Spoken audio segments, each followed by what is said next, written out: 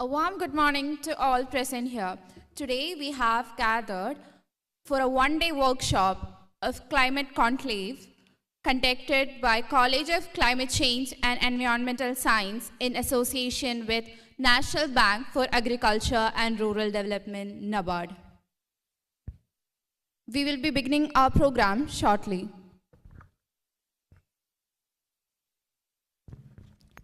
I once again request all to be seated inside the auditorium.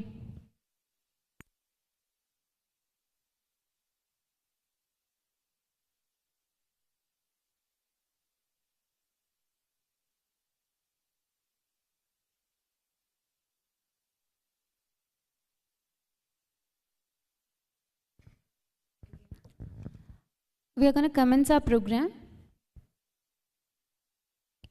ഏവർക്കും നമസ്കാരം. ഭാരതീയ സംസ്കാരത്തിൻ്റെ നെടും തൂണായ കാർഷിക മേഖലയിൽ പൊൻതൂവലണിയിച്ച കേരള കാർഷിക സർവകലാശാലയ്ക്ക് കീഴിൽ വരുന്ന കാലാവസ്ഥാ വ്യതിയാന പരിസ്ഥിതി ശാസ്ത്ര കോളേജും national bank for agriculture and rural ഡെവലപ്മെൻറ്റും ചേർന്ന് നടത്തുന്ന ഈ ക്ലൈമറ്റ് കോൺക്ലേവിലേക്ക് ഏവരെയും സ്വാഗതം ചെയ്യുന്നു.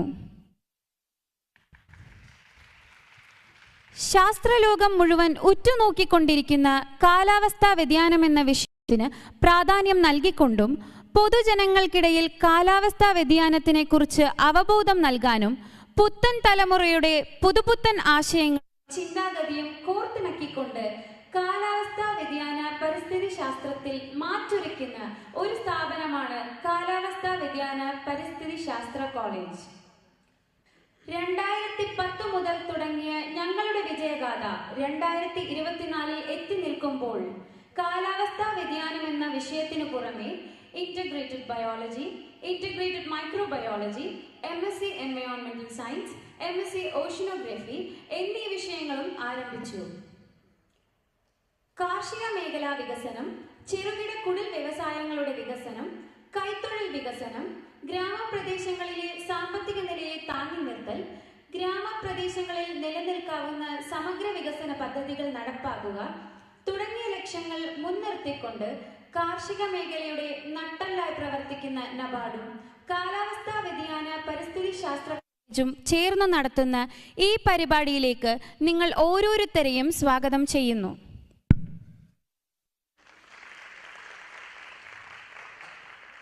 ആമന്ത്രണഗാനത്തോടുകൂടി നമുക്ക് ശുഭമുഹൂർത്തത്തിന് തുടക്കം കുറിക്കാം. ആമന്ത്രണഗാനം ആലപിക്കുന്നതിനായി പ്രിയപ്പെട്ട ഗായകരെ വേദിയിലേക്ക് ക്ഷണിക്കുന്നു.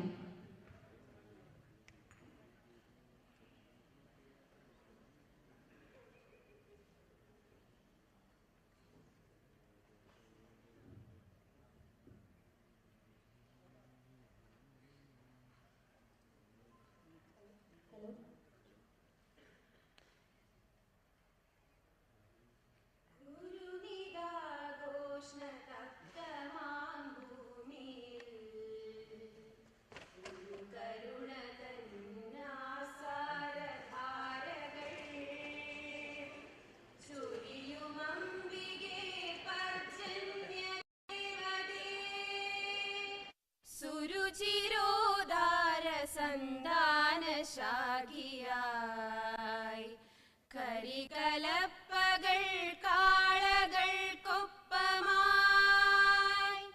വരി വരിച്ചാലു കീറി നീങ്ങിടവേ ധരണിയുൽ പുല്ല സസ്യഫലാഢ്യയായി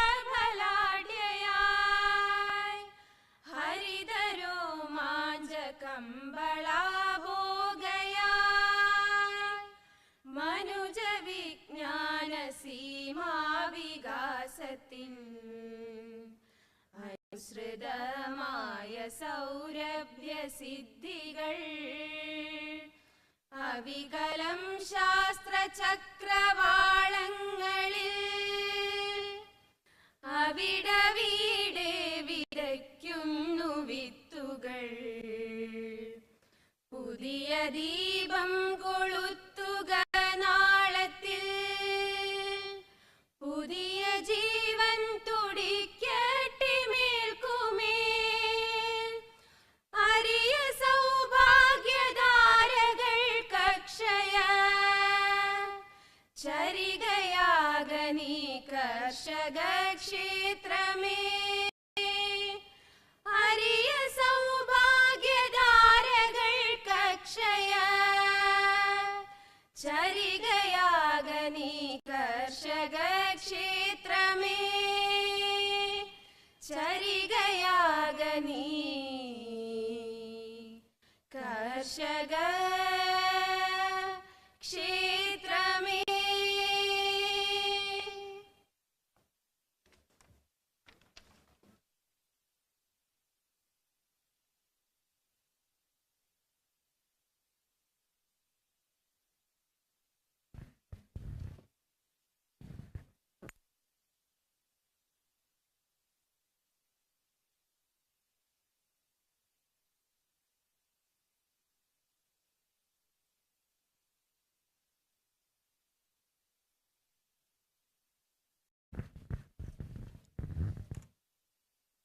It's our distinct privilege and honor to invite Srimati Jixi Rafael, Deputy General Manager of NABARD, to deliver the welcome address. Srimati Jixi Rafael, an alumnus of KAU, joined NABARD in 2009 in Kolkata, served at Trivandrum and Bangalore regional offices, currently at Trivandrum as Deputy General Manager, heading the Department of Refinance, Department of Climate Action and Sustainability, and Corporate Planning Department. We heartily welcome you to the stage, ma'am. Thank you so much. A very good morning to all of you.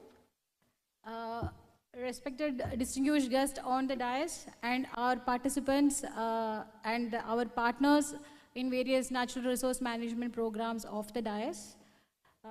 I take this opportunity to welcome all of you to today's workshop on climate change. As we all know, climate change is a buzzword now. And recently with the Baku COP29, with a commitment of contributing to $1.3 trillion for the betterment and for the climate change activities in developing countries. Somebody told in the Baku that it is only a stepping stone. It is miles to go before you sleep. So similar way, this is also a one step towards the climate action in the state of Kerala. So collaboratively, we will see what we can do in association with Kerala Agriculture University, in association with NABARD and with all our partners. As you are aware, like in India, if we say the carbon emission from the agriculture sector, I can say that relatively it is lesser as compared to the industrial sector or to the power sector. Whereas the impact of climate change is being mostly seen in the agriculture sector. So our request would be to focus more on the climate adaptation methodologies rather than focusing on like the preventive activities or the mitigation activities. Mitigation activities can majorly be focused on the other sectors which are the major emitters of the carbon. So that is how we have also formulated this workshop today, wherein we are majorly focusing on the climate resilient agriculture and also the disaster management mechanism, and also followed by a climate finance, how we can monetize the carbon part of it. And also there is a session in the afternoon which will be giving you a hands-on session on how to go about a climate change project. So with this, I once again welcome all of you to this workshop. So I welcome Dr. B. Ashok, IAS, to this event. So hope sir is online. Yes. Welcome, sir. And also I would like to extend my heartfelt welcome to our CGM from head office, Sri D. Rohila sir. I request welcome him with a bouquet.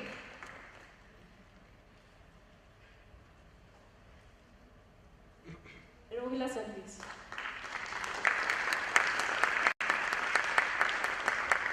Now I welcome our CGM Sri Paiju Kurup sir from Kerala Regional Office of NABARD.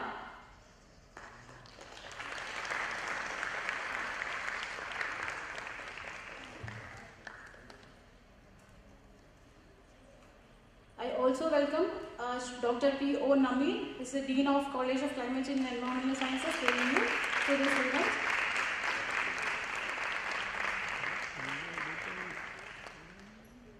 I I welcome Dr. Indira Devi Madam, ICR Emeritus Scientist, KAU.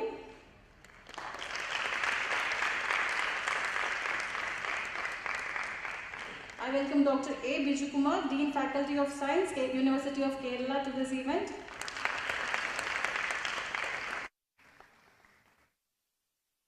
I welcome Sri Ankit Gupta.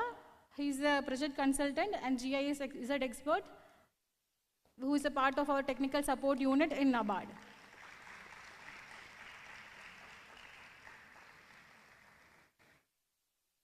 I extend my heartfelt welcome to Jude Emmanuel. He is the environmental scientist in Directorate of Environmental and Climate Change Department. He is not yet arrived.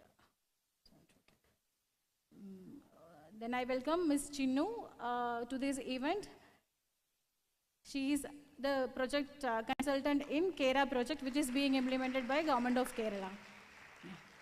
Thank you so much. I once again welcome all our participants to this event, and we look forward to have a fruitful discussion, and thank you so much.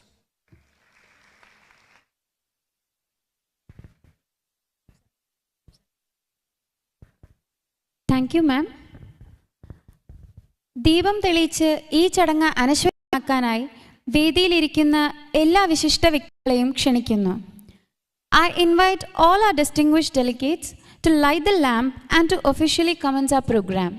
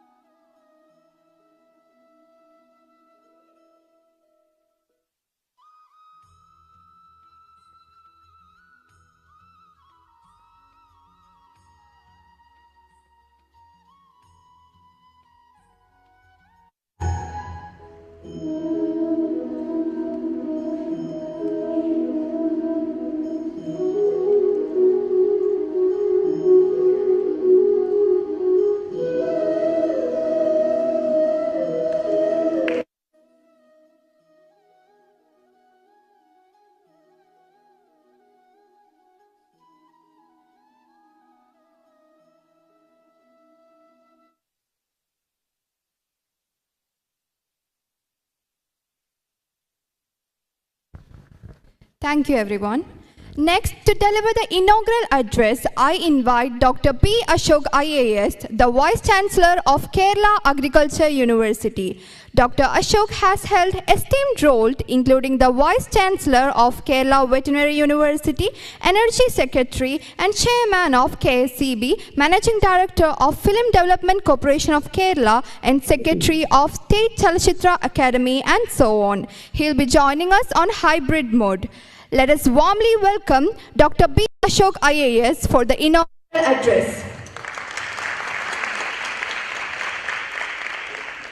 Let's say the one and all, particularly the distinguished dignitaries gracing the university today, Srimati Raphael, Sri Raju and Group, my good friend, Chief General Manager NABARD. So Namir, the Dean of the Climate Change and Environment Science College, Sri Sanjeev Rohila, Sri Ankit Gupta, Dr. Indira Devi and the host of Dr. Bijukumar, Srimati Chinnu, a lot of the dignitaries who are attending the workshop today. Firstly, I inaugurate the workshop with your consent and thank NABARD for taking the knowledge of climate change for us. It is a very welcome initiative from the premier institution for agriculture and rural development finance in India. And we cherish your partnership. NABARD can do quite a lot in assisting the agriculture university. I already know that they are into financing an innovation hub in Velladi College in Thiruvananthapuram, and the university is also preparing to submit substantially into the RIAS portfolio of NABARD, thinking around 250 crores of academic infrastructure, which if taken forward fruitfully will give the university a wherewithal to provide research and training in the next 10-15 years as the sector would want it. So this partnership with NABARD, I don't even mind suggesting to Sri to sort of enter into a medium-term assistance framework along with the government for the university, so that university is able to provide the focused research which NABARD wants. And I'm sure there are disciplines which need focused attention over a longer time frame than standalone projects. I'm sure that Kerala's agroeconomics requires close attention. So the Devi is here, and there should be areas which are the constant long-term study, like studies which last for more than 2 to 3 years. And I found that the agricultural university, despite weaknesses of inhabiting in a state ecosystem, has indeed produced very high-quality research reports, particularly with plantations, particularly with the spices. I find that comparable work is hard to come by. Recently, when we analyzed the plantation sector study done by one of the Indian Institutes of Management, I personally felt proud because I thought that some of the study reports which KAU have done with spices research, the plantation research institutes of ICR, are much more in-depth, much more well researched, much more well investigated, and much more well concluded than what we came across. Anyway, we are looking at that report separately on 13, so we can't get into it at this point in time.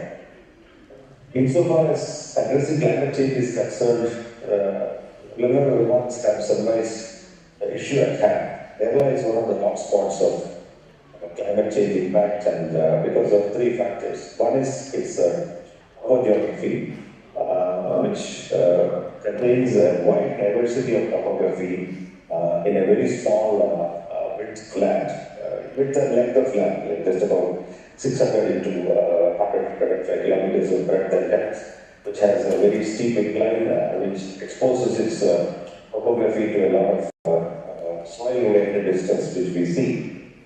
And people say about 20-25% of the topography is prone to severe erosion and soil piping, and therefore high-risk areas for application, as well as many agriculture, for some types of agriculture, it is too much sea.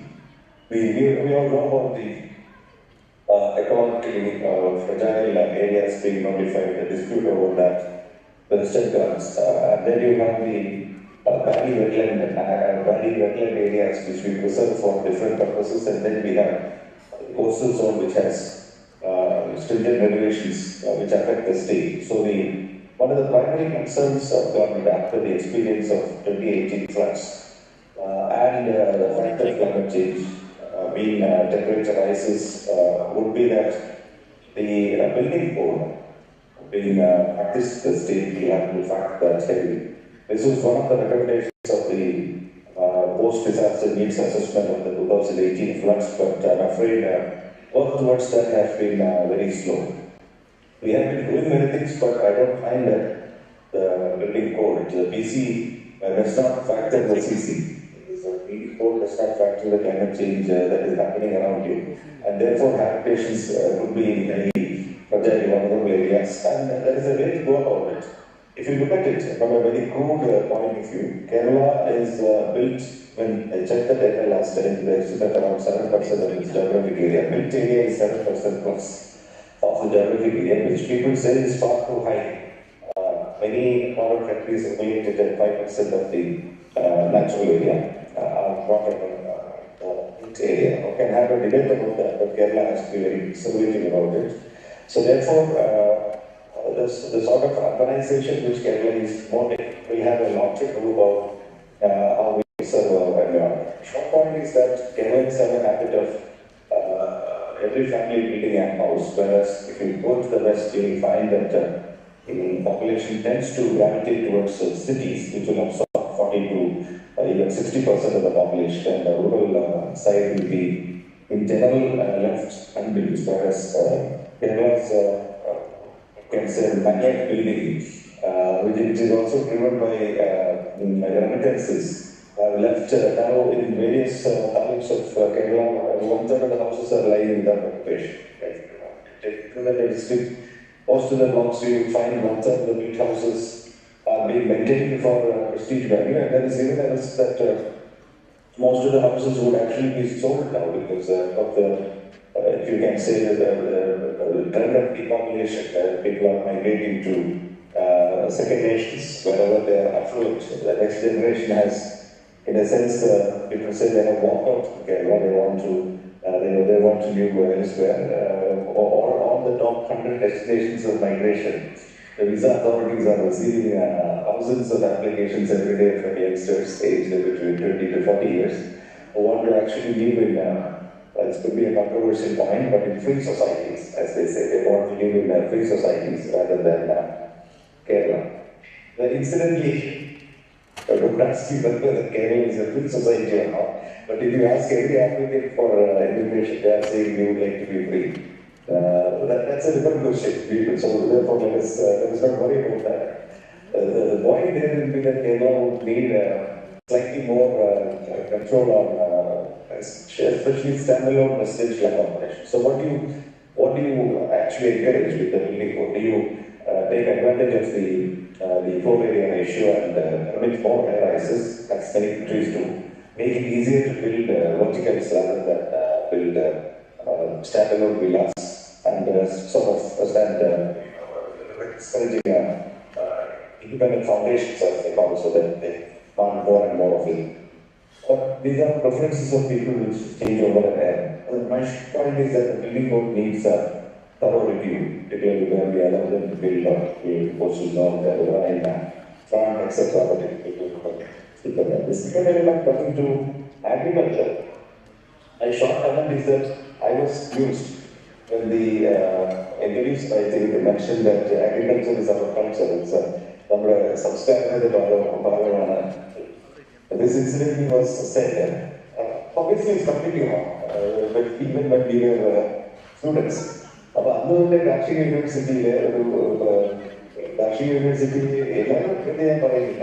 people have this idea that it is an expression of culture. Unfortunately, it is an economic activity which gives a return on the dividend and takes capital and processes, scientific and cultural.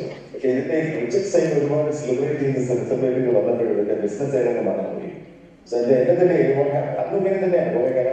Actually, we listen to more than this agriculture people rather than cultural activists in agriculture rather than agriculture economists, for instance. So they would come, they would have very very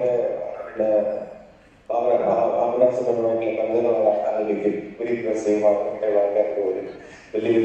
total particle on the chart now. But with the very subscriber on the but the problem is that the bottom line would be failing agriculture. Therefore, if you are asked whether you would spend the time doing agriculture, they would rather prefer to listen to agricultural songs after doing another regular work. When they are free time, they would like to listen to the culture part of agriculture rather than doing practice agriculture. So that's what the underneath left is. If you look at the income levels of agriculture, precisely you will know the income from an acre of agriculture in India, in Kerala, is roughly 18,000 rupees, which is 12,000 rupees less than that. The smallest salary paid by the agriculture, which is lowest at 40. Right. So, per acre, if you have only a cost of around 18,000 rupees, People say, satirically, agriculture can be only practiced as a hobby. You cannot make it a vocation. So that is where probably NABARD and the university and the department have to make a difference. And you have to discover the wealth pyramid in agriculture. The endeavor of the agriculture department has been to discover the value involved in agriculture. And fortunately for us, there are various sectors in which that is possible now. By and large, because you bring together economies of scale. Plantations are a very good example. I personally believe Kerala's plantations can become its growth engine. Its growth engine. If we bring both science, technology, value addition, commerce, and agribusiness elements into it. Several things can be done. That is why the plantation report can be a starting point.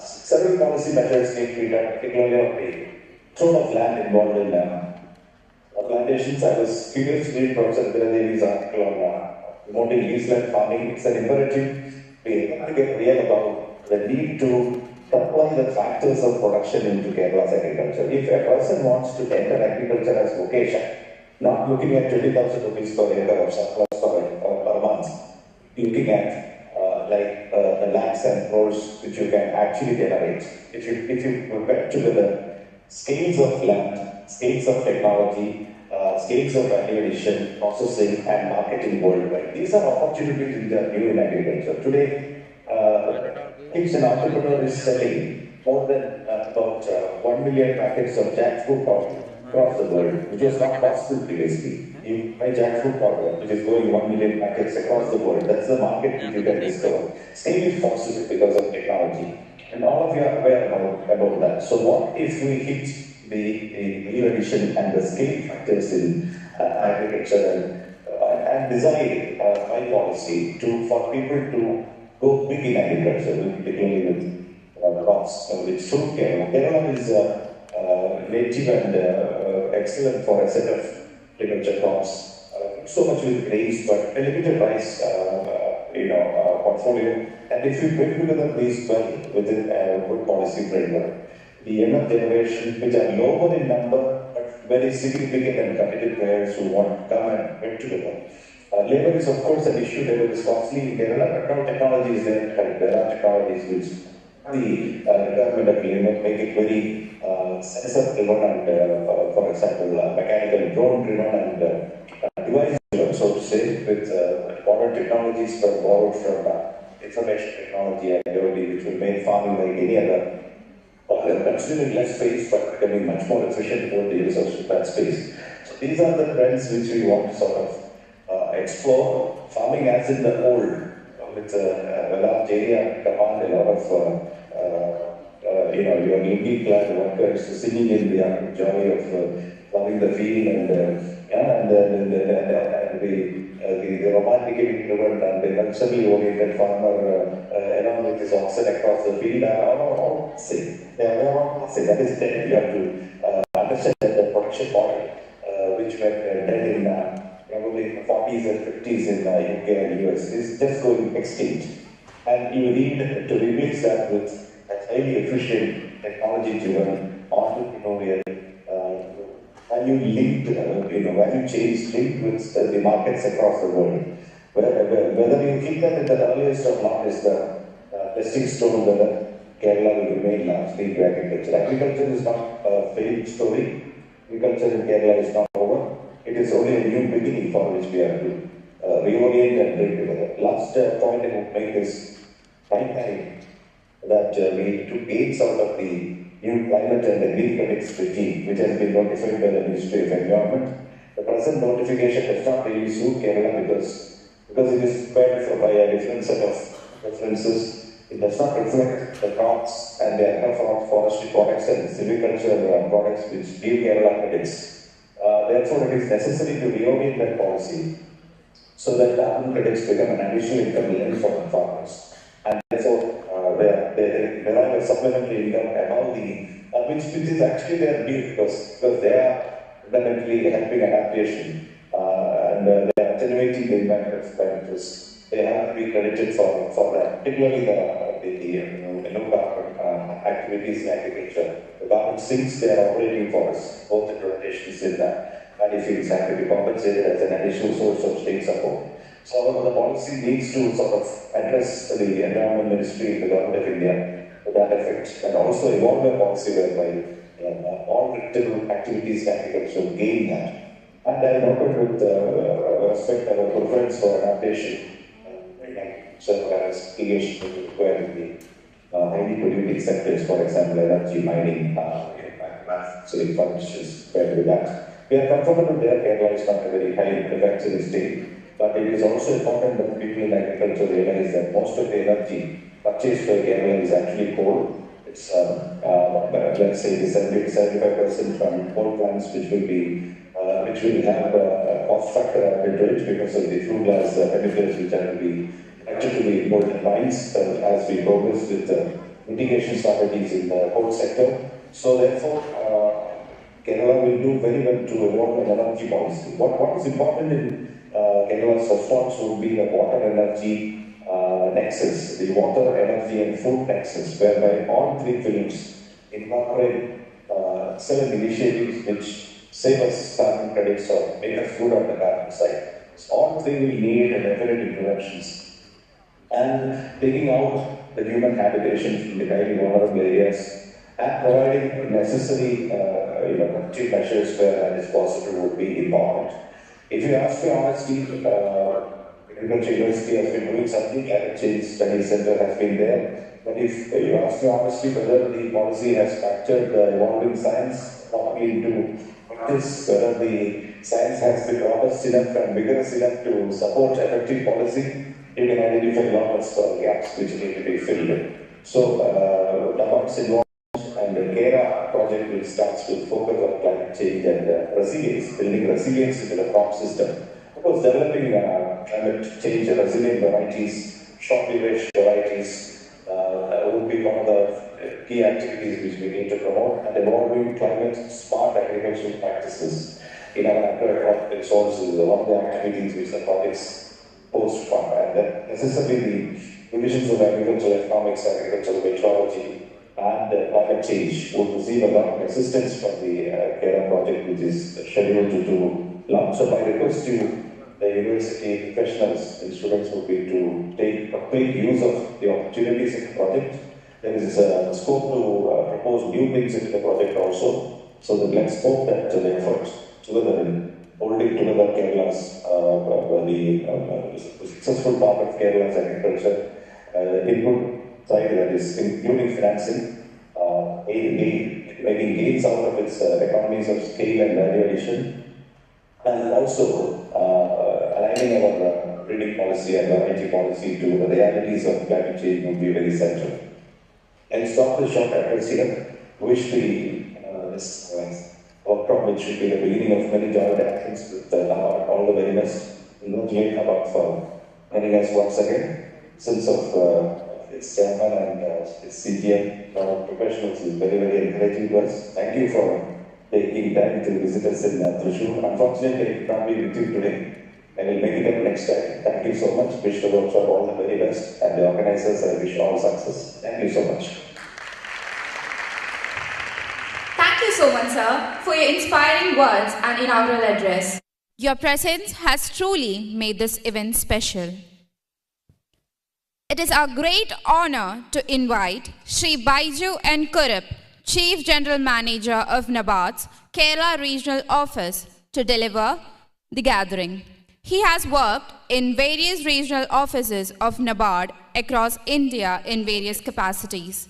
He has more than 3 decades of experience in development banking. I welcome you, sir, to address the gathering.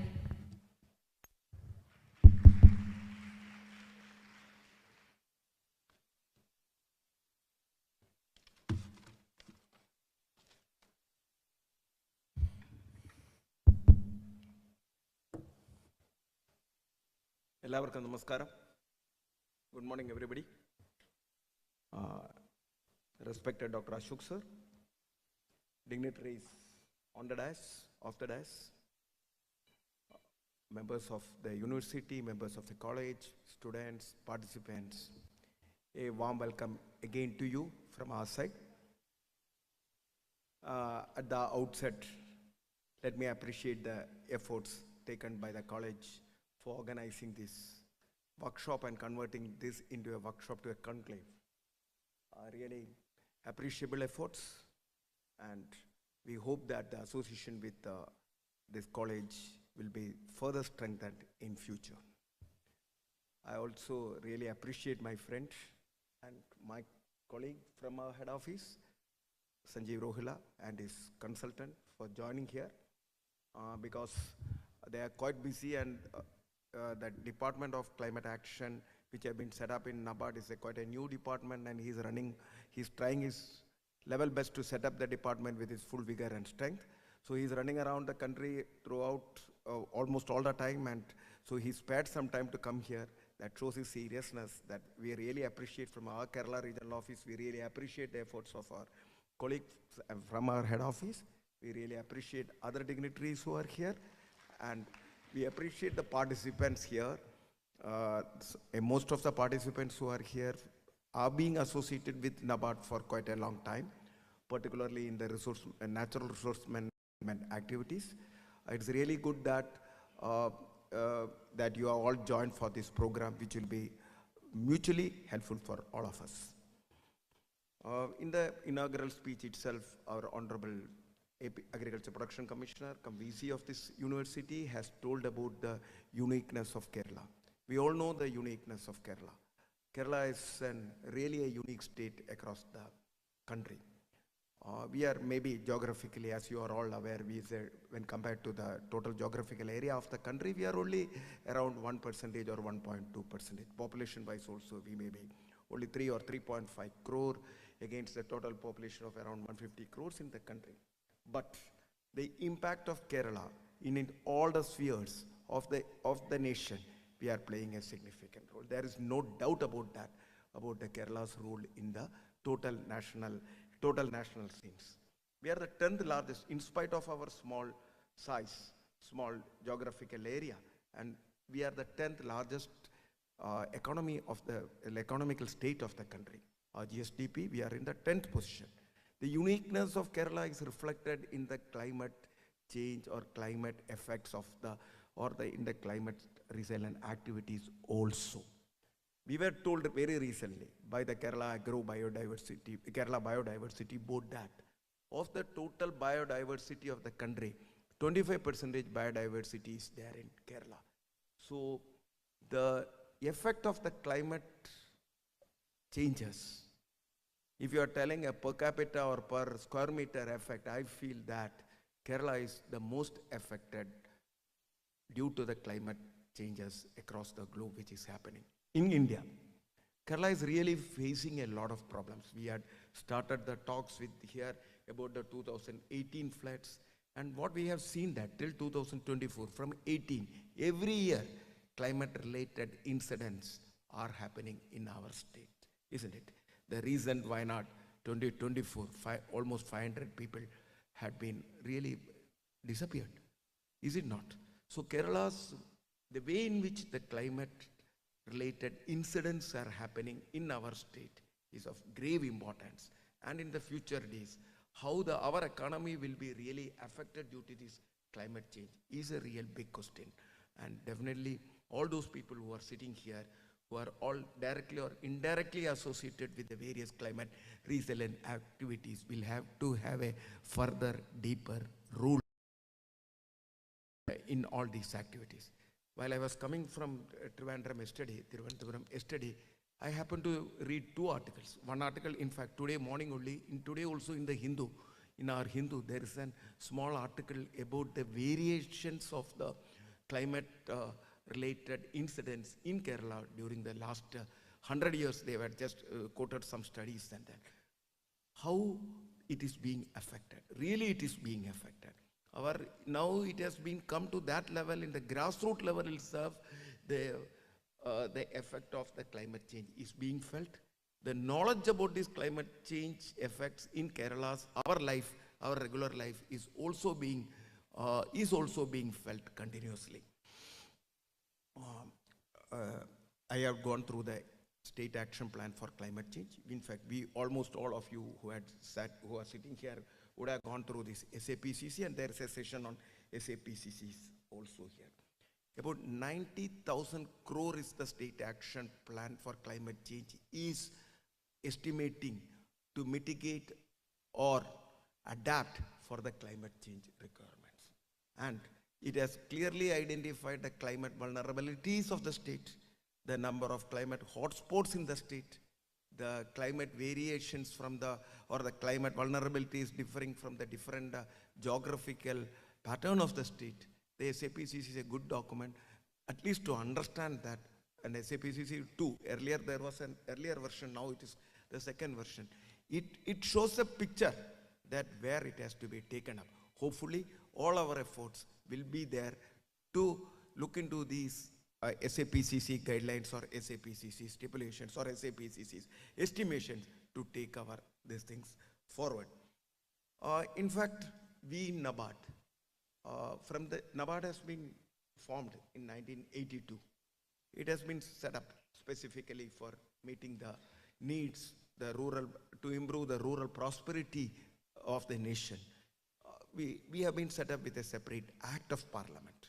From the day one of setting up of Act of NABARD itself, we were involved in the climate-related activities in one form or another form.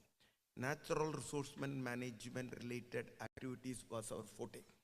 And we were doing in that a lot of activities related with which now in this climate change parlance which has been defined, which I think from the last 40 years we were into that. But now we are given a very specific focus because India needs a very special focus in the climate financial activities, and to set up into that bigger way, we had set up a dedicated department, and my friend Mr. Sanjeev Rohila is representing that department, and he in fact will be telling about the role what NABARD is intending to play in the future or in the coming days on this aspect and on this sector. So the main objective of this workshop from our side is to familiarize the participants here, the role of the whatever the focused areas in which NABARD is planning to be associated with all of you, and to take our climate resilient activities to the next stage. Our two colleagues are here. From there, they will be explaining the full details to them, and I'm sure the participants who are here will be in a position to understand the roadmaps which we are trying to partner with all the entities including the academia, including the associates, including the people who are at the ground level. I was just mentioning about two articles. One article was about the climate change, present situation about Kerala, some rainfall pattern, rainfall timing, temperature rise, though the Kerala's temperature in the last 100 years has been increased to 1.7 degree. That's what that article is trying to tell. And particularly the seasonality of the rainfall and the way in which the deficiency of rainfall is affecting in few districts versus the rainfall increase in rainfall in few other districts. It has been told that in a couple of years back, the rainfall was heaviest during the month of July in Kerala. But now it has been told that it has been shifted to the heavy rainfall days have been shifted to the month of August. It would have been really affecting the agriculture scenario of the state and how the productivity, etc. and the quality of the agriculture producers will change is a matter of real concern. That is what the article has been mentioning. The next article was a satirical article in the week. It was written by Mr. R. Prasannan, and it was really, there are a few points in which he was really telling about the climate activities which we are doing it. We are basically, across the world, climate talking is more than real climate activities. He has titled that page that Save the Earth from Climate Talkers. So I was also thinking that, you know, in this workshop or conclave, ultimately we will be treated as a talker, or we will be continuing with that or not. And he was, in fact, that article is quite interesting to read. In fact, he was telling that the last Baku conference in which nations which want to do climate change resilient activities require an amount of $3 trillion, against which the commitment was $300 billion. So how the developed nations are seeing all those things. And he even was telling it is COP29, Conference of Parties. That is what who are these parties? Here he is asking. The way in which the developed nations are seeing the requirements of the developing nations. And in 2009, it was told that 100 billion was given as loans to these developing nations. And some of the developing nations have become very poor. They had gone into the debt trap. He was telling that all this climate talking is only leading to much and much of jargonizing the things. COP has come, then something he was calling NDC, that we were also hearing some of the new, every COP meeting is going on, new jargons are being told. Shall we restrict it to climate talking alone? Another new word had come, maybe Sanjeev will be talking about that also, NCQG, New Collective Quantified Goals on Climate Finance. That is one of the outcomes which has been come out from this scope. Another talking points. Then IHLEG, Independent High-Level Expert Group on Climate Financing. So more and more talking is going on. So sure that, my only hope that after this meeting, at least from the talking to a stage in which what we NABARD and what you all of you sitting can sit together and think and go ahead will be coming out of the outcome. In the initial 5 minutes when we had a chat with our dean of this institution here, whom within 5 minutes itself I understood that he is very energetic because he was moving around very quickly around all these places. And my colleague from head office had just told him, because in fact our knowledge about this climate institution of KAU maybe would have been little limited, but my colleague has told him, why don't you send some of your students to us as interns because climate finance, NABARD is planning to do quite a lot of things. NABARD is planning, NABARD has set up, has been put into a green taxonomy for that. All those things are there. In fact, I think that was the first beautiful words I heard from both. It would have been both appreciable for both of them. And that is a strong, let us take off from that. And I hope that this meeting here also will be in a position to take some more takeoffs from all the people here. Once again, I thank you and all of you for being here. And I thank you for the Dean and his associates for arranging this meeting here. And I hope we will take to a very positive takeaways after this meeting. Thank you. Thank you all. Thank you so much, sir, for your inspiring words. Now, to deliver the special address, we have the esteemed Dean of our college, Dr. P.O. Namir, academician, scientist with significant contributions to biodiversity, forest ecology, and ornithology. In the year 2023, he was also honored with Dr. Kamaruddin Environmental Award for his outstanding contributions in bioenvironmental fields. I invite our distinguished Dean, Dr. P.O. Namir, to deliver the special address. A very good morning to one and all present here. Respected Honorable Vice Chancellor, Dr. B. Ashok of Indian Administrative Service, who is also the Agriculture Protection Commissioner of Government of Kerala. Respected Dr. Sri Baiju N. Kurup, the Chief General Manager. Respected Sri Sanjeev D. Rohila, again Chief General Manager from the Mumbai office, and other dignitaries on and off the dais. A very warm welcome to one and all once again. Well, today it's an extremely happy and important occasion as far as Kerala Agriculture University and College of Climate Change and Environmental Science is concerned, because we are able to organize this very important and relevant workshop on climate conclave on two major and very relevant aspects, one on climate smart agriculture and other on the disaster management. And we have eminent personalities to talk about that, so it's an extremely important occasion. And I greatly thank the NABARD for the gracious and very generous support that you've accorded to organize Kerala Agriculture University for the, this workshop. Well, when we talk about climate change, until recently, we all were thinking that this is something that is going to happen in the next, after several decades or centuries. But probably, one of the things that has made us all immediately realize that this is something that's already there on your doorstep is the 2018 flood. So I mean, it is not just the 2018 flood alone. Even prior to that, there has been indications. For example, 2018, not only that, we did have the 2018 flood, we also did have it in 2019 and 2020. Then in the 2016, there were indication by way of, severe drought, where, we did have drought across, all the 14 districts, and, there was a deficit of rainfall to the tune of 34%.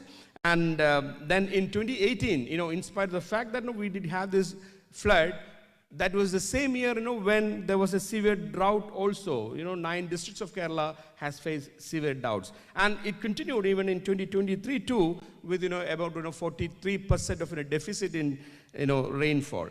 Well, not only that, there has been incidences of, flood and the drought, there also has been incidences of cyclones. For example, you might have been aware about the 2017 Oki incident, and there is a 2020 Amphan incident. So, it's all been, indications of climate change incidences happening in Kerala. It doesn't end there. We also did have the landslides. 2019 landslides we did have in Wayanad, in Kavalapara, as well as in Puttumala. Then Pettimudi in Munnar, we did have in 2020. Then the recent one that we are mentioning today morning about 2024, the Mundakai and Churalmala incidents. Not only that, 2024 has been a year of landslides, it has also been, highly contradictorily, it has also been one of the years where we did have the heat wave also this year. So it's, highly complex scenario that is happening. I've said only from the Kerala context, but then I know that this is happening something all over the globe, and every individual, in spite of rich or poor or belongs to different castes and creeds, every individual, mankind, as well as the other organisms are being greatly affected by this phenomena called as climate change. And it's extremely important that universities and other organizations, NGOs, and with the support of NABARD is organizing this important workshop here today. And I hope that the deliberations of this workshop, Baju sir paranja pole, I hope that it wouldn't remain as just a climate talk, and we will be able to generate some fruitful, results out of this workshop. And it is in this context, sir, I was, talking to Sanjeev sir today morning, sir, where KU is standing slightly ahead, where, we did start this Institute of, Climate Change and Environmental Science way back in 2010. So we have a background of, close to 1.5 decades of, climate change related aspects. And, sir, we have trained and produced close to 200 graduates and postgraduates in climate change. So the human resource training element has been one of the important contributions that KU has done until now onto this field. So even well before, we start implementing this various aspects of, climate-related mitigation or resilience strategies. So we have a trained manpower resource to the tune of 200 plus people who are already available. But unfortunately, since they don't find an opportunity in our country, half of them have gone abroad,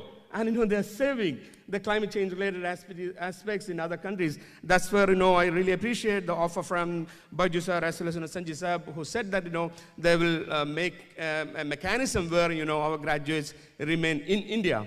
So that's very, very, very, very, very kind of you. Sir, we also have been into, not only in training, we also have been into research aspect in climate change, and we have done very pertinent, research in climate change. Just to cite, one example of, some of the current project, which is also an important, mandate or a pet project of, Government of Kerala, which is carbon neutral farming. So, one of the first ever, carbon neutral farm that was declared by the state government, which was actually announced by the Honorable Chief Minister in December 2020. The carbon footprint document for that farm has been prepared by Kerala Agricultural University under the aegis of our college. And so the Agriculture Department also has been doing the same similar studies in other farms, and that is we have been primarily mandated with preparing such documents. So we are doing our bit, and I hope that with the collaboration and support from the agency like NABARD, both the university and more importantly our children would be benefited. So with these few words, once again thanking NABARD for this incredible support that you have shown to us. I conclude. Thank you all.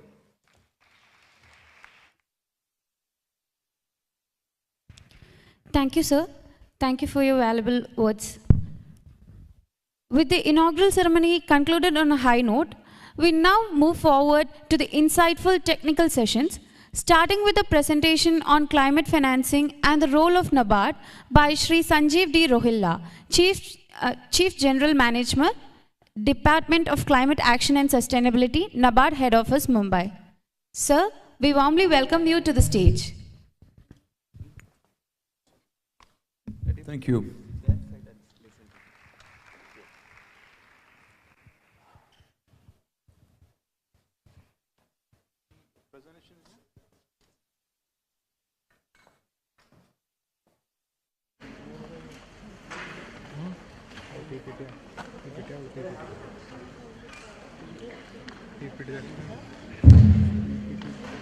Good morning everyone.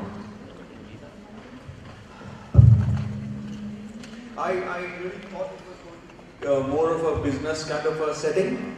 So we had made a presentation thinking we are going to talk to people who were looking for climate finance loans.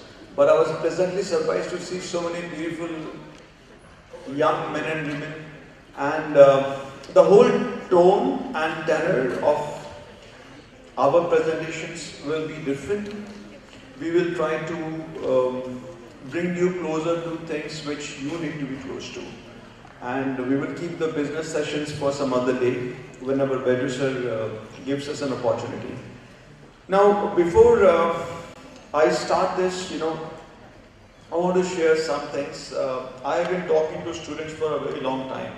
I go as a guest faculty in management schools, and I want to share with you some of the key things which I have noticed in Bombay and in Northeast.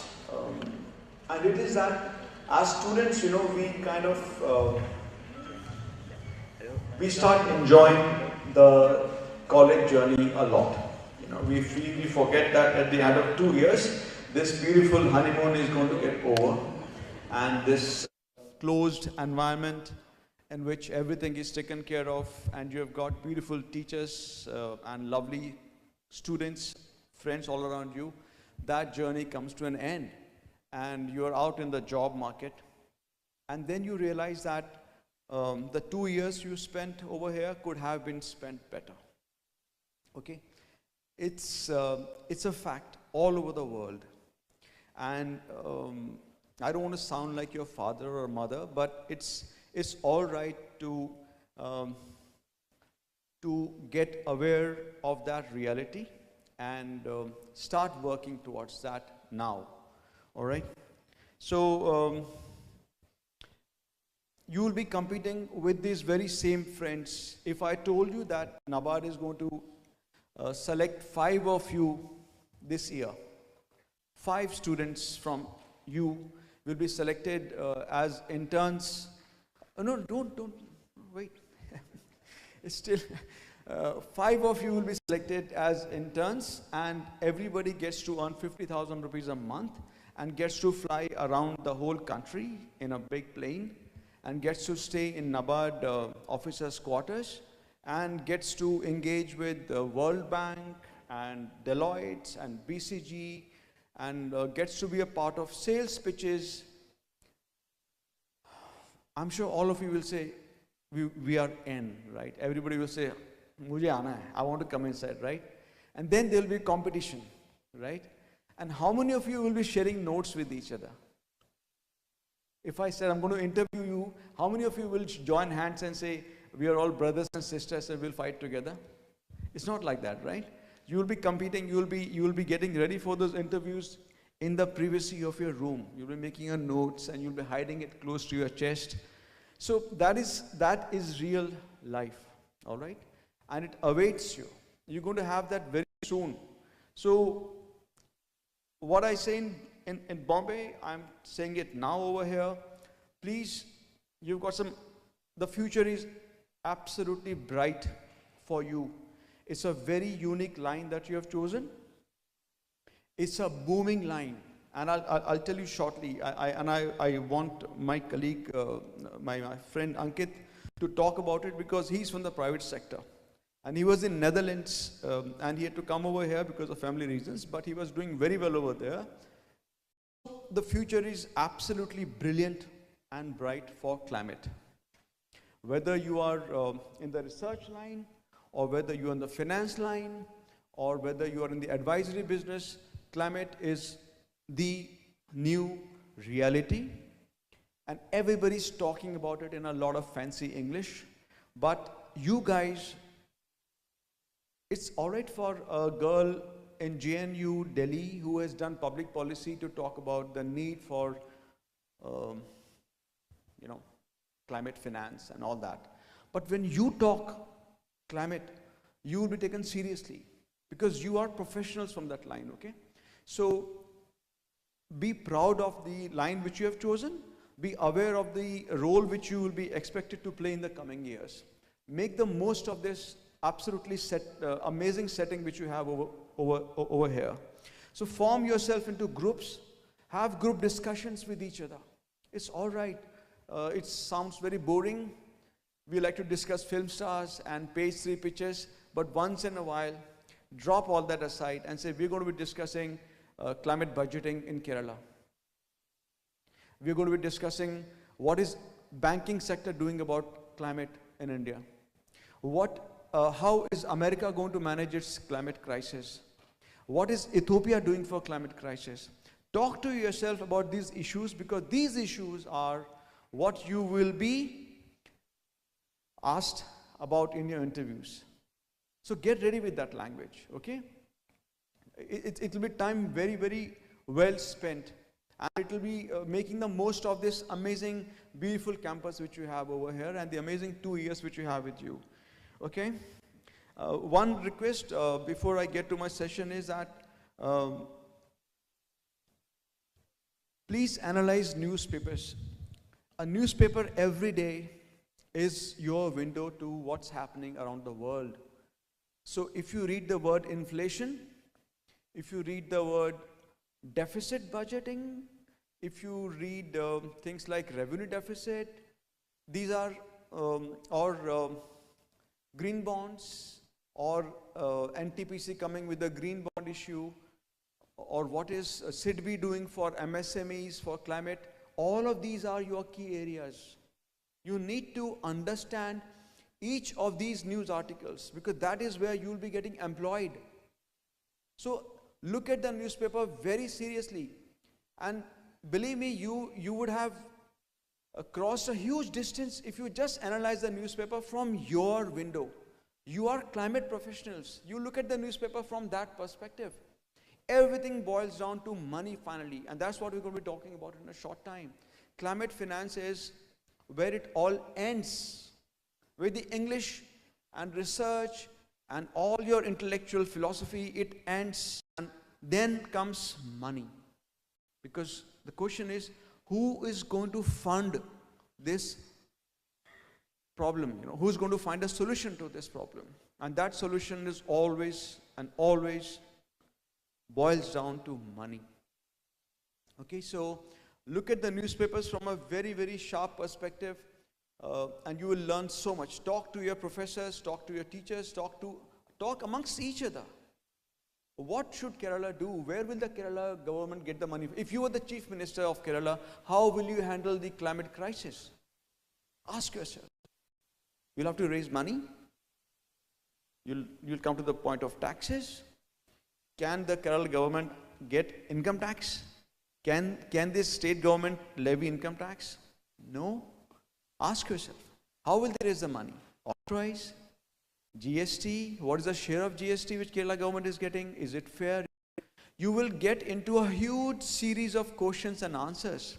Every news article will make you think of what is lying under the, within the lines, between the lines. And that will be your real education. Because newspaper is the real world every day. Okay?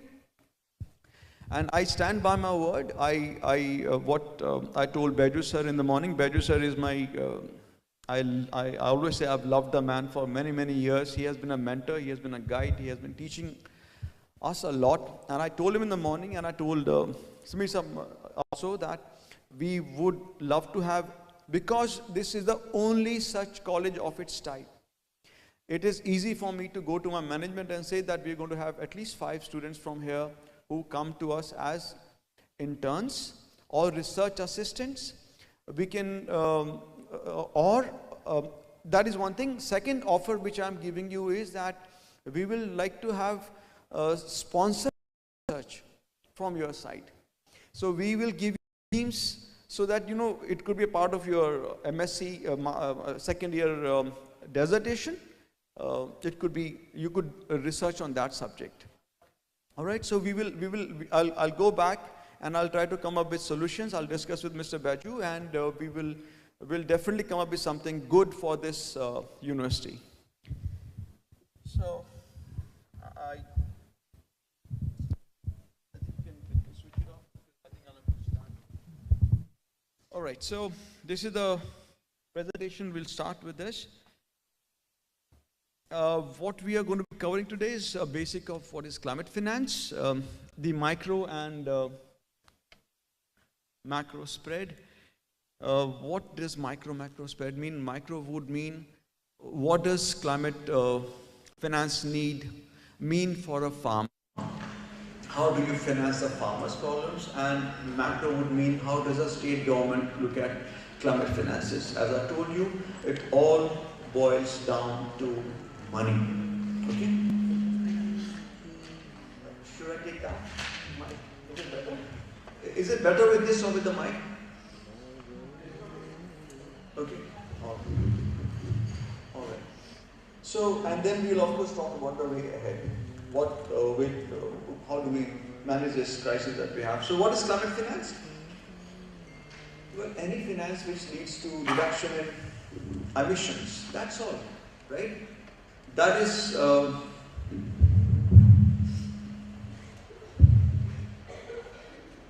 so the United Nations Framework for Climate Change, UNFCCC, has given this definition. It's the longest definition, but I have made it a summary.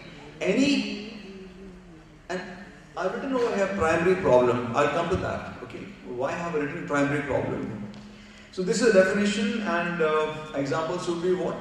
Well, you can see anything which is like low cost, low carbon, agriculture, cyclone shelters, renewable energy, EV cars, green dairy, reduction in methane, you know all that. It is your line. I will not waste your time on that. Okay. So these are the examples.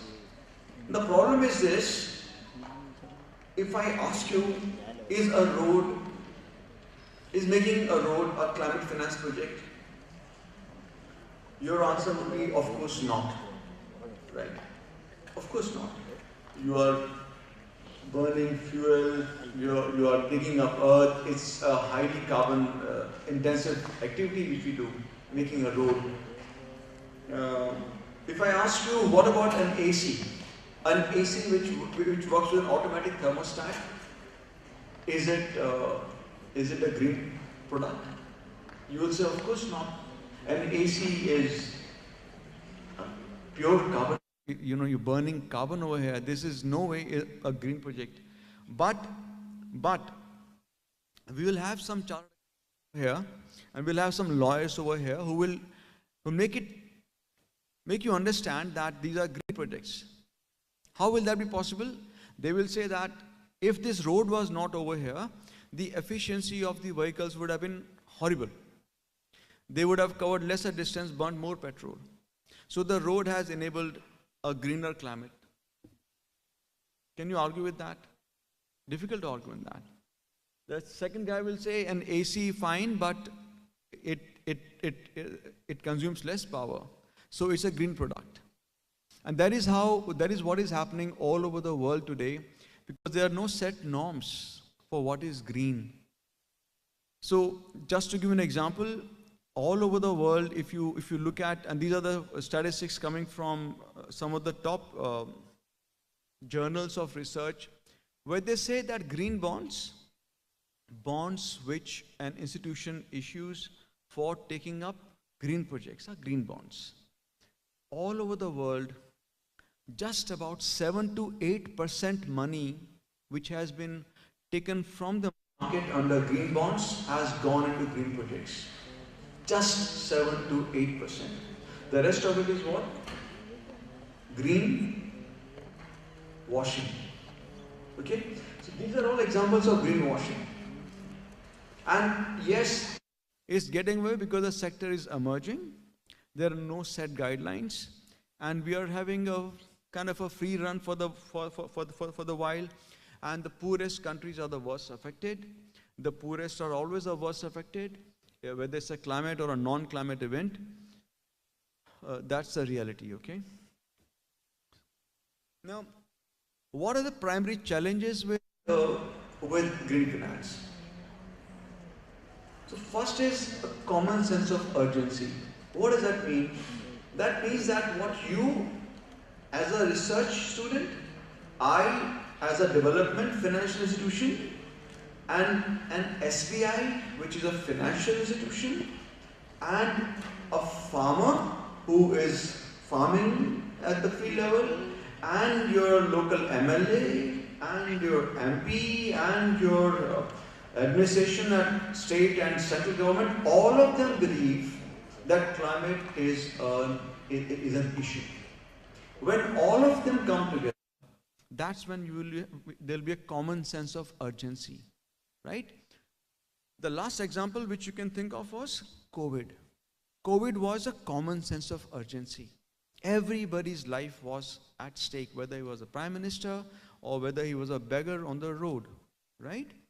So all of them came together. All of them came together. There was a policy level action, there was financial support, we had investment in hospitals. It was a common sense of urgency. Now, climate, do you think climate has a common sense of urgency as of date? No. The farmer is suffering, but he doesn't understand, he still doesn't know how much is he affected and what is his future. He doesn't know that. With COVID, he knew that he could die. With climate, it's a very slow poison, right? We are looking at changes which we thought will happen in 100 years. Then they became in 50 years. Then they're coming in 20 years. So there will be a common sense of urgency as we go ahead over a period of time. But the question is, can you wait? Can you wait for that sweet moment when everybody feels a common sense of urgency? Well, that's the question. It needs long-term perspective. Long-term perspective is something which is hugely missing for the simple reason that we are a democracy. Our policies are, even the best of them, are finally constrained by the 5-year term. They know that if they start something very nice and beautiful, the next party could perhaps derail it. They live with that reality. Bureaucrats have transferable jobs. They also have problems of time. It's not like 1875 when there was a sultan and a nizam and a king, and he could make a Taj Mahal over 25 years of time. It doesn't work like that, right?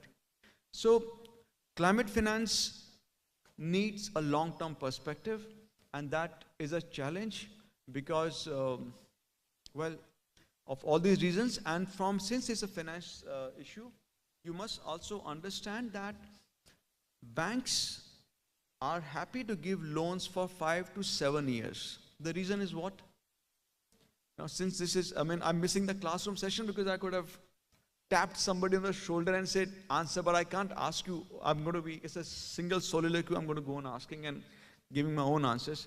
Banks cannot give more than 5 to 7 years of loans, typically because banks are raising deposits, which are for 5 to 7 years, right? So I am borrowing for 5 years and I'm giving a loan for 6 to 7 years maximum. Climate finance needs long-term debt. Long-term debt, right?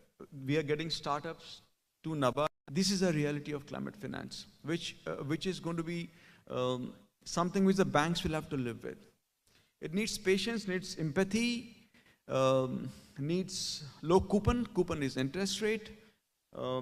And it's a policy-driven push. It's something, I don't want to take time on this because policy is a very, very big chapter within itself.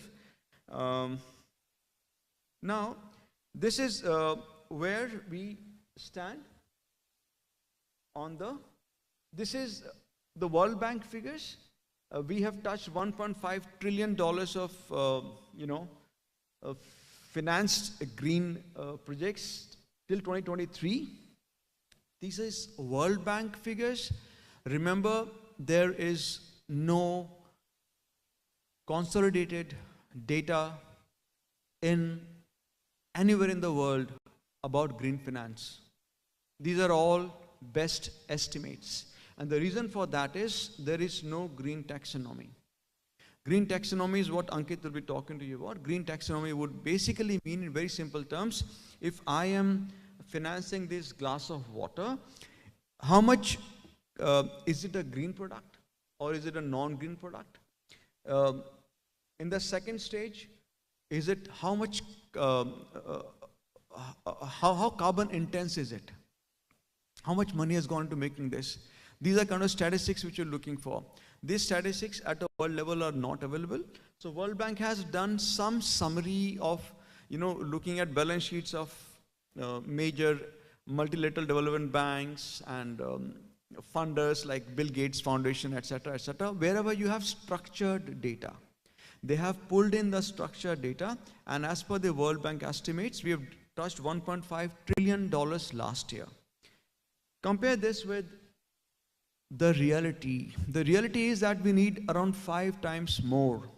We need to have 7.4 trillion of green finance is required to meet our net zero goals. Okay? 7.5 trillion. Compare $1.5 trillion with $7.5 trillion. And now look at the last figure, which is 100 billion. $100 billion is what the developed countries had promised to give to the developing countries. And this was a part of the Paris Agreement. And many, many years later, I think only in 22 for once did we breach the $100 billion figure. Otherwise, in none of these years, these developed countries, which are responsible for the toxicity, the climate heating up, they have never kept their promise. And after this, we're discussing Baku. They have agreed to $300 billion, and even that is nothing. And that is why there was so much of anger and disgust among people for the developing countries. But you need to understand that this is the new reality, and it's a setting for the presentation. This line which I'm saying is very important. The developed countries are in a state of recession. The developed countries may have been responsible for the mess that they have created for the earth, for you and me, but they are in a state of mess themselves today. Their populations are aging, the pension bills are ballooning, medical bills are ballooning. From capitalism, there's a move towards socialism. 60% of France's budget goes into, social development, by the way. Social, population-related work. So this is the new reality for this white-skinned, developed world. It is not that they're sitting on trillions and trillions of dollars which they can just give you in a bag. You go and, I am so sorry, I screwed up. Now you take this $100 billion and go and set your house right. It is not going to happen like that. It's not going to happen like that. So the developing countries will have to come up with solutions of their own. They have to think on their own, all right? And that is where India is. And India is finally, at the end of the day, a poor developing nation. We are much better off than what we were in 60s, 70s, 80s, 90s, 2000. Every year we are increasing, we are improving. My daughter had gone to London to study, and she came back in December this year because there were absolutely no jobs in London. And she realized that India is a place where things are moving. And that is a reality which she saw up front, one-to-one basis, you know, how the world is shifting. So this understanding which we have of the developed countries being super rich and financing the ultra poor, it's not true anymore, especially with the way US is looking under Trump at climate, it's not a reality for US. And US drives the world agenda financially, even to till date, because US, the dollar is the currency which runs the world, okay? So these are realities which we must understand whenever we look at figures like $7.4 trillion, and the money is not going to come. So we'll have to think smart. What is thinking smart? Thinking smart is hybrid, okay? The future is hybrid. What is hybrid? Hybrid would mean that when you are preparing for your, supposing KAU, there was an entrance exam for your post-graduation, you will go into hybrid mode. You will read the newspaper, you will talk to your friends, you will go through the past newspapers, and you will study in some composite way to crack the exam, right? Hybrid mode of financing is something like that. So if I have to ensure a sustainable line of credit to a particular segment of farmers at say 7%, and the market is the rate at which I can raise from the market is 8%, I have a 1% gap. So I will have to think in smart ways of mixing and matching my financial flows to ensure that the farmer gets a 7%. How will I do that? So I will go to the developed countries, I'll go to World Bank, I'll go to Gates Foundation, I'll go to IFC, I'll go to all these people who have got the money, and I'll tell them, I don't want all your money, but can you give me $100 billion at 5%? The interest rate in US today is around 5.5%. So I'm asking the World Bank to give me $250 million at 5.5%. Why? Because the interest rate in India is 7.5%. Basic minimum rate is 7.5%. If I am able to raise $100 billion from US at 5.5%, the World Bank is also happy because they are able to maintain their earnings, and I get that 2% leverage, okay, to make my product cheaper.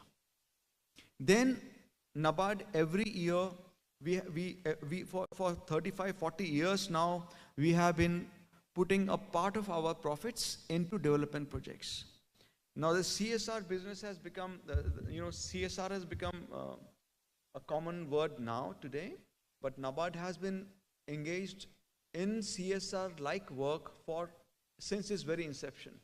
So since the beginning of our origin, we were taking a portion of our profits and putting it into development projects on a pilot basis. That would mean all climate-related projects. Therefore, we are very proud to say that NABARD was a front runner in climate financing as at a national level. We were discussing soil management, we were discussing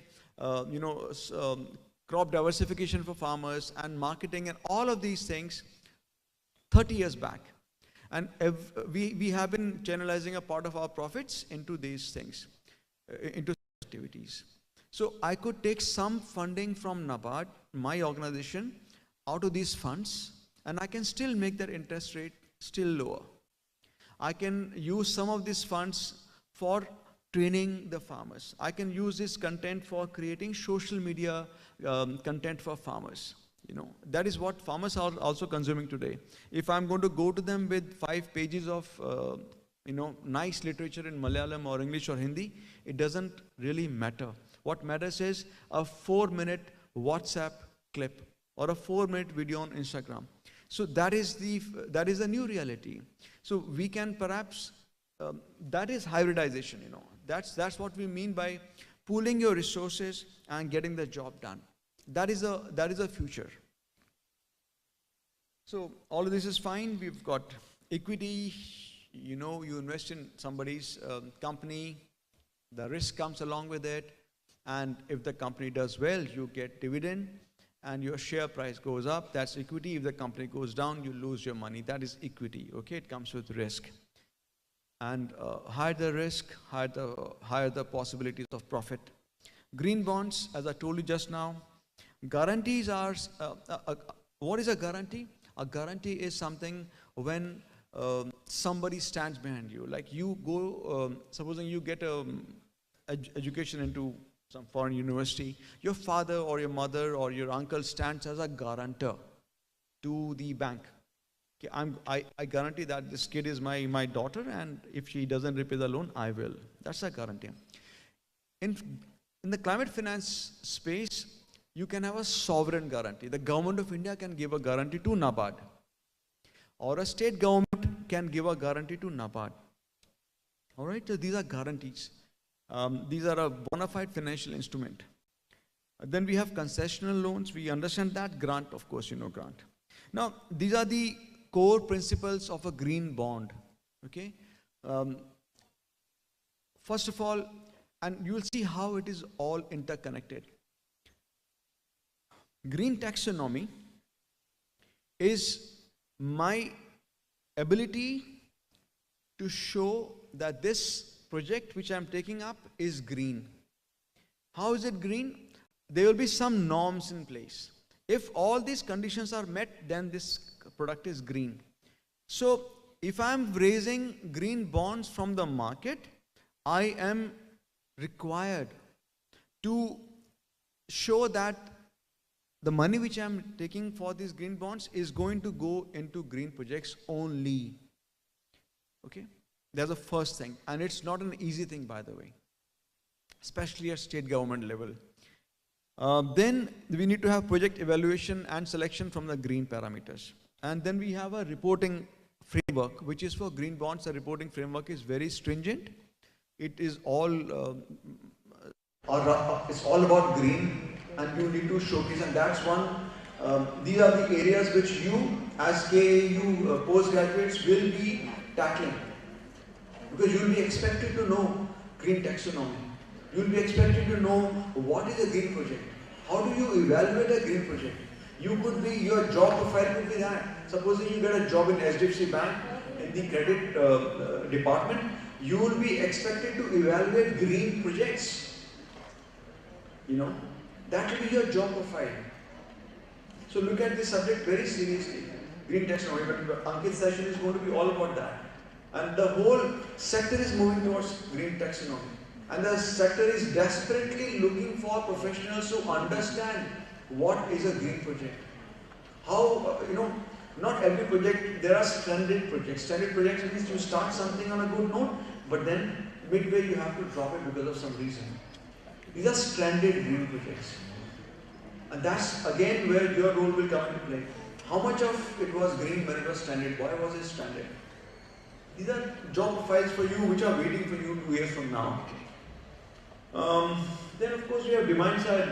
Demand side norms are you need to prove your project selection, demonstrate user reporting, etc. This is what the company which has taken the green money, it has to do that. It has to comply with all this. Adaptation, mitigation, this is your line. I'm not getting into it. We don't have time for this. But from the finance perspective, adaptation is long-term finance. Adaptation, which private sector company will take a loan from NABARD for developing mangroves on the coastline of Kerala? Why would a Tata come and say, let me do that for you? Why will an Adani or an Ambani or a Godrej or a Birla come to NABARD and say, can you give me 500 crores? I want to ensure that a lot of bundling takes place on the beaches and Cochin doesn't drown in 100 years.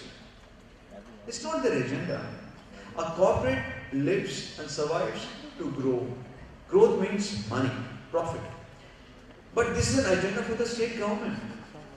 So adaptation is an agenda for the governments. Why? We're looking at things like drought-resistant crops, construction of seawalls, early warning signals, investing in satellite weather-based advisory systems. This is not a job for the private sector. Hence, adaptation is long-term, public funded projects. On the other hand, mitigation is, of course, you see all around, whether it's renewable energy, India is booming, solar power is booming, everything, we are going so strong. Incidentally, one of our neighboring countries is growing at a breathtaking speed in the field of solar energy. Any ideas which country? Anybody? One of our neighboring countries is running at a breakneck speed on solar power. It will be a surprise for you. It's not Nepal, Bangladesh, it's Pakistan. And you know why? Because Pakistan as an economy has collapsed. It's a completely indebted country which is living on a month-to-month basis from support from IFC. What the people realized over there was that if they have a solar panel on their house, they will be having constant regular energy, which was a huge gap in their lives. They get energy for 3 to 4 hours a day, even in the best of the cities, Karachi. I mean, these are major cities, they are struggling with power. So it was a felt need and people are moving into solar power. That also shows you, when we change, when there's a common sense of urgency. So when there's an urgency, they move towards such solutions. Now, these are our climate goals. I'm sure you've read about them. 500 gigawatts we want to have in renewables. We want to 50% of all our energy has to be renewable by 2030. For the all figures, you can go through them. I'll say the presentation is with you. Reduction of the carbon intensity of the economy by 45%. Carbon intensity is the carbon spent per unit of the GDP. Per unit is per unit of currency. So the carbon emitted in India per rupee of GDP is a carbon intensity. It is currently around 750 rupees per ton, if I'm not wrong, and it's higher than the world average. So we need to work on this. We need to definitely. I may be wrong on this. I may be missing my figures. Okay, you can do the research on this. You can just Google carbon intensity of Indian economy. You'll get to see that figure. So this is how we decided to get into green finance in NABARD last year. So we have been giving grant support. NABARD has been giving free, cost-free support to NGOs for taking up green projects, like watershed, tribal development projects, spring sheds, etc., soil diversification and all that. Then we realized that the task was too much. The country needed so much more money. So much more effort was required and our grant was not going to be enough. And that's when we decided that we need to raise money and fund these projects under SAP-CC. Every state has got a state action plan, and these are running into thousands and thousands of crores. And all these state governments are largely indebted, for simple reason, we are a developing economy. So they need long-term credit. And that's the role which NABARD wants to play. So we have a vision of raising long-term debt at competitive rates and lending it to state governments and helping them meet their net zero goals. We are also looking at funding corporates who have got great ideas and are not getting financial support from banks. Yeah. So these are all our on the demand side. These are all we want to address. Now, how will we do that? I think I just told you. Sustainability bonds are a larger, any activity which leads to socio-economic upliftment is a sustainability bond. A green bond is only for green activities. Then we have social bonds, which are only for socio-economic activities. Sustainability is a larger window. It can have green, it can have socio-economic and all that. Then we have sustainability linked bonds. Okay, these are KPI linked bonds. So KPI is key performance indicator. So if I raise 100 rupees for doing a particular thing, and if I do it, the bank will not only, will perhaps charge me lesser interest rate. If I don't do it, the bank will charge me extra money for having defaulted on that. So these are all KPI, they're linked to your performance. That is what a sustainability linked bond is. Then MDB stands for multilateral development banks. MDBs, they are the sources which are raising money from all over the world and giving it to the developing countries. Okay. ECB is external commercial borrowing. So if NABARD wants to borrow money from US directly at 5.5%, I will have to go to Reserve Bank of India, and then I have to go to Government of India, and once I get a stamp of approval from them, then I can go and borrow money from the US market. You will say, so what's the problem? The interest rates in Japan are 1%, 2%. In Europe is 3%, 4%. America, the rates have hardened last year, so they are 5.5%. Why can't India borrow money? Why can't a NABARD borrow money directly from these countries? So for that, the challenge is hedging. Okay, hedging is like it's a risk management system.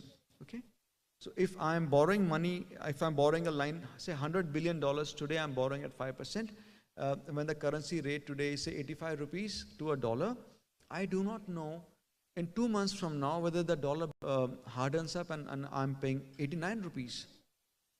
Right? It's not in our hands. So, guys, you need to tell me the time frame, huh? Yeah, I thought I was running. You did give it at least a 10 minutes head up. Okay, because I need to. So, hedging cost is something which is added to the interest cost. So, if I can raise a loan at 5.5% in the US, when I bring that $100 billion around 10%. Okay, so we can't borrow from these foreign countries without hedging cost. Hedging cost is a major challenge for us. So if you go back to hybrid, the word hybrid, so we are talking to World Bank now and asking them, can you take care of the hedging cost for me? That is the request that we're coming with. So we don't want your free of cost money, but can you take care of 50% of the hedging cost? This is the conversation I'm having with World Bank today. We're asking them, and they are seriously looking at us because they are very comfortable with the fact that here is an organization which is saying we don't want your free cost. We don't want your grant and any arms, but you can give me your interest rates at a reasonable rate. That is our demand. Now, every organization has its own set goals. The World Bank is financing certain types of projects. JICA, the Japan International Corporation, all of these are different, so you could be perhaps applying for a job in JICA, for instance. You could be applying for a job in World Bank, for instance. And you should know that what are their core areas of interest. Okay? And this is just to show you what are the options. This is the market in each of these areas. Okay, this is the climate smart agriculture has got 1.9 lakh crore of business in India. This is all for India. These are potential market of 12 lakh crore for EVs in this country. These are all the, compressed biogas is 1 lakh crore. These are all areas where money is required in the country. And all of these players, whether banks, NABARD, they all have to come together to service this demand. Now, against this background, NABARD has developed a very, very flexible project called NABARD Green Lending Facility. Okay. All banks are coming up with their own products. So SBI would have its own product. They would give it a different name. And we have also done that. So this is a very, very flexible product in the sense that it can,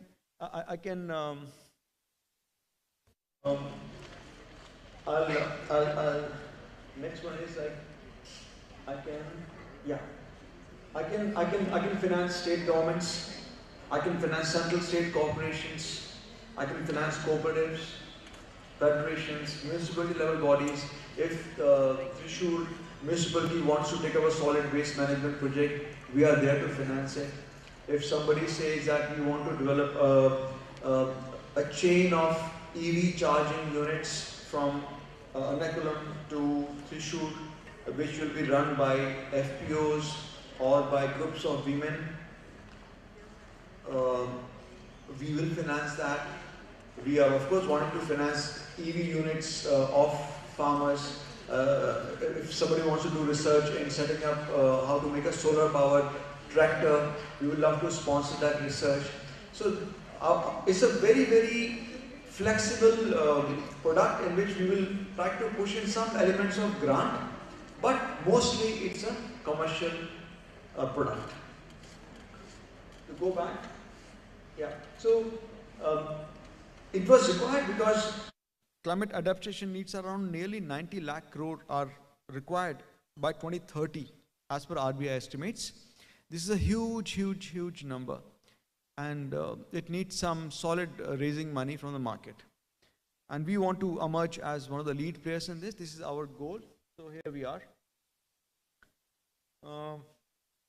So we have looked at all the guidelines internally. We also looked at the guidelines of IREDA and REC, which have been in this line for nearly 10 years now. So they understand long-term funding of green projects. We have looked at the best of these norms in place. The norms would be what? What are norms for a loan for a loan product? Who is eligible for this loan? How much money can I give to this person? What will be the repayment schedule?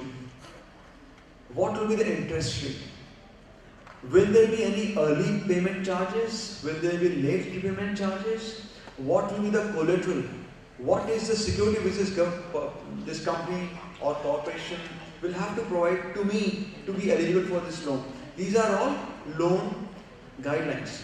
Okay, so this is these are our guidelines which we have put in place. So this is again going back to the hybrid model. We're looking at co-lending, where co-lending is when I give a loan. Supposing an Adani wants a loan of 10,000 crore, and SBI says I can only give 4 crore, not more than that. So NABARD and SBI can come together for a co-lending product. We'll design a co-product together. A co-lending product has its own set of legalities, and it's a separate kind of a financial product. Takeout finance is when we are basically, again, I'm blanking out on this, but this is an infrastructure related kind of a project where I will request Ankit to spend more time on this, because these are large sized infrastructure projects, and again, a part of, they're going to be a major type of product which will be coming for the green sector that we're discussing. Viability gap funding, consortium financing, these are all again types of direct finance only. We are giving direct finance only under this project. Viability gap funding, it's a very simple thing, I think don't need to explain it, but that that little amount which will make that project viable. Otherwise, that guy has got his own money, but he needs this much more to make it viable. We will come forward for that. Consortium is, of course, when a couple of people come together. I told you who is eligible, and I have told you eligible activities. And these are all, as I told you, this slide was basically prepared thinking that we're going to meet people who are looking for green finance, okay? But this is slightly, you're all future borrowers for us. So these are just product features, okay? And that's about from my side as far as NABARD Green Lending Facility is concerned. And if you have any questions, I'll take it now or later. Maybe one or two quick questions.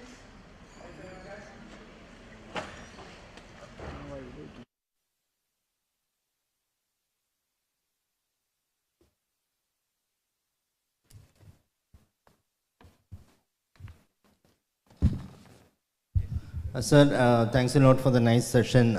Just have one quick question. Like, I've seen that the eligible borrowers. Now, is there anything that probably a private limited firm or maybe a startups, because the startups do maximum R&D on the climate change. Now, is there any direct financing for the startups? Yes, it's there. It has. Definitely, startups are very high list. It's a new area, na? So we had to include startups. If I don't include startups, then how do I support green in this country? Okay. So do they have to get registered under the NABARD or maybe something like that? NABARD has to qualify. No. Whatever you have, the guidelines for a startup as per your SIDBI, as per SME, the same works for us also. Less than 10 years, profit and all that, all those guidelines. Okay. Thanks a lot for this. We look forward to, if you're a startup, I'd love to have more of you later. Thanks a lot for this. Thanks. Done. So, thank you so much for your patience. You had no other option anyway but to listen. Thank you so much. Thank you so much, Dr. Sanjeev D. Rohila, for your excellent and thought-provoking presentation on climate financing and the role of NABARD. Now, as a token of appreciation, we would like to present a momentum. I kindly invite Dr. P.O. Namir sir to hand over the momentum. Okay.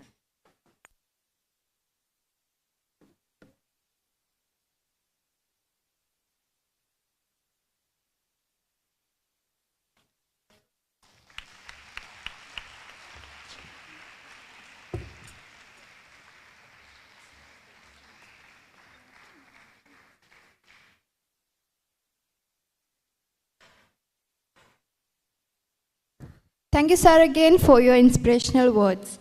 Now, let's take a small tea break. And those who haven't had tea yet, it's arranged at the entrance. Please be back within 10 minutes. Thank you.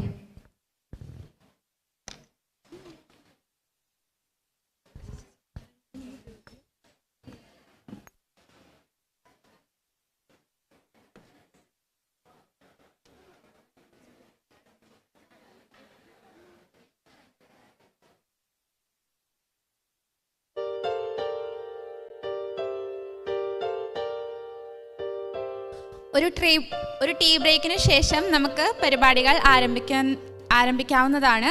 പുറത്ത് ചായ തയ്യാറാക്കിയിട്ടുണ്ട്. 10 മിനിറ്റിനകം തിരിച്ചെത്തേണ്ടതാണ്.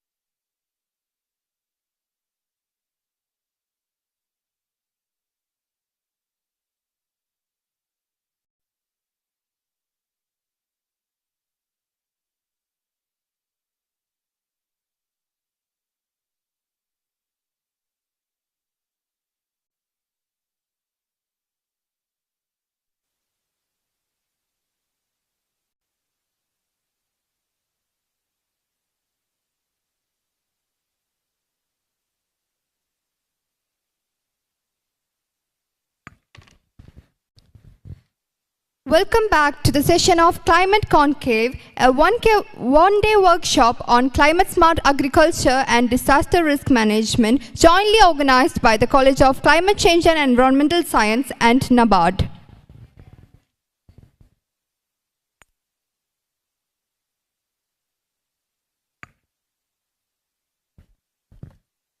I invite Shri Baiju and Kurup onto the stage.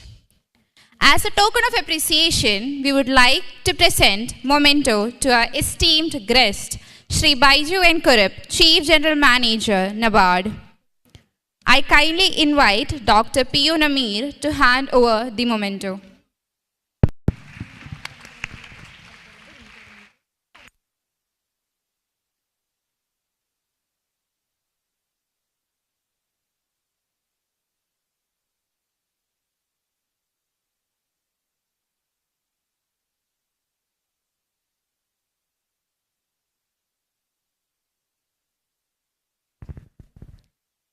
Next, we have a presentation on climate smart agriculture by Dr. Indira Devi, Emeritus Professor at the Indian Council of Agricultural Research and Director of Kerala State Farmers Welfare Board. With over 33 years of experience in agricultural research and teaching, she has held various esteemed roles at Kerala Agricultural University. Dr. Indira Devi has received several prestigious awards, including the 4th Foundation Fellowship, Professor Ramesh Chandra Agarwal Award, and Women and Development Pilot Project Award. Ma'am, we warmly invite you to take the stage.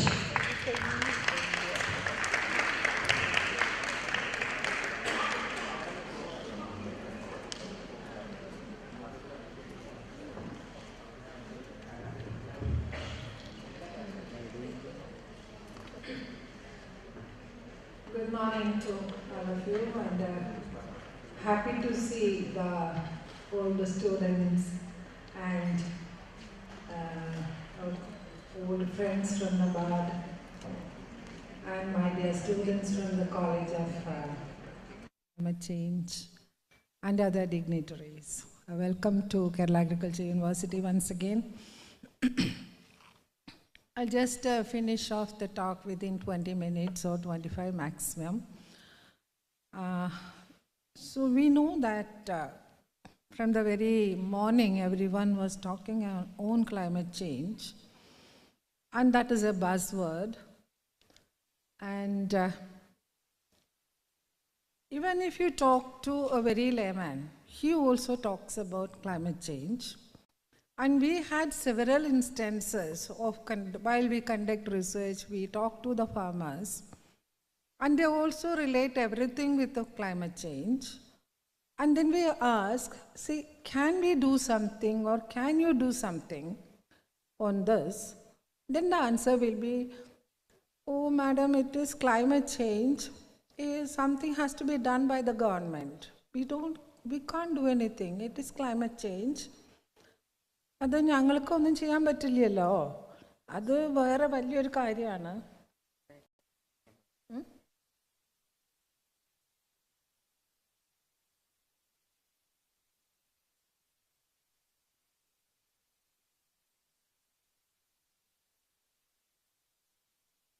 It's not moving.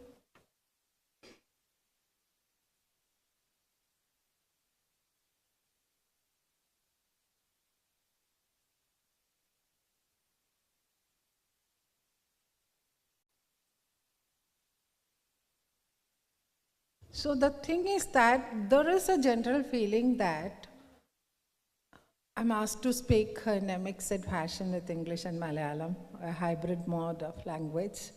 Maybe I'll follow that pattern. But one thing we have to educate is that on the one side, we are much worried about climate change and its impact on agriculture production, while we are also responsible for adding to the process of climate change. Somehow we conveniently forget that, oh, it is none of my fault. It is something which is caused by somebody sitting away, and I have no role, I have nothing to do. So that ഞാൻ കാരണമല്ല ഇതുണ്ടായത്, അതുകൊണ്ട് എനിക്കൊന്നും ചെയ്യാനില്ല, ഇത് വേറെ ആരോ കാരണമുണ്ടായി. The government should step in. There is a feeling among the farmers at least, because those are the group I usually interact with. And we have a lot of studies assessing the impact of climate change on the primary sector, especially in agriculture, fisheries, animal husbandry and related aspects, which I am not further elaborating. We, in Agriculture University also, we are taking up a lot of studies quantifying the impact of climate change on various aspects and see how we can adapt to the situation. And I'm not explaining this thing for want of time. And we have also experienced, I don't want to again elaborate on this. So the impacts can be like very short term and long term. It can be acute and chronic. It can be direct and indirect. It can be quantitative and qualitative. So starting with the impact on, say, for instance, soil quality, soil health, it's going to be a very long-term impact. While if the silt is deposited in your field, you can just remove the silt and then you start cultivating after investing much for the restoration of the soil fertility, which happened in Kutanag area after the 2018 floods. So, again, if you look at, I always want you to remember this slide, because we know we are worried about the impacts, but to what extent we are contributing to the process of climate change. And this is the latest data from the Niti Aayog. I'm just confining to agriculture. So the Niti Aayog data says that the contribution of agriculture to the greenhouse gas emission is something around 13.44%. That's, let us take it 14% or 15%. And this is the data for Kerala. As for the, the state government, Department of Environment and Climate Change, they have released the latest SAPCC2 report and corresponding document also. The emission is 21.86 million tons. And the net emission after accounting for the removal is something around 11.60 million tons. So as per the report, we have to worry about this 11.60. So our person from agriculture, I'm more concerned, or I'm more comfortable with the agriculture sector. So in the agriculture sector, of course, it includes the, animal husbandry, fisheries and all. So majority, more than 50% is from the animal husbandry sector. And the rice cultivation, enteric fermentation, agriculture soils, manure management, and all those put together, you can see the figures. I'm not again elaborating. But within agriculture sector, we can see that rice cultivation and agriculture soils are the major sectors within agriculture. Keep away the case of animal husbandry, which is a different scientific section, but within agriculture, because we don't have much of this field burning of agriculture residues in Punjab or Haryana. So our major concern, as per this statistics, is rice cultivation and emission from agriculture soils. And this is the data again, which tells us that the per capita emission is much, much less in Kerala. And this again gives you a better picture of sector-wise emission. I think there was a jumbling of my slide. So this is the share of agriculture is less than 10%, that is just 7.15%. And from within agriculture, I have shown the figure that soils and rice cultivation are the major sectors of emission. Okay, this is the data. So you can just have a look at what I have written in the red color. Agricultural activities were responsible for 1.56 metric tons of CO2 equivalent in the year 2021. In the year 2020. This is the state government data that I'm talking about. And agriculture soils is responsible for 16.55%, and rice cultivation something around 12%. So 16% and 12%, the rest by other components. And this data also says that it is slowly declining. In the sense, we are on a positive path. The emission from agriculture sector is gradually declining. And here they have estimated that the greenhouse gas emissions from 2005 to 2021 has declined to the tune of 23%. That is from 2005 to 2021 period. The decline is to the tune of 23%, which is a comfortable thing. And if you look at the sector-wise performance of agriculture sector, again you can see that agriculture soil, it is the yellow color you can see. Don't look at the endemic fermentation, let us not touch upon that. So agriculture soils, emission from agriculture soils is also reducing. Rice cultivation is also shown as on the decline. So this gives a positive and comfortable information, data. So I just by the highlights like agriculture soils, it was 18% as I said, 0.26 metric tons of CO2 equivalent, and the growth rate is a very modest. Actually it is 0.12 means it's a very modest, it's not a decline but it's a very modest. But from rice cultivation is a 2% decline and amount in 2020 0.19 metric tons. Yes, so this data I compiled from another source, another paper by Chowdhury et al. I took the per hectare emission of methane. We know that methane emission is the major thing in rice cultivation. So in that paper it says it is 59.65 and multiplied with the area under rice. So here the issue is that, see, we are applying, I think the SAPCC report also estimates, you take a coefficient or you estimate the per hectare emission of whether it is the methane or whether it is the nitrous oxide emission, which is shown in this figure. This figure 1.84 kg per hectare of nitrous oxide into area under rice. That is what is done in our estimate also. So we know that over the years, rice paddies are on the decline. കേരളത്തിലെ നെൽകൃഷി കുറഞ്ഞു വരികയാണെന്നുള്ളത് നമുക്ക് എല്ലാവർക്കും അറിയാം. അപ്പോൾ അത് ഈ emission കുറയുന്നത് ആണോ, നെൽകൃഷി കുറഞ്ഞതുകൊണ്ട് എമിഷൻ കുറയുന്നതാണോ? അപ്പോൾ നെൽകൃഷി കുറഞ്ഞതുകൊണ്ട് എമിഷൻ കുറയുന്നു എന്ന് പറയുമ്പോൾ is it a good not? We know the ecological significance of paddy fields. We know the food security issues.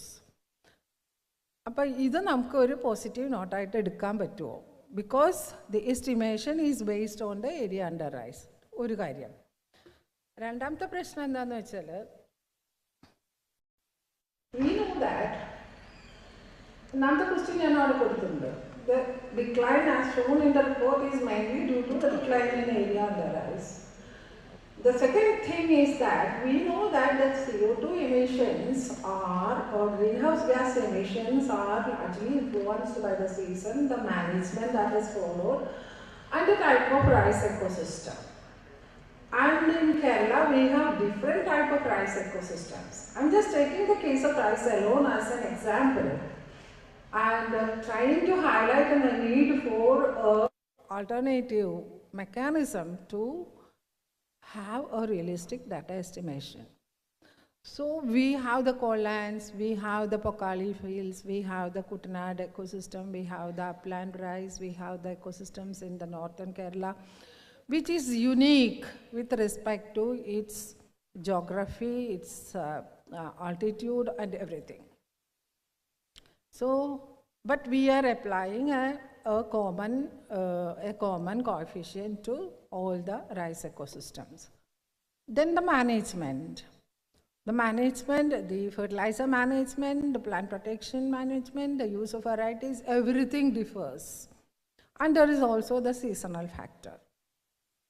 So, when we look, when it is coming down the parayumbo, we have to be very critical about these aspects.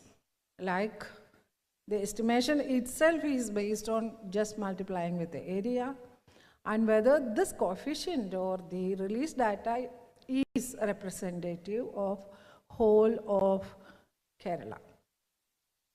Okay. I take the example of emission from soils, which again is showing a very modest increase. You remember it was just 0.12% increase, which may be true in the sense, this is our fertilizer use pattern, nutrient use pattern, wherein you can see that the nutrient use shows only a very modest growth rate. Especially nitrogen, you can see it is 0.88%, and the total is 0.74%. So this emission, if you look at the performance of fertilizer consumption, it may be true,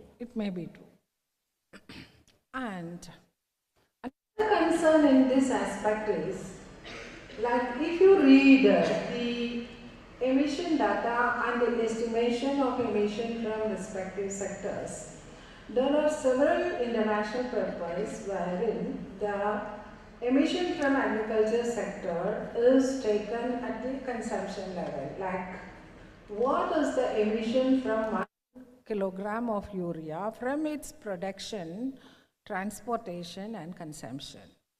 And what you call as a life cycle analysis sort of.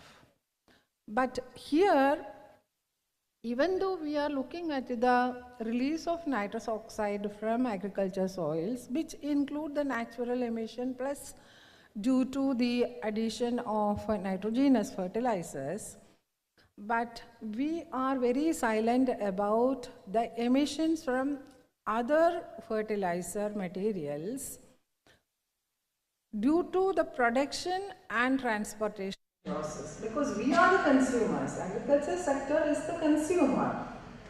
So even though at the field level, maybe the potassic fertilizer or the the K fertilizers may not be directly releasing the greenhouse gas, but it creates emission. That applies to many of the insecticides, fungicides and herbicides that we use in agriculture. So during the process of its production and transportation, emission is there. I am just giving the values like you can see the different insecticides. What is the per kg emission per kg of active ingredient? How much is the CO2 equivalent?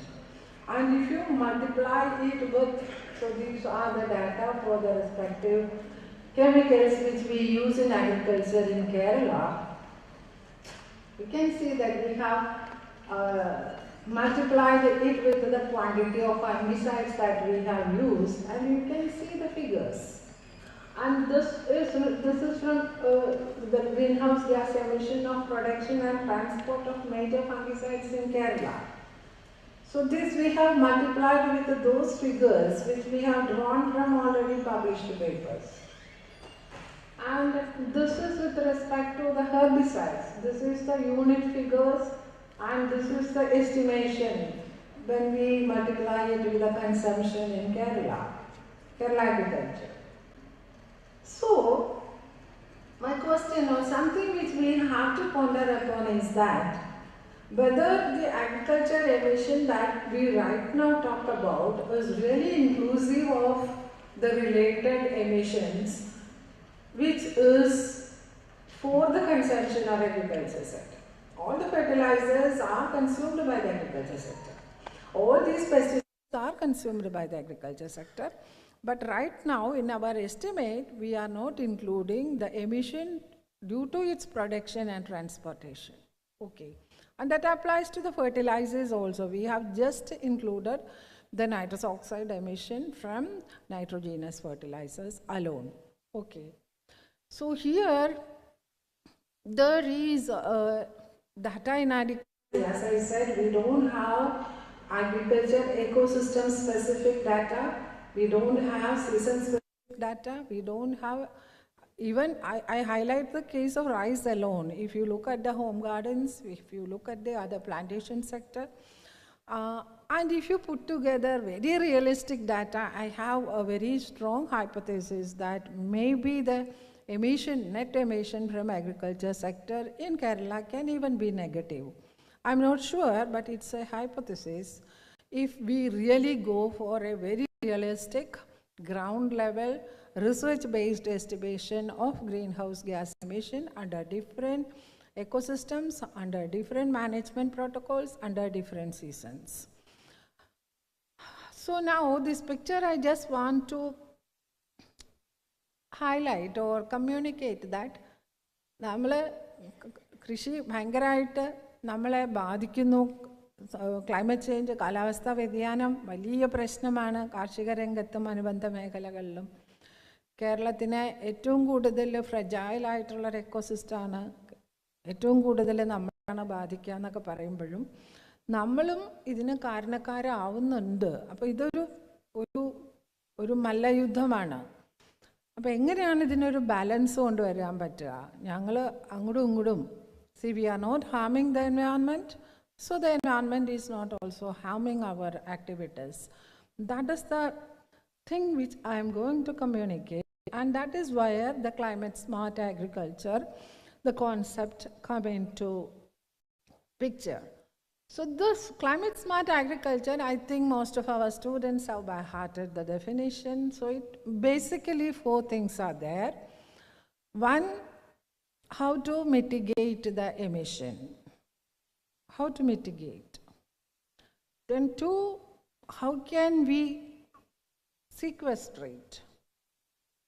So these are, we are trying to reduce our harm to the environment. And if at all some harm is done, we are trying to sequestrate and reduce the impact. And at the very same time, what are the impacts due to the climate change? We are on the receiving end. And how best we can adapt to the situation.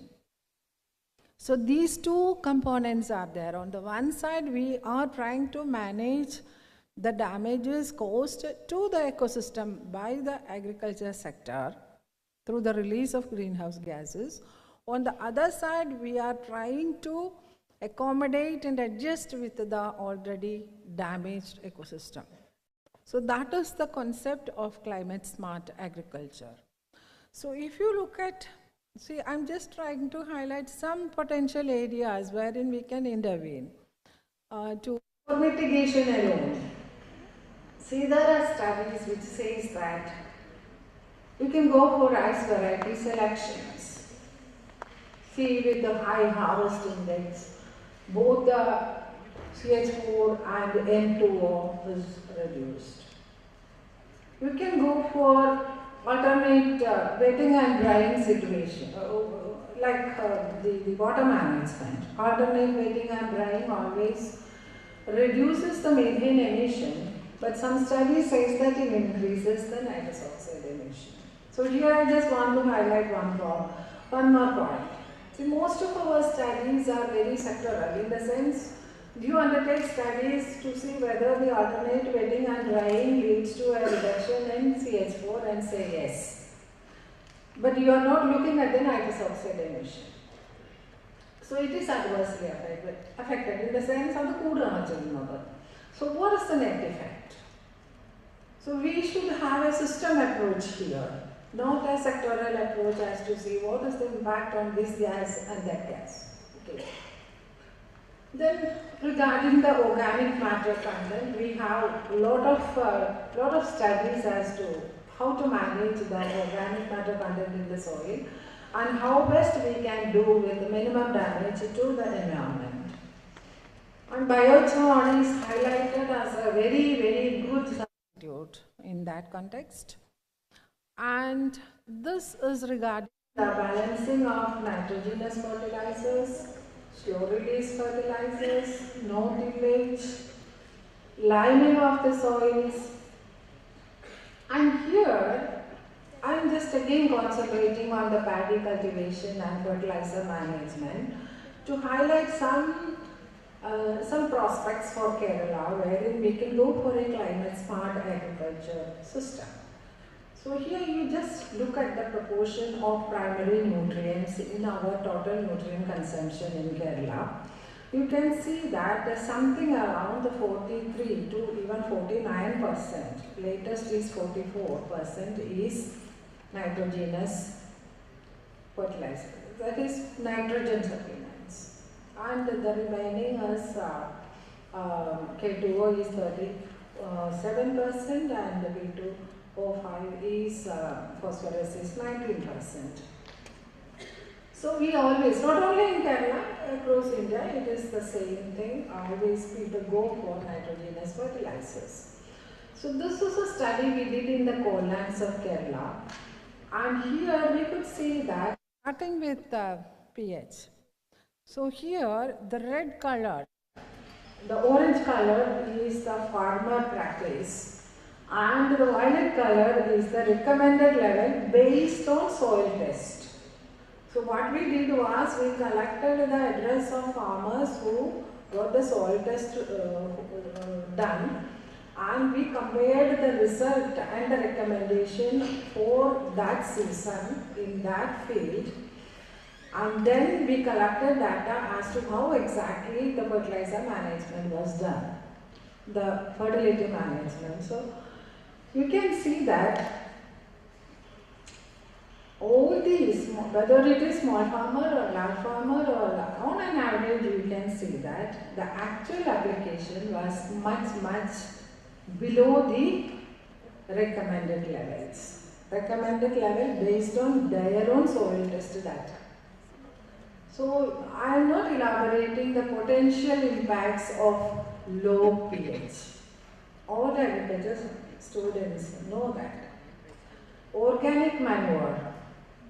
Here also the recommendation is very high. So the application was much below the recommendation. But let me take the specific case of nitrogenous fertilizer. You can see the application level was much higher, on an average, look at the last chart, but application 110 ആണെങ്കിൽ recommendation 73 ആണ്.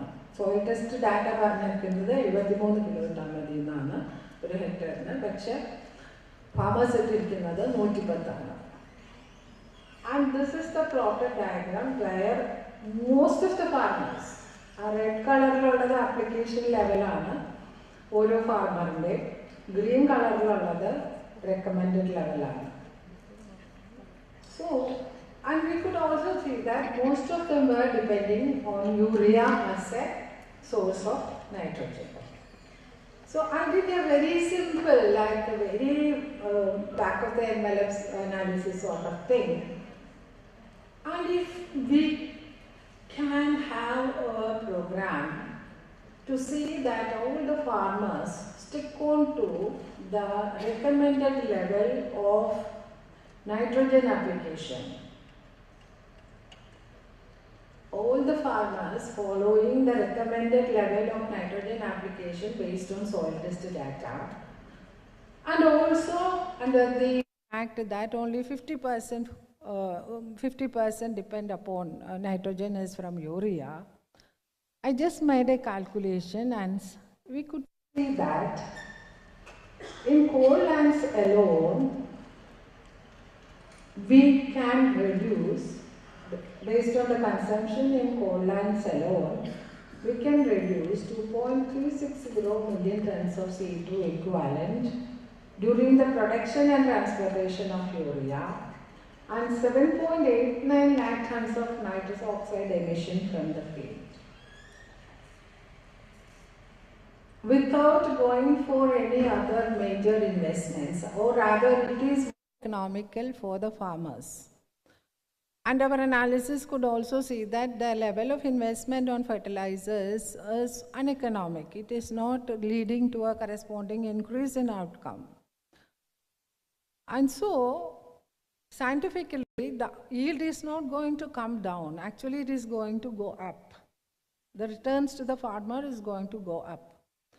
So and right now, I'm not elaborating the related findings of this study, but we know that most often the soil test analysis by the department is a costly affair. It's public money.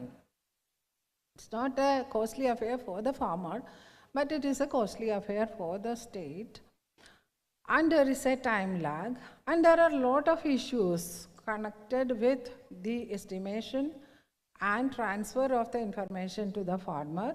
And even if the farmer gets the information, he is not following. So instead, the application of modern technology, the remote sensing and sensors and AI, if we can come up with a project wherein the soil test is done on a real-time basis, we don't require to have every day, and critical crop growth periods, region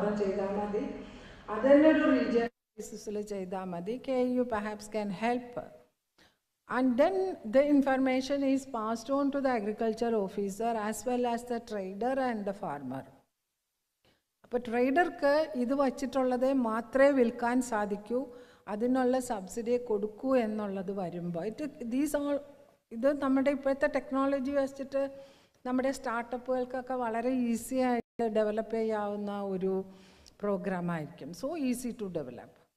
So if we can imagine or visualize a project like that, that adds to a considerable reduction in our emission. This is if you extend it to other rice growing areas and to other crops, I think the savings with respect to the economics as well as the release of greenhouse gases will be commendable. I just took one example.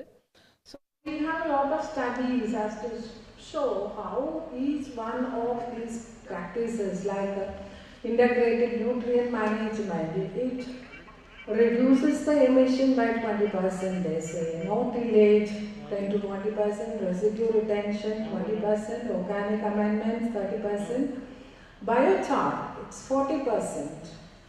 And crop rotation, 10%. So we have a lot of technologies like our home garden agroforestry systems and forthcoming national mission on natural farming. So technological options are many for climate smart agriculture, and I'm not taking much time explaining all these things, but there is one more emerging area wherein we can convert these savings into the income of the farmer, maybe another 2, 3 or 4 years through entering into the carbon credit market. Government of India is planning to. Actually, they have initiated the process of starting a domestic carbon market. So the agriculture sector, basically the income of the farmer is the most important thing. We know that the income is very low.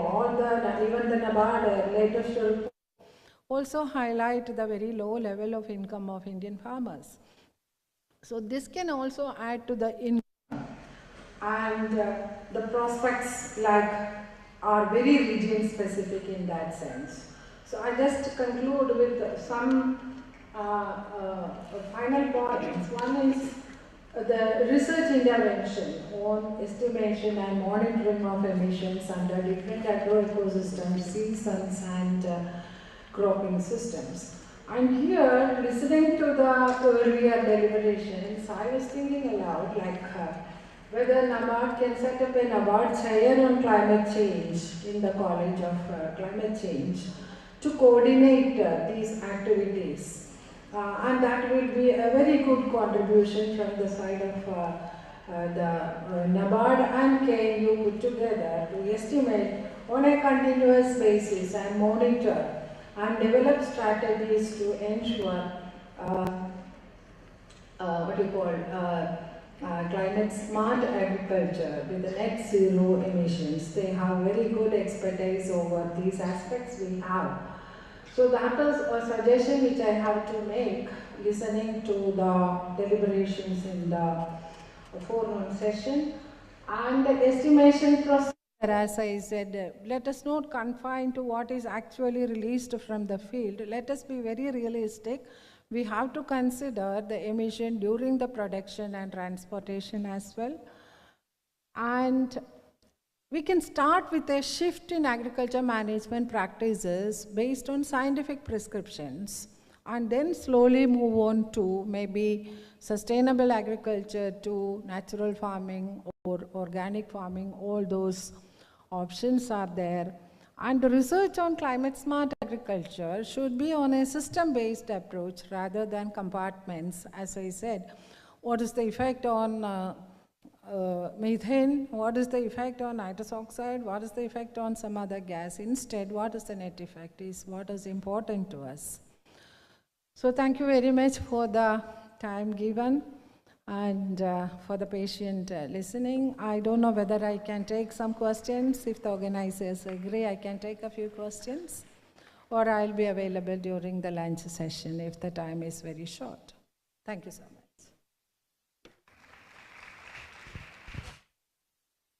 It was a fascinating presentation, ma'am. On behalf of everyone here, I would like to extend our sincere gratitude for your remarkable presentation with a token of love. I invite our Dean, Dr. P.O. Namir, to hand over the memento. Any questions? Your questions? Very good.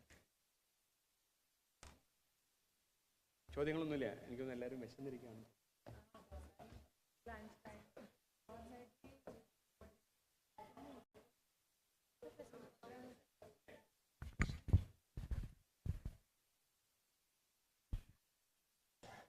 Hi ma'am. Okay. Ma'am, actually emissions കുറഞ്ഞു എന്ന് പറഞ്ഞായിരുന്നു. And agriculture പ്രൊഡക്ഷൻ്റെ cultivation comparatively കുറവാണ്, അതുകൊണ്ടാണോ ഇപ്പോൾ emission കുറയുന്നതെന്ന് ചോദിച്ചു. ഇപ്പോൾ നമ്മൾ CSEയിൽ പറയുകയാണെങ്കിൽ SRI, സിസ്റ്റം ഓഫ് റൈസ് ഇൻറ്റൻസിഫിക്കേഷൻ, അങ്ങനെയുള്ള ടെക്നിക്സ് ഒക്കെ ഉണ്ട്. സോ അത് അപ്രോച്ച് ചെയ്ത് ഫാമേഴ്സ് ചെയ്യുമ്പോഴും എമിഷൻസ് നമുക്ക് കുറയില്ലേ? അപ്പോൾ അത് വെച്ചിട്ട് നമ്മുടെ പാഡി കൾട്ടിവേഷൻ കുറച്ചുകൂടി മീൻസ് ഏരിയാസ് കൂട്ടി ചെയ്യാൻ പറ്റുന്ന ഒരു മെത്തേഡല്ലേ? അപ്പോൾ തീർച്ചയായിട്ടും നമുക്ക് നമ്മുടെ ഇടയിൽ ഒരുപാട് ടെക്നോളജീസ് ഉണ്ട്. അപ്പോൾ I was like highlighting the flaws in the estimation procedure. നമ്മൾ കുറഞ്ഞു എന്ന് പറയുന്നത് ഒരു ഹെക്ടറിൽ നിന്ന് X യൂണിറ്റ്സ് ആണ് എമിഷന് തീരുമാനിച്ചു based on some studies into the area under rice cultivation. അങ്ങനെയാണ് ചെയ്തിരിക്കുന്നത്. അപ്പോൾ എന്ത് പറ്റും? ഏരിയ കുറഞ്ഞു വരികയാണ് നമ്മുടെ നാട്ടിൽ. അപ്പോൾ എമിഷൻ കുറയണമെന്നുള്ളതല്ലേ ഫൈനൽ റിസൾട്ട് വരിക. അപ്പോൾ അത് ആക്ച്വൽ എമിഷൻ റിഡക്ഷൻ ആണോ എന്നുള്ളത് we have to റീലുക്ക്.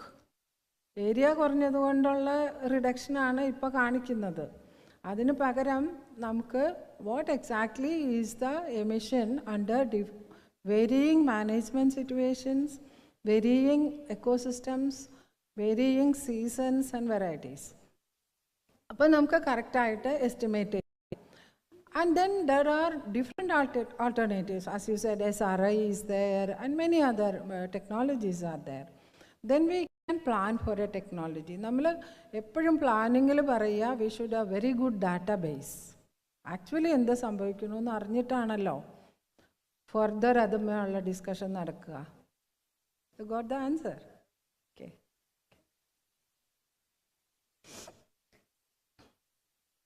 I think all are very hungry. Okay, thank you so much.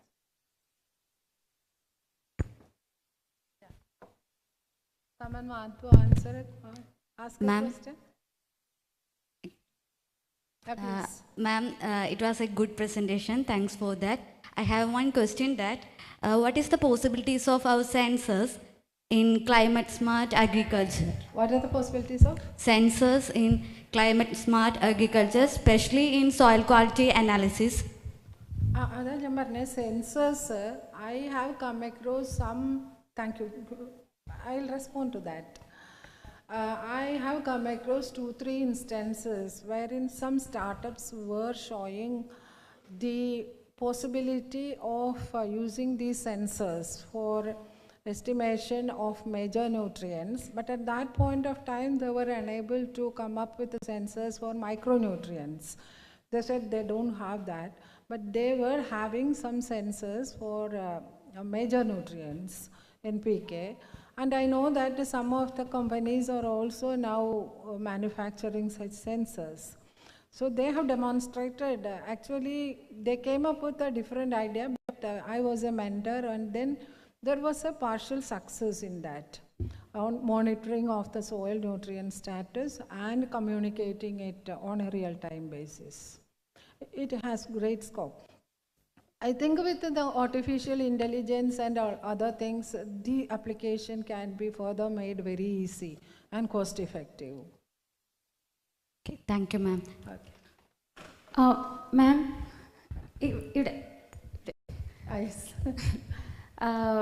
First of all ആദ്യം തന്നെ മാമിൻ്റെ സെഷൻ കുറേ നാൾക്ക് ശേഷം ഞങ്ങൾ കേട്ടതിൽ ഞങ്ങൾ വീണ്ടും ഹാപ്പിയാണ്. ഞങ്ങൾ കുറച്ച് ബാച്ച് സ്റ്റുഡൻസ്. അപ്പോൾ മാം എൻ്റെ ഡൗട്ട്, മാം മിറ്റിഗേഷൻ മെഷറിൽ പറഞ്ഞിട്ടുണ്ടായിരുന്നു liming, we can use liming as one of the method. നമ്മൾ ലൈമിങ് യൂസ് ചെയ്യുമ്പം won't it increase the pH, at the same time drying out of soil ലൈമിങ്ങിൻ്റെ ഒരു ഡിസഡ്വാൻറ്റേജ് ആണ്. സോ അങ്ങനെ ആകുമ്പം നമ്മൾ കൂടുതൽ വെറ്റിങ്ങിന് വേണ്ടിയിട്ട് വാട്ടർ നമ്മൾ പ്രൊവൈഡ് ചെയ്യേണ്ടി വരും. കൂടുതൽ എമിഷൻസ് വരാനുള്ള പോസിബിലിറ്റി ഇല്ലേ? അതാണ്, it's a very pertinent question that she was posing. അത് തന്നെയാണ് ഞാൻ ഇതിനു മുമ്പ് ഒരു എക്സാമ്പിൾ കാണിച്ചിട്ട് പറഞ്ഞു. അതായത് alternative wetting and ഡ്രൈയിങ്ങിൽ methane emission കുറയും, പക്ഷേ നൈട്രസ് ഓക്സൈഡ് എമിഷൻ കൂടും. ഈ രണ്ട് റിസൾട്ട് ഉണ്ട്. പക്ഷേ what is the net result, whether it is positive or negative നമ്മളുടെ കയ്യിലില്ല. അപ്പോൾ നമ്മൾ വളരെ ഒരു സിസ്റ്റം അപ്രോച്ചിലുള്ള ഒരു റിസർച്ച് വേണം. There are lot of research gap. That is why I have also from the side of the university, not in any official position to demand, but I was part and parcel of this university for 36 years and now as emeritus professor. So this is a very pertinent question that she raised. Yes. Thank you. Right now I don't have an answer to that particular question. Thank you, ma'am. Okay. If there are any more questions, we can have during the lunch session. Thank you so much, ma'am. I welcome Dr. Indra Devi to receive the memento from our Dean.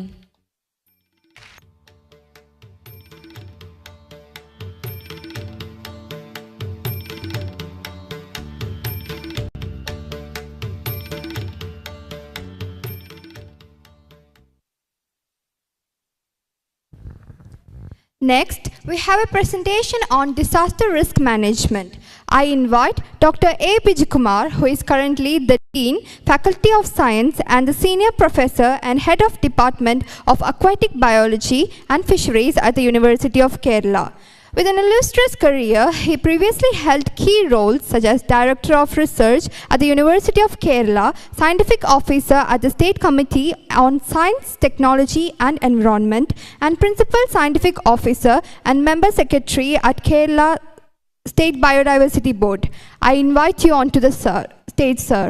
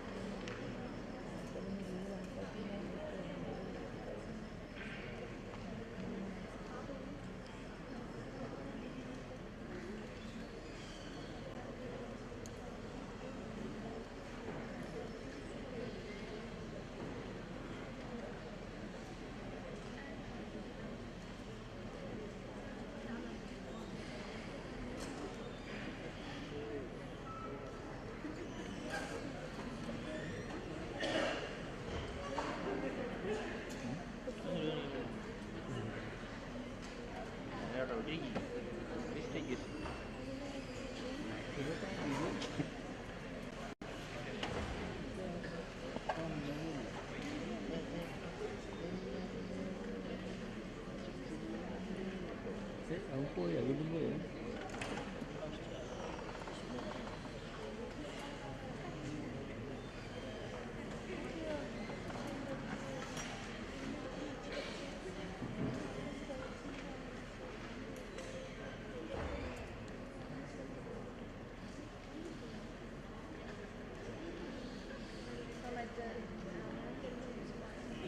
afternoon.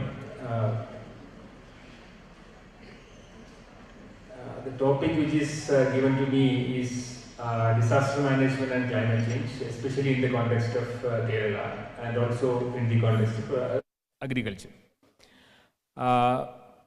The topic which I am going to discuss today in the next 20-25 minutes is, sorry, because I am the barrier in between, your lunch.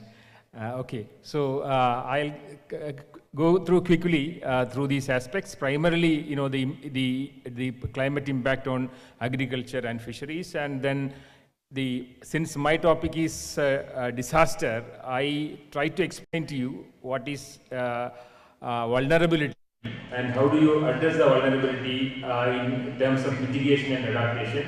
My focus will be on adaptation. And what are adaptation strategies in Kerala and few models which are tried best in Kerala with some case studies, and how do we move forward. I speak in both English and Malayalam so that some of the farmers here may also get the benefit out of that. And so the first thing is the disaster. We now understand that climate change is a disaster. And then the question is how to manage the whole disaster, and how do we, especially in the context of agriculture, how we can enable the communities, the fishing communities, the farmer communities, how do they cope up with the challenges? നമ്മുടെ ചോദ്യം ഇത്രയേ ഉള്ളൂ. കാലാവസ്ഥാ മാറ്റം വലിയൊരു പ്രശ്നമാണ്. അത് ഏറ്റവും വലിയ പ്രശ്നം ഉണ്ടാക്കിയിരിക്കുന്നത് കൃഷിയിലും പിന്നെ മത്സ്യകൃഷിയിലുമാണ്. അത് എങ്ങനെയാണ് സാധാരണ കൃഷിക്കാർക്ക് അതിനെ പ്രതിരോധിക്കാനുള്ള ഒരു സംവിധാനത്തിലേക്ക് നമ്മൾക്ക് എത്തിച്ചേരാൻ കഴിയുക? ഇതാണ് ഇന്നത്തെ ഒരു ചിന്തയിലെ ഒരു വിഷയം. In the global context, when you look, ഇതൊരു വലിയ ചർച്ചയായിരുന്നു. ഇപ്പൊ ബാക്കുവിൽ കഴിഞ്ഞ കോപ്പ് 29 മീറ്റിംഗിലും ഏറ്റവും വലിയ ചർച്ച ഇത് തന്നെയായിരുന്നു. അതിനകത്ത് പറയുന്നത് സിഗ്നിഫിക്കന്റ് ആയിട്ടൊരു കാര്യം, between 1991 and 2021, disasters linked to climate change cost estimated 3.8 trillion in crop and livestock losses. അപ്പോൾ ഇതൊരു വലിയ നഷ്ടമാണ്. ആഗോളതലത്തിൽ നോക്കുകയാണെങ്കിൽ കാലാവസ്ഥ കൃഷിക്കും കന്നുകാലി വളർത്തലിനും ഉണ്ടാക്കിയിരിക്കുന്ന നഷ്ടം എന്ന് പറയുന്നത് അതിഭീകരമാണ് എന്നുള്ളൊരു കാര്യത്തിലേക്ക് എത്തുന്നു എന്നുള്ളതാണ്. അത് മാത്രമല്ല, ഈ കൃഷി രംഗത്ത് കാർഷിക രംഗത്ത് ഉണ്ടായിരിക്കുന്ന മാറ്റങ്ങൾ കാർഷിക വ്യവസ്ഥയിൽ മാത്രമല്ല ആൾക്കാരുടെ സാമൂഹ്യ സാമ്പത്തിക സുരക്ഷയിലേക്കും കൂടെ കടന്നു കയറിയിരിക്കുന്നു എന്നുള്ള സത്യം മനസ്സിലാക്കുക എന്നുള്ളതാണ് നമുക്ക് ചെയ്യാൻ കഴിയുക. അതേസമയം agriculture is actually A double edged soared. ഒരു ഇരുതല വാളാണ്. ഒരു ഭാഗത്ത് അഗ്രികൾച്ചർ കൃഷി ഒരുപാട് കാർബൺ എമിഷൻസ് അല്ലെങ്കിൽ ഗ്രീൻ ഹൗസ് ഗ്യാസ് എമിഷൻ ഉണ്ടാക്കുന്നുണ്ട്. അതേസമയം തന്നെ നന്നായി കൃഷി ചെയ്ത് കഴിഞ്ഞാൽ ഒരു എക്കോളജിക്കൽ ഫാമിംഗിലേക്ക് വന്നു കഴിഞ്ഞാൽ നമുക്ക് പോസിറ്റീവായിട്ട് കാലാവസ്ഥ പ്രതിരോധിക്കാനുള്ള സംവിധാനങ്ങൾ ആയിട്ട് കൃഷിയിടങ്ങളെ മാറ്റാൻ കഴിയുമെന്നുള്ളതാണ്. So the question is how we can actually reduce the emissions from the agricultural systems, and second is how we can actually manage our agricultural land so that we can actually cope up with the changing scenarios. അപ്പോൾ അതുകൊണ്ടാണ് ഇതിലെ വാഴാണെന്ന് പറയുന്നത്. ഒരേ സമയം നമുക്ക് പ്രശ്നം കൈകാര്യം ചെയ്യാം, അതേസമയം നമുക്ക് ഒരു വലിയ സംവിധാനത്തിലേക്ക് കാലാവസ്ഥാ മാറ്റത്തിനെ പ്രതിരോധിക്കുന്ന ഒരു സംവിധാനത്തിലേക്ക് എത്തിച്ചേരുകയും ചെയ്യാൻ കഴിയും എന്നുള്ളതാണ്. ഞാൻ ഇന്ത്യയിലെ ഡീറ്റെയിൽ സിനാരിയോയിലേക്ക് പോകുന്നില്ല.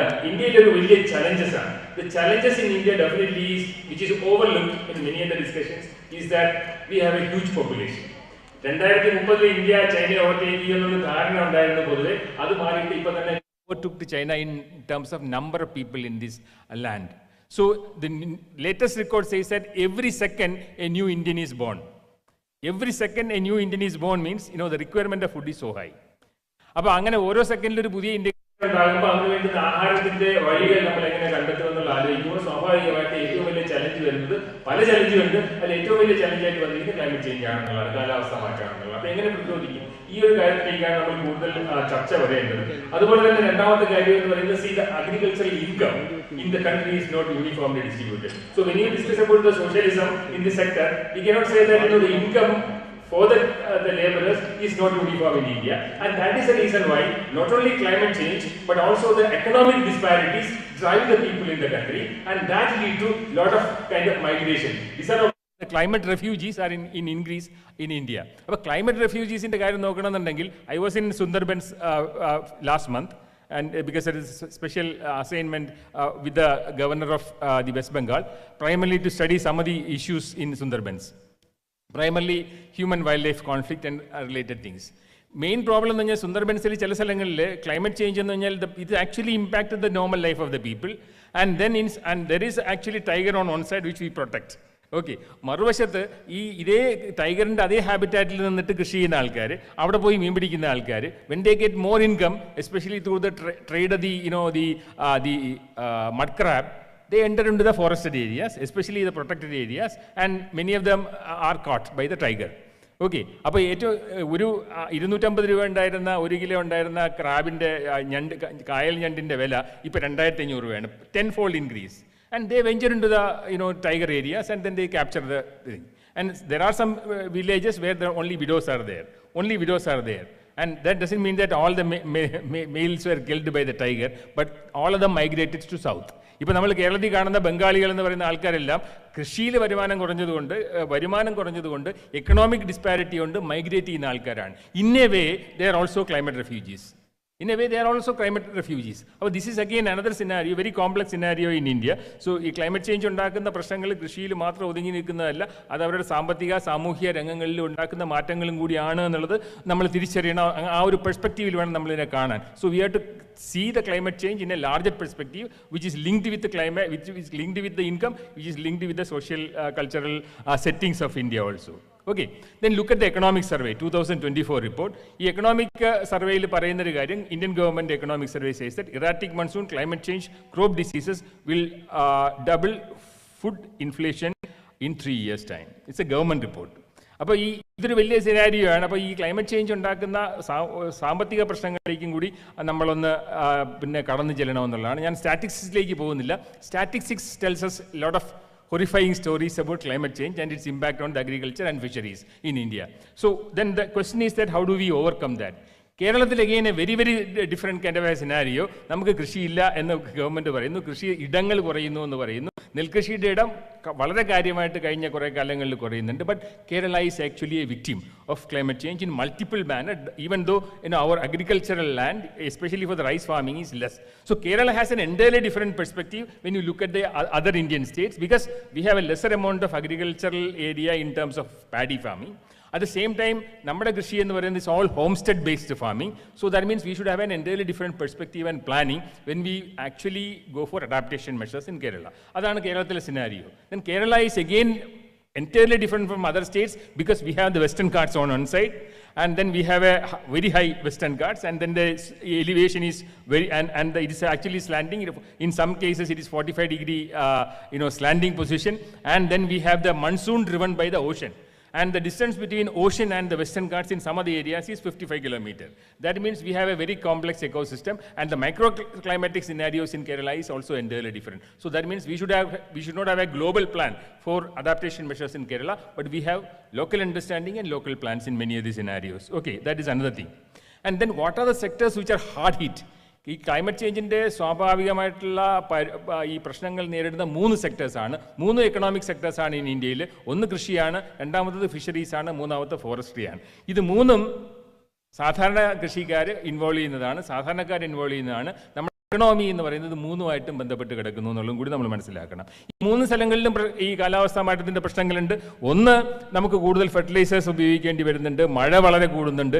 ഈ ഫെർട്ടിലൈസേഴ്സ് മുഴുവൻ ഇതെല്ലാം ഇന്റർ കണക്റ്റഡ് ആണ്. Ecosystem changes are Inter connected. When you apply more, when there is more rain, when you apply more fertilizers, all the fertilizers will ultimately reach the aquatic ecosystem and the oceans in our coast. So these are all interconnected. And then അങ്ങനത്തെ പ്രശ്നങ്ങളുണ്ട്.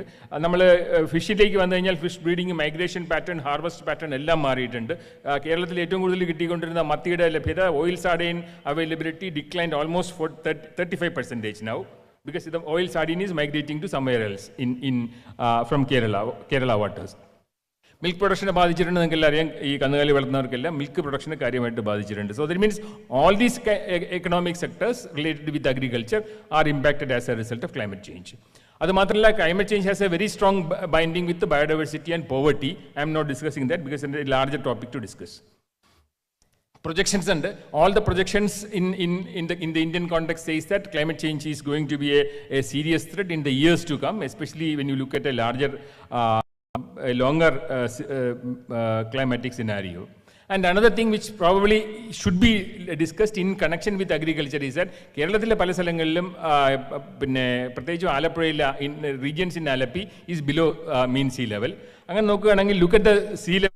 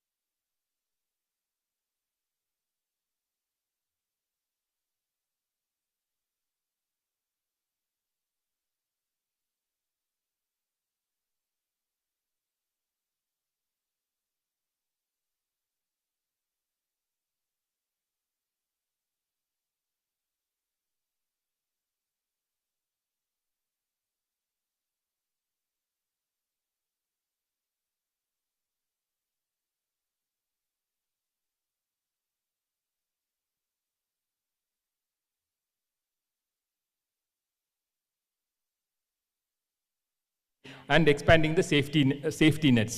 Okay, ഇതെല്ലാം ഇതിൻ്റെ കൂടെ ചെയ്യേണ്ടതാണ്. Then I will come to some these case studies and stop.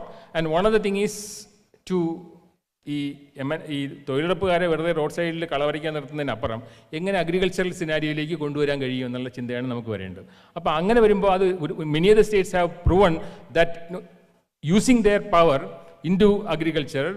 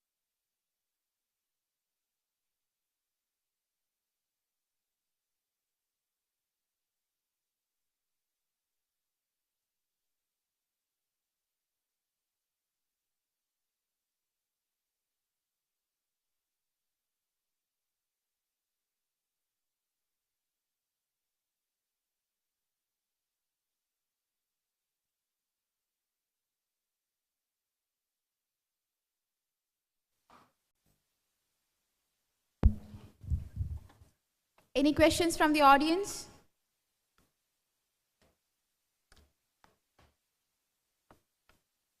Surely, I trespassed into your lunchtime also, so I'm available here. You can ask questions. Thank you so much, sir, for sharing your valuable points with us. It's been a pleasure to have you with us, and your contribution has been valuable. And as gesture of thanks, we would like to present you with this memento.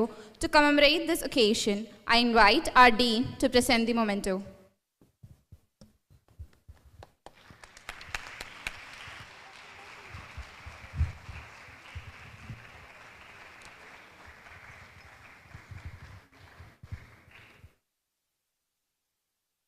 Now it's time for our lunch break.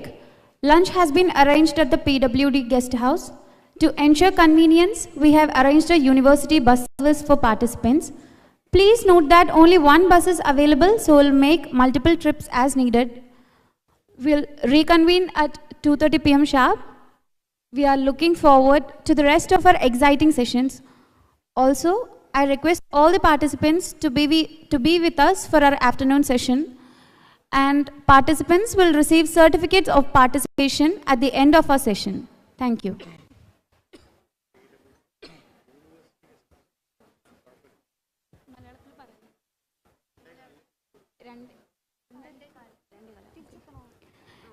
ഇപ്പോൾ ഒരു lunch break ആണ്.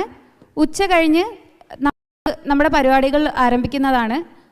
Food നമ്മൾ university guest ഹൗസിൽ arrange ചെയ്തിട്ടുണ്ട്. അവിടേക്ക് നിങ്ങൾക്ക് പോകാനുള്ള bus service നമ്മളുടെ ഓഡിറ്റോറിയത്തിൻ്റെ ഫ്രണ്ടിലും ലഭ്യമാകുന്നതാണ്.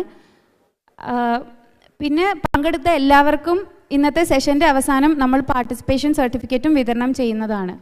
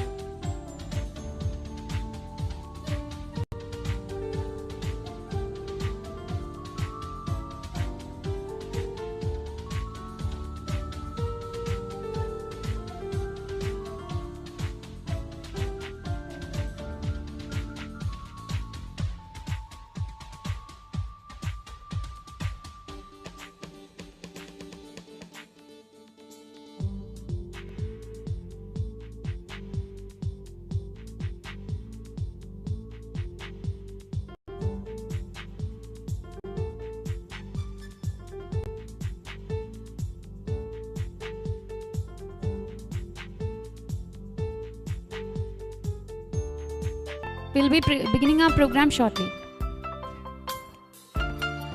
Welcome back, everyone. Now that we are all fueled up, let's get back to action. We have got an amazing lineup of sessions ahead and excited to see the insights and ideas that will emerge. So let's dive back in and make the most of our time together.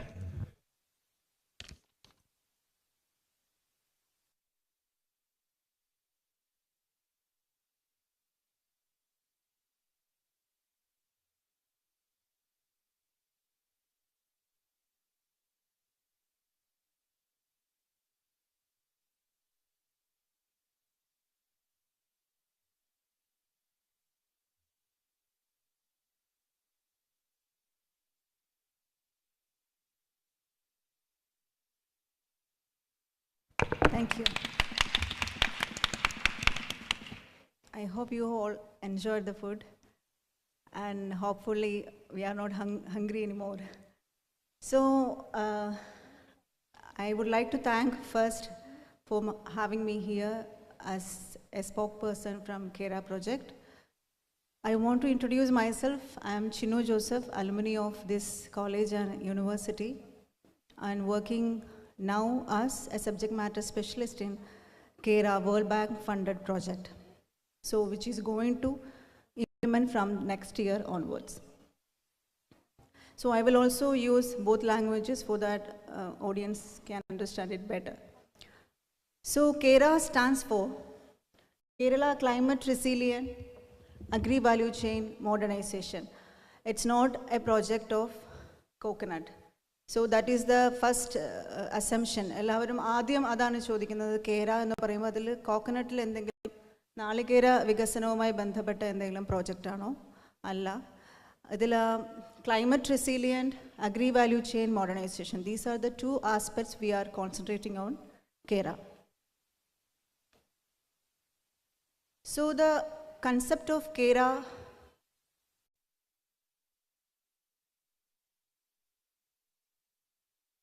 So climate resilience, rather than climate smart agriculture, I would like to call it as climate resilient agriculture.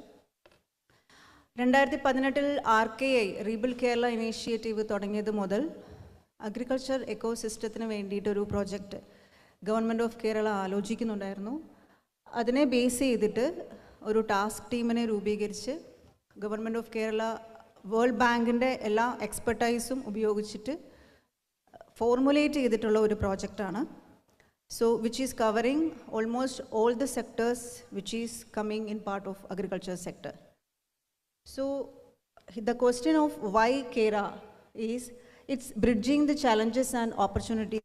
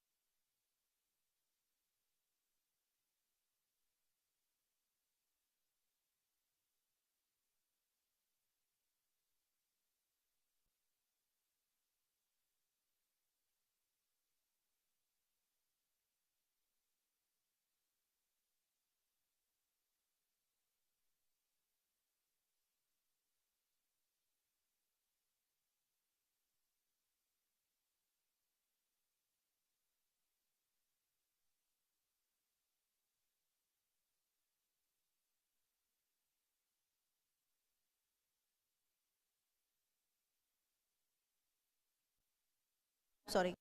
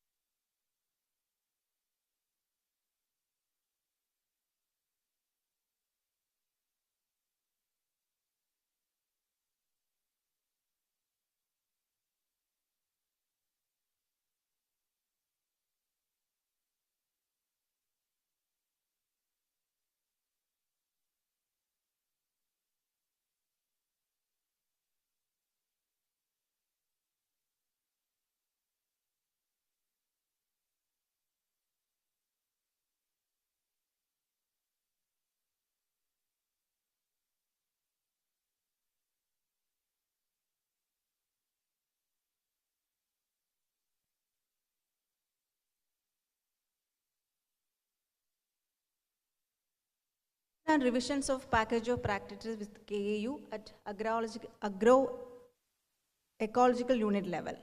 So this package of practices we know. എല്ലാ വർഷവും നമ്മളിങ്ങനെ പുതുക്കിക്കൊണ്ടിരിക്കുകയാണ് package of practices.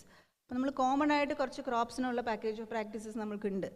എന്നാൽ climate റെസീലിയൻ പ്രാക്ടീസസിനെ base ചെയ്തിട്ടുള്ള package of practices ഒരു ad hoc POP ആദ്യം വരും. പിന്നെ അതിനെ AEU ബേസ്ഡ് ആയിട്ടുള്ള POPയിലേക്ക് ക്രോപ്പ് കലണ്ടറിലേക്കും ക്രോപ്പ് അഡ്വൈസറിലേക്കും ഒക്കെ പോകാൻ പറ്റുന്ന രീതിയിലേക്കുള്ള കമ്പോണൻ്റ് ആണ് അത്. സോ അതിൽ നമ്മൾ ഫണ്ട് ചെയ്യുന്നത് KAUനാണ്. സോ KAUന് ഡെമോൺസ്ട്രേഷൻസ് ഉണ്ടാവാം ഫാമേഴ്സ് ഫീൽഡിൽ. അതേപോലെ തന്നെ capacity building for extension officers through empowering SAMETI. SAMETI is a training institute under department of agriculture. So ഇതിനു മുമ്പ് ബിജു സാർ പറഞ്ഞിരുന്നു പലർക്കും ട്രെയിനിങ്സ് ഇല്ല. ഇതിന് പല പ്രാക്ടീസസിനെ കുറിച്ചും ആൾക്കാർക്കും അവെയർ ആവണമല്ലോ. നോട്ട് ഓൺലി ദ ഫാമേഴ്സ്, സ്റ്റാഫിനും അത് അവെയർ ആവണം, ടെക്നിക്കൽ പേഴ്സൺസിനും അതിനെക്കുറിച്ചുള്ള അവെയർനെസ് വരണം. അപ്പോൾ ഇതിൻ്റെ അകത്ത് ഈ പ്രോജക്റ്റിൻ്റെ അകത്ത് അഗ്രികൾച്ചർ സെക്ടറിലുള്ള ഓൾമോസ്റ്റ് എല്ലാ ലൈനിലുള്ള ആൾക്കാർക്കുമുള്ള കപ്പാസിറ്റി ബിൽഡിങ്ങും ട്രെയിനിങ്ങും ഉണ്ടാവും regarding CRA. Then upgradation of regional agricultural technology training centers, soil testing laboratories, all these infrastructure upgradation will be there. Coming to the next subcomponent is augment the role of ICT in the delivery of extension. So നമ്മളുടെ ഇപ്പോഴത്തെ കൃഷിഭവനുകളും മറ്റ് extension services കൊടുക്കുന്ന ഓഫീസുകൾ നമുക്ക് നോക്കുകയാണെങ്കിൽ പല സ്ഥലങ്ങളിലും നമുക്ക് ICTയുടെ ഒരു ചെറിയ അഭാവം നമുക്ക് കാണാൻ സാധിക്കും. അപ്പോൾ അങ്ങനെ അഭാവം ഉള്ളിടത്ത് അതിനെ ഒന്ന് അപ്ഗ്രേഡ് ചെയ്യാനുള്ള കമ്പോണൻ്റ് ആണത്. Which will be the support will be in the form of development and scaling up of digital applications, upgradation of selected Krishi Bhavans and the ICT infrastructure in all Krishi Bhavans, then electrification, solar energy lekkulla conversion, selected offices ne adilekku green energy lekku kondu povanulla oru udyamam koodi idinte agathu undavum. The next subcomponent in this CRA component is strengthen the underlying system of agromet. നമ്മൾക്കറിയാം നമ്മളുടെ ക്ലൈമറ്റിനെ നമ്മൾ measure ചെയ്യാൻ വേണ്ടി നമുക്ക് ഒത്തിരി അഗ്രോമെറ്റ് services ഇപ്പോൾ ഉണ്ട്. IMD തൊട്ട് പല ആൾക്കാരും അതിനു വേണ്ടി വർക്ക് ചെയ്യുന്നുണ്ട്. Even KAU has got a weather forecasting system. അവർ 2 ആഴ്ച കൂടുമ്പോഴാണെന്നാണ് എനിക്ക് തോന്നുന്നത് നമ്മൾക്ക് കലണ്ടർ ഓഫ് ഓപ്പറേഷൻസിനെ ബേസ് ചെയ്തിട്ട് ഇന്നത് സംഭവിക്കാൻ സാധ്യതയുണ്ട്, ഇന്നതുപോലെ വരാൻ സാധ്യതയുണ്ട്, ഇന്ന ക്രോപ്പുകളിൽ പെസ്റ്റ് ആൻഡ് ഡിസീസസ് വരാനുള്ള സാധ്യതയുണ്ട്, അങ്ങനെയാണെങ്കിൽ ഈ റെക്കമെൻഡേഷൻസ് കൊടുക്കണം എന്നുള്ള രീതിയിൽ ഒരു ബ്ലോക്ക് ലെവൽ വരെ അവർക്ക് ക്രോപ്പ് അഡ്വൈസറി എത്തിക്കാൻ പറ്റുന്നുണ്ട്. But up to the grass root level it's not possible. So improve the quality and availability of climate and weather data. So many data are there. So we don't have to build a new system for assessing the data. Already climate data alladine namukku purchase cheyanulla oru component aanidhu. Then improve the functioning of existing agricultural insurance. ഇപ്പോൾ central ഗവൺമെൻറ്റിൽ നിന്നൊക്കെ നമ്മുടെ climate based ആയിട്ടുള്ള insurance ഇപ്പോൾ വരുന്നുണ്ട്. So അതുപോലെയുള്ള ഒരു insurance system, അതായത് ഫാമറിന് ബെനിഫിറ്റഡ് ആയിട്ടുള്ളൊരു ഇൻഷുറൻസ് സിസ്റ്റത്തിലേക്ക് ക്ലൈമറ്റിനെ കൂടെ കണക്ട് ചെയ്ത് കൊണ്ടുപോകാനുള്ള ഒരു കമ്പോണൻ്റാണിത്. Then provide automated crop based weather advisories to farmers with the help of KEU. Then the main second subcomponent is supporting low carbon paddy production. So one of my friends from the student side have asked regarding SRI, system of rice intensification, which can used as a mitigation technique. So here what we are suggesting here is AWD. Madam has already suggested that technique, that is alternate wetting and drying. So advisory for adoption of low carbon paddy cultivation practices, in which we will be using AWD techniques with the help of International Rice Research Institute, Kerala Agriculture University, and also CWRDM. So all these agencies will be together, work as a group, and they will do the pilot project for the baseline study first. Because going to a carbon credit is a very, it's not, അതിപ്പോൾ നമുക്ക് ഭയങ്കര കുറച്ച് ദൂരേക്കുള്ള ഒരു കാഴ്ചയാണത്. നമുക്കിപ്പോൾ അതിനെക്കുറിച്ചിട്ടൊന്നും നമുക്ക് പറയാൻ പറ്റില്ല. So it's not certain now how to trade carbon credit and all. പക്ഷേ ഒരു ബേസ് ലൈൻ സ്റ്റഡി നമ്മൾക്ക് ചെയ്യാൻ പറ്റും. അതായത് ഇപ്പോൾ നമ്മൾക്ക് എത്രയുണ്ട്, ഗ്രീൻ ഹൗസ് ഗ്യാസ് എമിഷൻ എത്രയുണ്ട്, നൈട്രസ് ഓക്സൈഡ് ഗ്യാസ് എമിഷൻ എത്രയുണ്ട്. അപ്പോൾ അതിനൊക്കെ ഒരു ഡേറ്റയുടെ കുറവുണ്ട് എന്ന് മാഡം ഇതിന് മുമ്പത്തെ ഒരു ഇതിൽ പറഞ്ഞു. സോ നമുക്കൊരു പ്രത്യേക സ്ഥലം മാത്രം എടുത്തിട്ടൊരു പൈലറ്റ് പ്രൊജക്റ്റായിട്ടായിരിക്കും ഇത് ആദ്യം വരിക. കാരണം ഇതിന് ഒത്തിരി ഇൻവെസ്റ്റ്മെൻറ്റ് വരുന്നതാണ്, സെൻസേഴ്സ് വരണം, അത്രയും സ്ഥലത്ത്. ഓൾട്ടർനേറ്റ് വെറ്റിംഗ് ആൻഡ് ഡ്രൈയിങ് എന്ന് പറയുന്ന ഒരു ടെക്നോളജി, ആ പേര് പോലെ തന്നെ പണ്ട് മുതലേ ഫാമേഴ്സ് യൂസ് ചെയ്തുകൊണ്ടിരുന്ന ഒരു മെത്തേഡ് തന്നെയാണ്. കുറച്ച് നാൾ വെള്ളം കെട്ടി നിർത്തുക, എന്നിട്ട് വെള്ളം ഇറക്കി കളയുക. But it's A scientific basis ഉണ്ട് അതിന്. ആ ഒരു പ്രാക്ടീസസ് ആണ് നമ്മളിവിടെ കൊണ്ടുവരാൻ ഉദ്ദേശിക്കുന്നത്. പക്ഷേ the thing is, alternate wetting and drying നമ്മൾ ചെയ്യുമ്പോൾ വെള്ളത്തിൻ്റെ ഓൺ ആൻഡ് ഓഫ് നമ്മൾ എപ്പോഴും റെഗുലേറ്റ് ചെയ്യാൻ പറ്റണം. മാത്രമല്ല to the tail end farmers, താഴെ വരെയുള്ള ഫാമേഴ്സിനും ആ വെള്ളം എത്തണം. So what is the challenge we faced in this formulating this component is, our irrigation channels are not strong enough to reach the tail end farmers. Seepages ഉണ്ട്, maintenance നടന്നിട്ടില്ല. So from here we started thinking of converging different departments to the project. കാരണം irrigation നമ്മളുടെ agriculture ഡിപ്പാർട്ട്മെൻറ്റിൻ്റെ കയ്യിൽ വരുന്ന ഒരു സംഭവമല്ല. It's not under agriculture department. So we had discussion with the irrigation department, and for the pilot they have agreed to maintain their canals, and we are piloting the left bank canal of Malambura irrigation project, reaching around 500 hectares first. Then we will expand it to the later stages. Alternate wetting and drying technology, we are trying to focus only on Thrissur and Palakkad district, because this is effective only where we can control the water regulations. It's not, it cannot be done in Kuttanad, Kol or Kaipad areas, because water level is very high. So wherever the irrigated land paddy is cultivated, we are trying to pilot it there. So when you do the alternate wetting and drying, we need to have a baseline study for greenhouse gas measurement, soil sample analysis, hydrology, and for all these we need to incorporate farmers also, because we are saying to them to do this. So we have to give farmers some assistance for all these purposes. So all these components will be coming under this alternate wetting and drying, that is low carbon paddy production component. So assistance for laser land leveling for ensuring AWD practices and proper water drainage, assistance provided to farmers for conducting field trials, and also exposure visits and training. for extension personals. Like I told you, we need to know if somewhere else it is practiced, whether it is a good practice or not, to see and learn from them.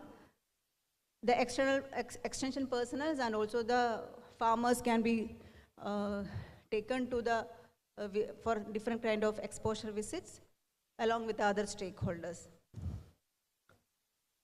So after that, what after AWD? So after AWD, the questions of carbon credit comes. So I don't want to speak much about carbon credit here because we don't have much to speak about now. So when the carbon credit, that voluntary carbon trading comes, this farmer can sell their carbon credits to them.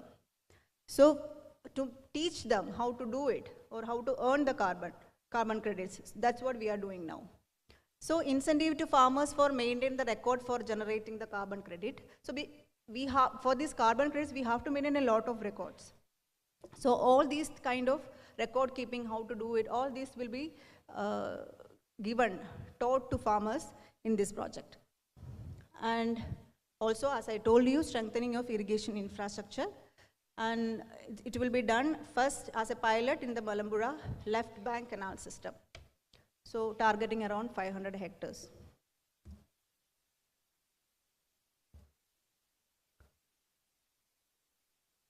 So expected outcomes. The first component, that is climate resilient agriculture practices. So we are expecting around 4 lakh farmers applying CRA practices across a wide range of crops. That is our target. And also 1 lakh hectares covered, who is doing, I mean, that land area is under climate resilient farming practices. It can be achieved only with the help of KAU because they have to simultaneously do the package of practices, you know, demonstration trials, varieties and all. So it will go parallelly. The next component, low emission paddy. The second component, we are targeting GSG emission reduced around 40,000 net emission per year in metric tons. And also we are planning to extend the hectares under AWD around 22,000 hectares. That is only in Thrissur and Palakkad district. So we can say that area under low carbon paddy cultivation techniques will be extended to 20,000 hectare area. One second.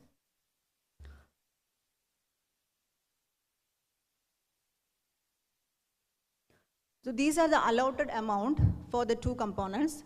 Once the first component will be given around 439 crore rupees and the second component will be allocated 336.38 crore rupees.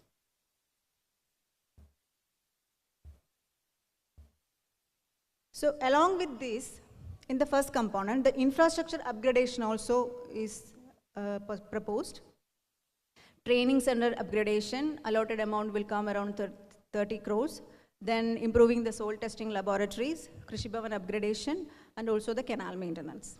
So these are the amount allocated for that.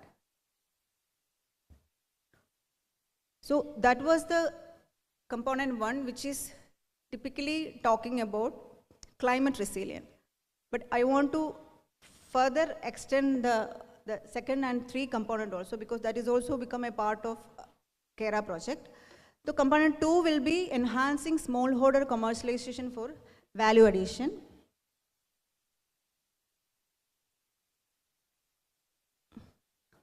In this, the first component is productive alliances. I think some of them will having any that this എവിടെയെങ്കിലും കേട്ടിട്ടുണ്ടാവും productive alliances എന്താണെന്നുള്ളത്. Like it's A alliance between 2 parties. So നമ്മളിപ്പോൾ വിചാരിക്കുന്നത് എന്താണെന്ന് വെച്ച് കഴിഞ്ഞാൽ agri business players നമ്മളുടെ ഇവിടെ നിന്ന് പ്രിക്വയർ ചെയ്യുന്നത് മാത്രമല്ല, നമ്മുടെ ചുറ്റുമുള്ള സ്റ്റേറ്റുകളിൽ നിന്നും സ്പൈസസിലാണെങ്കിലും ഫ്രൂട്ട്സിലാണെങ്കിലും ഒക്കെ ഒത്തിരി അഗ്രി ബിസിനസ് പ്ലെയേഴ്സ് പ്രവർത്തിക്കുന്നുണ്ട്. സോ നമ്മളുടെ നാട്ടിലും കുറേ FPOs and FPCs farmer groups organisations പ്രവർത്തിക്കുന്നുണ്ട്. സോ ഇവർ തമ്മിലുള്ള ഒരു ലിങ്കേജാണ് ഇതിൽ നമ്മൾ പ്രപ്പോസ് ചെയ്യുന്നത്. We are planning to have a 150 productive alliances, but we don't know. We have to, when we start implementing it, because FPOs and FPC should come forward for all these things, and also the ABP. The agri-business players also should come forward for that, like we want this kind of commodity from you, from Kerala, so that only the niche market will be working here, because all crops will be, business players will be mostly working on their business aspects. നമ്മളുടെ നാട്ടിൽ നിന്ന് നമുക്ക് കിട്ടാവുന്ന ഒരു പ്രൊഡക്ഷൻ്റെ amount ടണ്ണുകളിൽ മാത്രമായിരിക്കും നമുക്ക് അവർക്ക് കൊടുക്കാൻ പറ്റുന്നത്. അതേസമയം തമിഴ്നാട്ടിലോ അല്ലെങ്കിൽ കർണാടകയിലോ ഒക്കെ പോയി കഴിഞ്ഞാൽ അവർക്ക് മെട്രിക് ടൺസ് ഓഫ് പ്രൊക്യൂർമെൻറ്റ് അവിടെ നിന്ന് പറ്റും. അപ്പോൾ നമ്മളുടെ ചില നിശ്ചയ മാർക്കറ്റിലേക്ക് Wayanad coffee, Alleppey turmeric, pepper, ഇങ്ങനെയുള്ള ചെറിയ നിശ്ചയ മാർക്കറ്റിൽ വർക്ക് ചെയ്യുന്നവരുണ്ടെങ്കിൽ നമുക്ക് ഈ പ്രൊഡക്റ്റീവ് അലയൻസസ് എന്ന് പറയുന്ന കൺസെപ്റ്റിലേക്ക് കുറച്ചൊക്കെ ഒരു സക്സസ്ഫുൾ റേറ്റിലേക്ക് കൊണ്ടുവരാൻ പറ്റും. സോ നമ്മൾ ആദ്യം അതിൻ്റെ ഔട്ട്റീച്ചാണ് വിചാരിക്കുന്നത്, ഇതിനെക്കുറിച്ചിട്ടുള്ള സെൻസിറ്റൈസേഷൻ കൊടുക്കുക. Then call for proposal from farmer producer organizations and farmer producer companies and also agri business players, and we are giving a matching grant. Like we are not fully subsidizing them, they have to place a share from their part, maybe from the loan, but we are giving a matching grant, and also we are giving them a technical support agency, and also we are trying to make a market linkages and training exposure visit so that we will encourage their capacity building also. These FPOs are there. നമ്മളിപ്പോൾ നോക്കുകയാണെങ്കിൽ നബാർഡിൻ്റെ കീഴിലാണെങ്കിലും agriculture ഡിപ്പാർട്ട്മെൻറ്റിൻ്റെ കീഴിലാണെങ്കിലും അങ്ങനെ പല സംവിധാനങ്ങളുടെ കീഴിൽ ഒത്തിരി FPOs form ചെയ്തിട്ടുണ്ട്. പക്ഷേ ചിലതൊക്കെ നെയിം സേക്കിലായിരിക്കും, ചിലത് നല്ലതുപോലെ പ്രവർത്തിക്കുന്ന FPOs ഉണ്ട്. അവർക്ക് പക്ഷേ ചിലവർ മാർക്കറ്റിങ്ങിൽ വളരെ ഉത്സാഹമുള്ളവരായിരിക്കാം, ചിലവർക്ക് ഈ മാർക്കറ്റിങ്ങിൻ്റെ തന്ത്രങ്ങളെക്കുറിച്ചൊന്നും അറിയാത്തവരായിരിക്കാം. സോ അതിനെ ബേസ് ചെയ്ത് അവർക്ക് എന്താണോ ടെക്നിക്കൽ അസിസ്റ്റൻസ് വേണ്ടത് അത് നമ്മൾ കൊടുക്കുവാനും ഈ കമ്പോണൻറ്റ് പ്രപ്പോസ് ചെയ്യുന്നുണ്ട്. Next component is commodity cluster development programme. അതായത് കേരളം പോലുള്ള ഒരു ചെറിയ സംസ്ഥാനത്ത് ഒരു ക്ലസ്റ്റർ ഡെവലപ്മെൻറ്റ് മാത്രമാണ് നമുക്കിപ്പോൾ ഇനി ഈസി ആയിട്ട് ചെയ്യാൻ പറ്റുക. അപ്പോൾ നമുക്ക് വാല്യൂ ചെയിൻ എവിടെയൊക്കെയാണ്, ഏതൊക്കെ ക്രോപ്സിലാണ് നമ്മുടെ വാല്യൂ ചെയിൻ നന്നായിട്ട് വരാൻ പറ്റുക എന്നുള്ളതിനെക്കുറിച്ചുള്ളൊരു സ്റ്റഡി നടന്നിട്ട് അത് 4 ക്രോപ്പ് ഗ്രൂപ്പ്സ് ആണ് നമ്മൾ കൺസിഡർ ചെയ്യുന്നത്. Spices, plantations, fruits and vegetables and millets. ഈ 4 കാറ്റഗറി ഓഫ് കേരളത്തിൽ നമുക്ക് പറ്റാവുന്ന ഈ 4 കാറ്റഗറിയിലുള്ള ഒരു വാല്യൂ ചെയിൻ സ്റ്റഡി നമ്മൾ നടത്തും. അതിനെ ബേസ് ചെയ്തിട്ടൊരു 4 കമ്മോഡിറ്റി ക്ലസ്റ്റേഴ്സ് ഉണ്ടാക്കും. ആ ക്ലസ്റ്റേഴ്സിനെ 15 അഗ്രി ബിസിനസ് സെൻറ്റേഴ്സ്, അതായത് ഒരു ഇൻഫ്രാസ്ട്രക്ചർ ക്രിയേഷനാണത്. ചിലപ്പോൾ അവർക്കൊരു പ്രോസസ്സിംഗ് സെൻറ്റർ ആയിരിക്കാം ആവശ്യം, അല്ലെങ്കിൽ ഒരു വാഷിങ്ങിനോ ഗ്രേഡിങ്ങിനോ പറ്റിയിട്ടുള്ള ഒരു പ്രൈമറി പ്രോസസ്സിംഗ് ആയിരിക്കാം ആവശ്യം. അതിനെന്താണോ വേണ്ടത് അതിനുള്ള ടെക്നിക്കൽ സപ്പോർട്ടും ഫിനാൻഷ്യൽ സപ്പോർട്ടും നമ്മൾ കൊടുക്കുന്നു. Then training to the stakeholders in value chain and also in productive alliances. അതാണ് സെക്കൻഡ് സബ് കമ്പോണൻറ്റിൽ വരുന്നത്. പിന്നെയുള്ള മെയിൻ ആയിട്ടുള്ള ഒരു സബ് കമ്പോണൻറ്റ് ഇതിലേത് റിജുവനേഷൻ ഓഫ് ട്രീ ക്രോപ്പ് സെക്ടറാണ്. So as we all know, Kerala has got a very large area under plantation. So here we are considering 3 crops only: rubber, coffee and cardamom. These are not mandatory crops of agriculture department because the commodity boards are managing these crops. We do have rubber board, spice board and coffee board for managing these farmers. So we don't have direct schemes for them. But still we are incorporating them also in the project because there are a lot of area which is senile and unproductive, which needs replanting. നമ്മളുടെ plantation സെക്ടറിൽ ഒരു long term ആയിട്ട് നമ്മൾ നോക്കുന്ന ഒരു സെക്ടറാണ്. അപ്പോൾ പലതും വയനാടൊക്കെയുള്ള പല കോഫി കൾട്ടിവേറ്റഡ് ഏരിയയും 60-70 വർഷമൊക്കെ കഴിഞ്ഞ സ്ഥലങ്ങളുണ്ട്. ബട്ട് സ്റ്റിൽ അവിടെയുള്ള ആൾക്കാർ അതിനെ ഇപ്പോഴും നിർത്തിയിരിക്കുന്നത് അവർക്കൊരു സൈഡായിട്ട് ഒരു ഇൻകം കിട്ടുന്നു എന്നുള്ള രീതിയിലാണ്. അവരൊരിക്കലും അതിനെ ഒരു ബിസിനസ്സായിട്ട് ചിന്തിക്കുന്നില്ല. സോ അത് മാത്രമല്ല, അത്രയും ഏരിയനെ റീപ്ലാന്റ് ചെയ്തെടുക്കുക എന്ന് പറയുന്നത് ഇറ്റ്സ് എ ഹ്യൂജ് ക്യാഷ്. അപ്പോൾ അങ്ങനെയുള്ള സ്മോൾ ആൻഡ് മാർജിനൽ ഫാമേഴ്സിന് നമ്മൾ ട്രീ ക്രോപ്പ് റിജുവനേഷന് വേണ്ടിയിട്ട്, അതായത് അത്രയും സ്ഥലം വെട്ടിമാറ്റി പുതിയ ക്ലൈമറ്റ് റെസിലിയൻ്റ് ആയിട്ടുള്ള ക്ലോൺസ് അല്ലെങ്കിൽ വെറൈറ്റീസ് വെച്ചിട്ടുള്ള ക്രോപ്പിനെ കൾട്ടിവേറ്റ് ചെയ്യാനുള്ള ഫണ്ടാണ് നമ്മളിതിൽ ഉദ്ദേശിക്കുന്നത്. So rubber, coffee and cardamom. So we are replanting the senile crops. We are giving replantation grants and also capacity building and training. We are giving irrigation support also. Then we are giving organic or GAP certification so that they will get a good market price. Then GI tag promotion, especially in coffee and all. Then one most important component here is the partial credit guarantee corpus fund.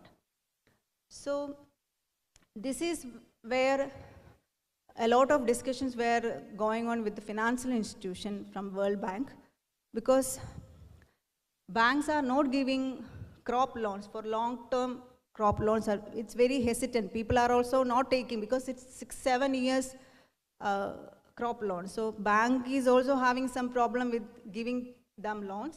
Farmers are also not getting income from the preliminary 5 or 6 years. So the repayment is difficult. So to encourage the banks and also the farmers to take the long-term crop loan, we are giving some corpus fund to Nam Sangrashan, that is a NABARD wing, so that this fund will be utilized for giving TA and direct financing for the financial institutions, so that this fund will, whenever there is a repayment issue with the farmers, this fund will be utilized. So instead of a commercial financing, it will boost a commercial financing. Then the directorate level app development portal, then also the nursery upgradation, because we are talking about the climate resilient clones of coffee and cardamom and all, but where we are getting it. So the nursery should be upgraded with the climate resilient seedlings and clones. So the nursery upgradation also, for the sales of certified seedlings, we are having some fund. The third subcomponent in the this commercialization aspect is land policy reforms. As we all know, Kerala land policy for leasing is a bit problematic issue. Like we are not having any policy for leasing out lands. So, but there are so much of land, barren land, fallow lands, which is underutilized. So the government of Kerala is taking an initiative to do some policy reforms, so that what can be done with this land. So there will be a study. In this project, we are going to have a study on that. Some consultants will be placed and they will be studying how we can use of this land and how the policy reformulation can be done. There is no direct funding to farmers or beneficiary in this. So this component is allotted with 899 crores. So all the subcomponents I have written there: productive alliances, commodity cluster development, tree crop sector rejuvenation, partial credit guarantee, and also land policy reforms. Coming to the key outcomes, what we are expecting from this. So value of sales by FPCs and agribusiness players will increase by a 30% increase. These are our targets, World Bank targets, so that after this project, we should reach it here. That is our target. So we are having an assumption of percentage increase of 30%. FPCs linked with agribusiness players, we are targeting a 150 numbers. Then commercial finance mobilized around 75 crores. Area replanted with the tree crops, all 3 tree crops together, 35,000 hectares. Mostly it will be on coffee, then rubber, then cardamom. So these all are decided based on the direct and continuous interaction with the commodity boards also. We have taken the area from them and we have piloting this project up to 35,000 hectares. Farmers replanting climate resilient varieties. Here also the climate resilient aspect will come around 70,000 numbers.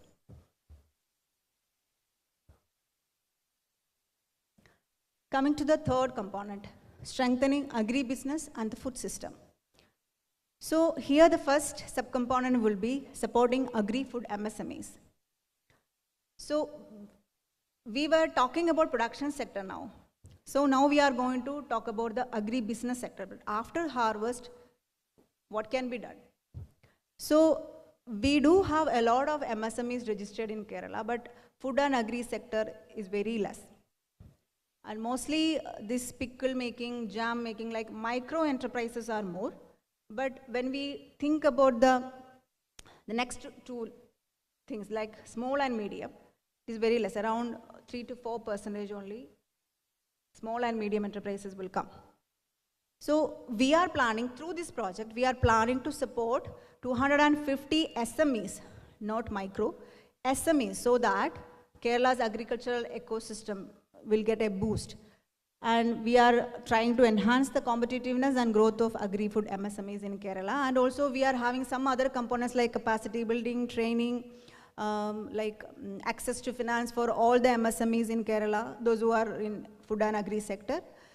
Different kind of components are there. I'm not going detailed to this because it is not relevant here in climate resilient aspect. So, but I just wanted to project here, these are the components, third component also in project, KERA project.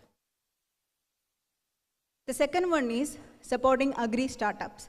So the last presentation, sir was talking about startups. Like there are technologies everywhere. We are using artificial intelligence, data science. But when we come to agriculture sector, using these technologies, it's very limited. Like it is not reaching the farmers. Maybe the large farmers, planters are using maybe some kind of apps and all. But there are ideas, but it is not targeting the farmers. So what we are trying to do in KERA project is, we are trying to have a problem scouting across state, that what are the solutions we need from startups. Like sometimes they may say like, we need a handy soil moisture apparatus, or maybe a tapping machine in rubber, or a NERA tapping machine which is fully closed so that no fermentation can be done. So that kind of, in different technologies can come based on the problems which is faced by the farmers in the field. So we are having a problem scouting. We will having a 10 to 15 challenges which are facing by Kerala agricultural system. And we are inviting proposal from startups across the globe. We don't have any physical barriers here. Like the startup should be from Kerala, it should be from India, not like that. It is like anybody, those who have the solution for this problem can come. Maybe in Thailand or Vietnam, they are facing the same kind of problem. And they have solution for that, but maybe the adaptation of that technology may be different in Kerala. So we can just adopt it and adapt it here. How we can refine the technology. So for that, the existing 150 startup we are planning to fund around 25 lakhs per startup based on their need. Maybe some needs a protocol development, somebody needs a scale up, some need, incubation or mentorship. So whatever they need, according to their need, we are going to fund. But this component will be implemented by Kerala Startup Mission. So that is also a beauty of this project. Like we are not implementing everything. Agriculture department is not going to implement all the components. The department is implementing only the agriculture component. All other components will be done by the experts. So Kerala Startup Mission will be, as you all know, one of the best institution in incubating the startups. So they will be doing this. We are funding them. But we have to get the solutions. The third one is support food park establishment. This is also a industry related component. Like we are going to attract the players so that they can come and invest in our land. We are giving some land for a better premium price so that they can come and take based on lease agreement, they can do their processing centers here so that it will add some GDP in Kerala's agro ecosystem. So the allotted amount for all these three components together is 8.9 crores.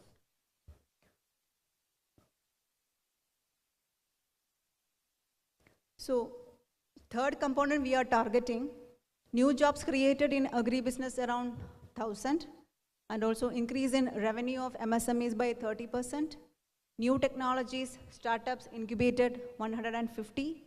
AgriPass established, what we are proposing now is 5, including large and mini, whatever is necessary according to the players. Then MSMEs supported 250.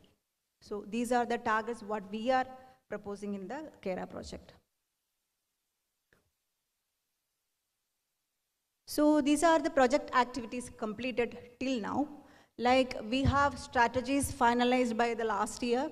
All the project strategies and interventions were defined, and we were detailing all these years, like what all are the subcomponents should come under each component. Then the cabinet approval received from Kerala State Cabinet. Then funding arrangements for the project were confirmed. Successful negotiation with the Department of Economic Affairs, because it's an external fund, so it has to come through DEA.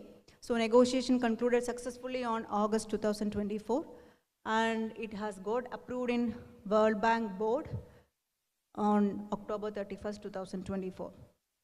So we are going to sign the project, maybe possibly by 2025 January, and we are planning to kick off the project by March. So these are the key departments. I told you different departments are going to go hand in hand, then only this project will work. So the key departments are Department of Agriculture, Department of Industries, Kerala Startup Mission, and KINFRA, Kerala Industrial Infrastructure Development Corporations. So who will be looking after the park-related, infrastructure related works. Then supporting agencies are International Rice Research Institute, CWRDM, Irrigation Department, and Kerala Agriculture University for the low emission paddy and climate resilient components, and also commodity boards along with the plantation, Directorate of Plantation in the second component, like tree crop rejuvenation. So these are the 5-year allocation. Like we don't have that much amount allocated in this year because we are just going to start the project. So from the year 2 onwards, it is equally splitted up, and at 2029, we are planning to complete the project. Total layout of 203.65 crores with 70-30 share. Thank you.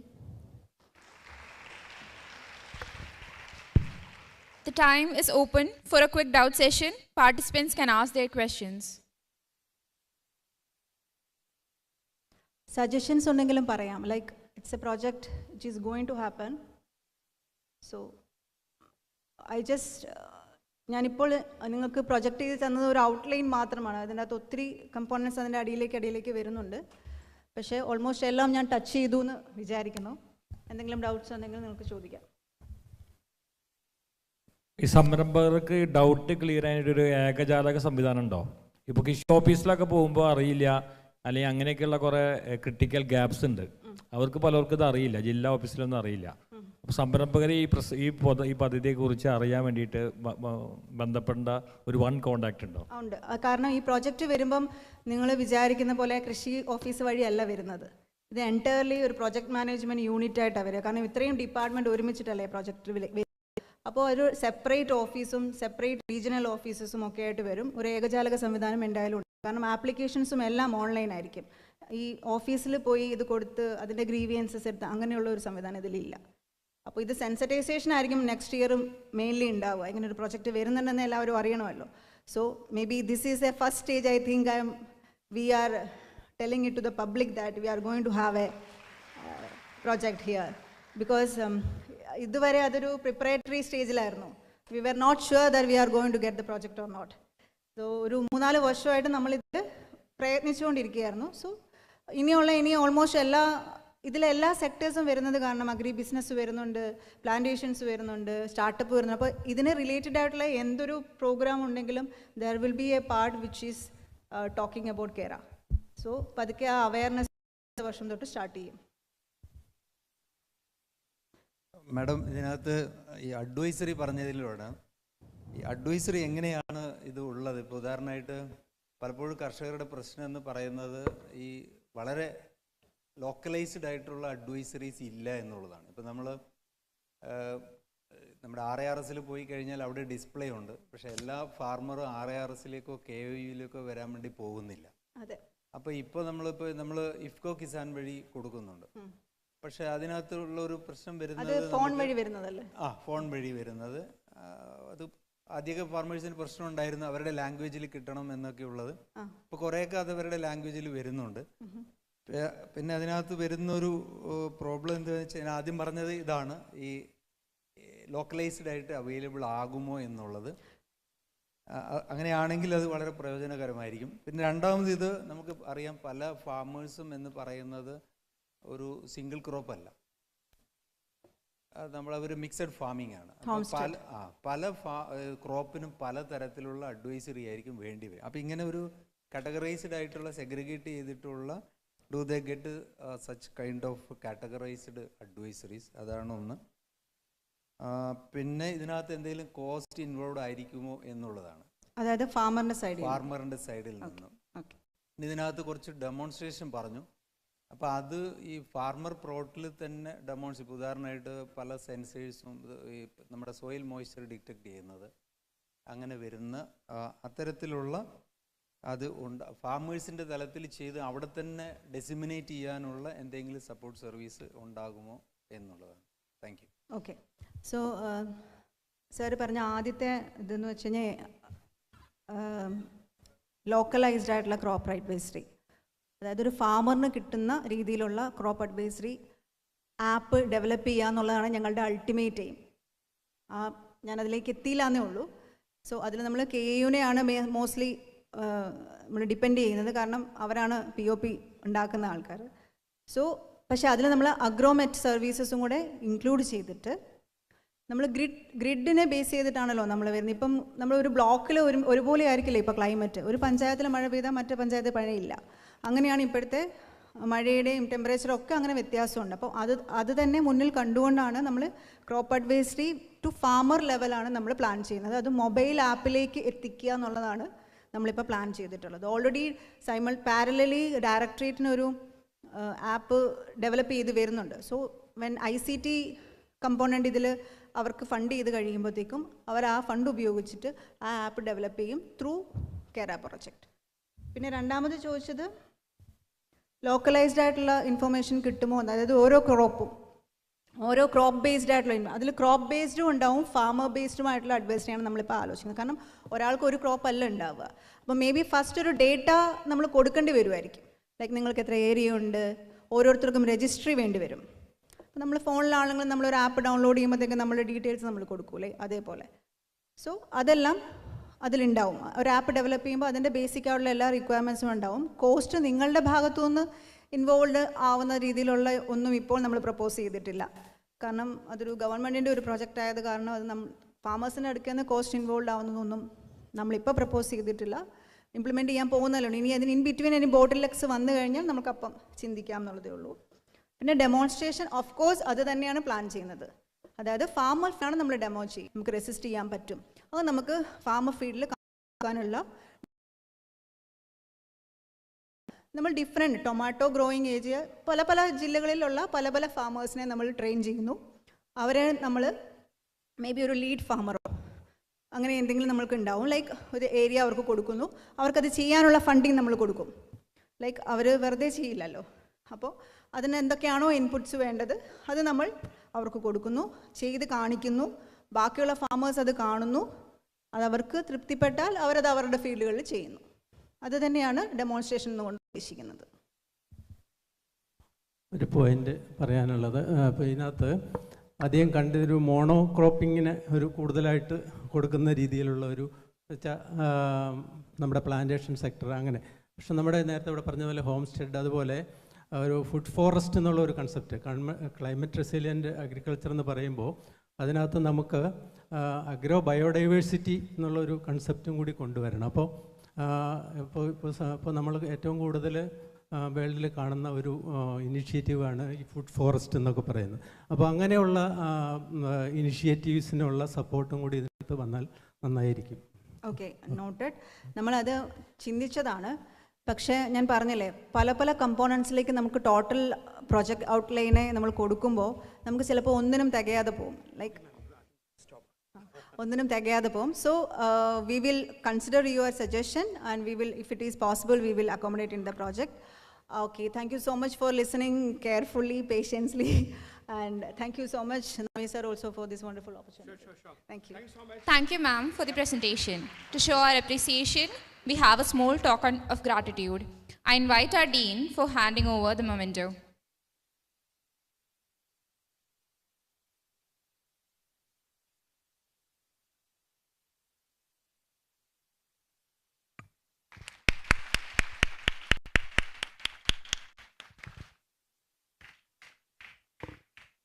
Due to the time constraints, I kindly request the respected resource person to concise the presentation to 20 minutes, followed by a 5-minute discussion.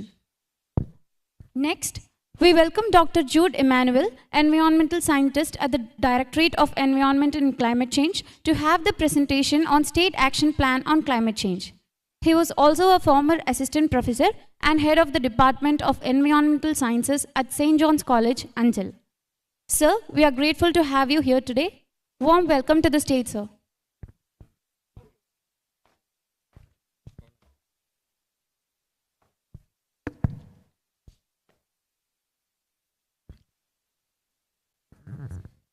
Now, I warmly invite Sri Ankit Gupta, consultant, GIST expert and technical support unit and project manager in the Department of Climate Action and Sustainability at the head office, NABARD. We are honored to have you with us and eagerly looking forward to your presentation on green taxonomy of NABARD. We welcome you, sir, onto the stage.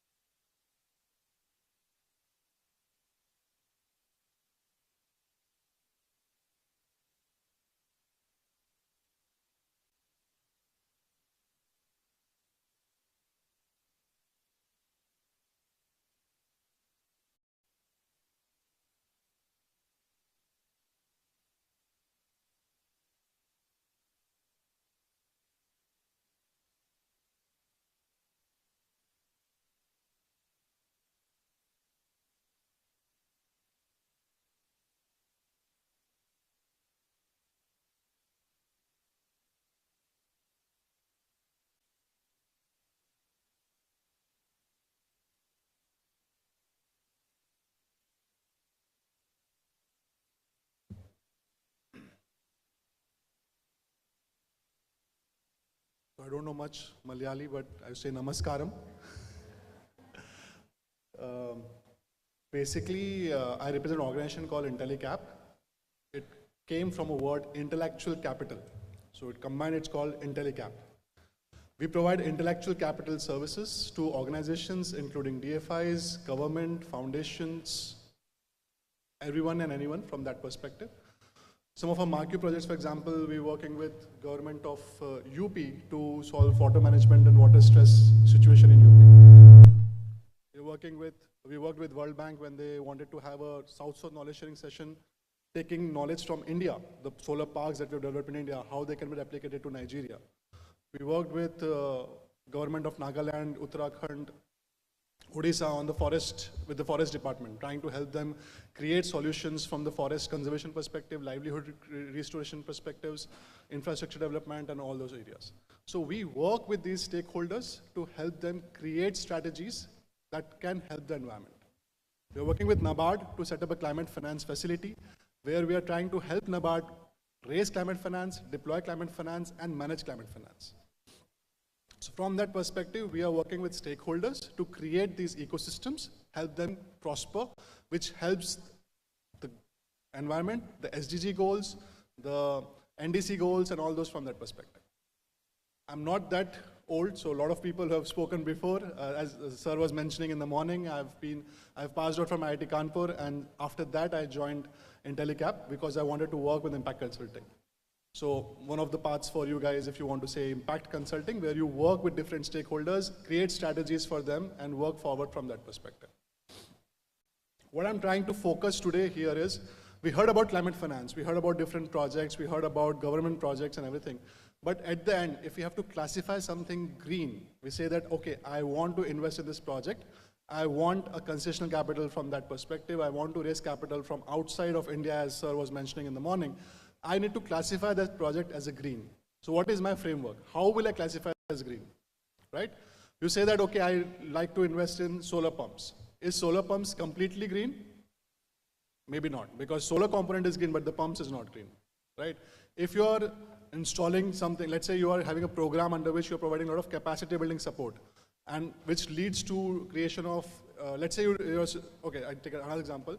Let's say we are talking about electric vehicles, and the project which needs to be funded, having electric vehicle component and also an IT management system to be developed with that, a software management system to be accompanied with that EV. The EV will maybe green, but the IT management system will not be green. So if you're investing 2 lakh rupees, 1 lakh of IT system and 1 lakh for EV, that 1 lakh will not be considered as green. So like that, we need to ensure to understand what is green, what is not green, and going forward, a lot of the RFIs, all the RFIs, all the institutions need to start thinking that, am I investing in green resources? Am I contributing to my environment by investing in green resources? And NGOs, private sector, even the future generation, when you are going to take loan from institutions or capital from institutions, you need to think that, am I taking loan from green projects? Am I doing something which is environment friendly? Am I asking loan for environment friendly initiatives? Because you will also need to think about your future generations, right? So what am I doing? Am I really thinking about environment? Am I really asking for loan from a green initiatives perspective? Am I actually giving loan from a green initiatives perspective? So we all need to talk in the common language. We all need to think from that perspective. And that's where green taxonomy is important.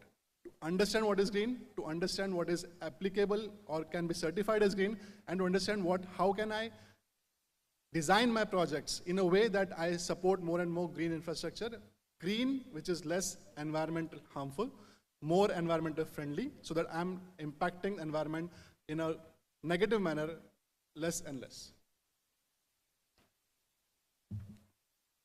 So I think I'll just explain what is green. Basically, we need to define what is green. Green taxonomy helps you define what is green, that is aligned to reduce greenhouse gas emissions, biodiversity, resource efficiency from that perspective. We are not impacting the environment in a negative manner, right? Why it is needed? Because we all can speak the common language, we all can have, it will be facilitated by regulation. Sooner or later, regulation will come that we can only invest in green assets, right? We're not saying that livelihood is not important. We're not saying that agriculture is not important or any other sector is not important from that perspective. But can we identify the areas where we can actually make these sectors viable from a green perspective, less environment harmful perspective? We need to impact, everybody need to start reporting their impact on how they are supporting the environment from that perspective, and we need to have enhanced risk assessments from that perspective. So it will help organizations, both through FIs and private sector and NGOs and the government, from the perspective of prioritizing the investments in low carbon environment friendly projects, facilitate informed decision making. So we keep hearing that net zero targets, right? What is net zero? I'm not emitting the carbon in the environment, right? And I'm not, my contribution is balancing. So if I'm negative, emitting something, I'm also avoiding to the same extent to ensure that my net zero contribution to the environment in terms of carbon is zero. So India has taken a target of net zero by 2070. India has taken a target of net zero by 2070. It is percolating down to all the sectors, all the stakeholders, all the players. So everybody needs to think about, how am I going to be net zero? How NABARD is going to be net zero, how MFIs need to be net zero, how RRB is going to be net zero, how private sector needs to be net zero. So it contributes to that. But to think about climate, we will mobilize climate finance. As sir was saying in the morning, right? We need to take, if we need to get capital from outside, they will also start asking questions. Where are you going to invest? Is it going to be invested in climate friendly projects? how and where and why. So we need to answer all of these questions, and the green tagging, the green taxonomy will help you from that perspective. So how we develop a green taxonomy? We need to understand there are global standards, global practices. We all need to understand from that perspective that what are these practices currently outlined in the market? What are they prescribing? What are they saying in terms of green and non-green? We need to have tailored those taxonomies from your own perspective. So am I a financial institution? The taxonomy needs to have a different goal for myself as compared to a private sector, as compared to an NGO. So we need to tailor and customize those green taxonomy from that perspective. Get it policy framework by the board, because all of us, it needs to start from the top. It needs to percolate from the top. It cannot be like that I suddenly decide I want to be net zero and I start implementing some methodologies without getting support from the board and the decision makers in the organization. So we need to have that. We need to realize this policy and support the institutions through capacity building. We need to do capacity building of stakeholders to actually start implementing the green taxonomy in its true sense. So what is it, right? You need to define the sectors from the financial institution perspective. Let's say if I take an example, we need to define the sectors where I will invest, the subsectors where I will invest, the activities in which I will invest. I have to have data requirements to prove that where I am investing is green. I need to have rules of proceeds in terms of actually demonstrating that, okay, when these activities, this data is proving that whatever I'm investing in is going towards green. And then obviously work with institutions to get more and more information on a periodic basis to ensure that it's not greenwashing. It's not something, it's going somewhere which is not green. We have to ensure that it is going to the green with data, proof of data, flow of finance, flow of information from that, where the finance has been utilized, all of that from that perspective. So I'll just take one example. You have to start thinking about, is the sector, broader sector, green? Like renewable energy, we all know it's green. Within renewable energy, we need to say, is it something where the subsector is green? Solar energy, yes, it's green. Within solar energy, does the subsector criteria is qualified? Yes. No, we need to say that it's not. If it is, we need to look at activities. Is activity also going to be green? Am I doing, like I gave an example of EVs, right? Am I doing an IT management system or actually doing EV manufacturing? If I'm doing EV manufacturing, it may be green, but IT manufacturing, no, right? From that perspective, we need to trace it to the last activity for which I'm giving the money. If NABARD is giving money for capacity building and initiatives, maybe it's not considered as green. But those activities might be important to have certain implementations, otherwise the activities will not get implemented. So we have to define it to the last core. What are the activities for which I'm giving the money, and what are the activities for which I can classify it as green versus non-green? So NABARD's green taxonomy has 7 sectors: renewable energy, energy efficiency, agriculture, forestry, water, clean transport, and waste management. Right. These sectors where NABARD will give money, NABARD will have a scrutiny in terms of what are the subsectors, what are the end activities under which the proposals will be coming from private sector, from NGOs, from the future generations. And within that, we define each of the subsectors, right? Solar, wind, hydro for renewable, forestry, forest development, sustainable forest management, from the perspective of water, water source development, flood defense, desalination, all of these have been classified as green. So if you have projects under this, NABARD would like to explore those projects and see if we can start giving the loans to these projects under green taxonomy. I can go with further one example. For example, renewable energy, solar energy is green. In terms of activities, water pumps, cold storages, lighting, water heaters, cook stoves, all of them have been defined as green. We need to define that what is the actual use for which you are asking for capital. Is it a purchase? Is it installation? Is it maintenance? What exactly you're asking the capital for? We need to define that to that level. We need to have traceability. So you need to, when you're submitting application, you need to think about that, okay, what is my data requirement? I need to have a baseline that, okay, before installing this, I was using diesel pump. From diesel, I was emitting X amount of carbon dioxide. When I now install solar pump, I will reduce this amount of GHG emissions. This is the energy that I will produce from solar energy. So all those data points need to be captured, need to be evaluated, need to be provided before you start giving applications. So far, We understand that a lot of these data points are not available, not been captured when you start giving applications, but sooner or later we also start asking from the DPR's perspective itself, in the DPRs itself, that do we have baseline data? Are we tracking it from the green perspective? What is the actual green component? What do we really want to measure, and how do we really measure that, okay, the project that you have submitted is green or non-green, right? And then obviously there are thresholds, there are mechanisms to actually go to the last level where we are asking for a lot more data on a periodic basis to understand actual flow of capital, actual repayment scenarios, and actual project design from that perspective. I think this is more on terms of once you define the criteria, you need to start having verification and you start having reporting mechanisms, which I just mentioned, right? So you define the criteria, you have verification on green tagging mechanisms at how you will verify, and then you will have reporting mechanisms for stakeholders that, okay, this is how now you will start reporting from the green perspective.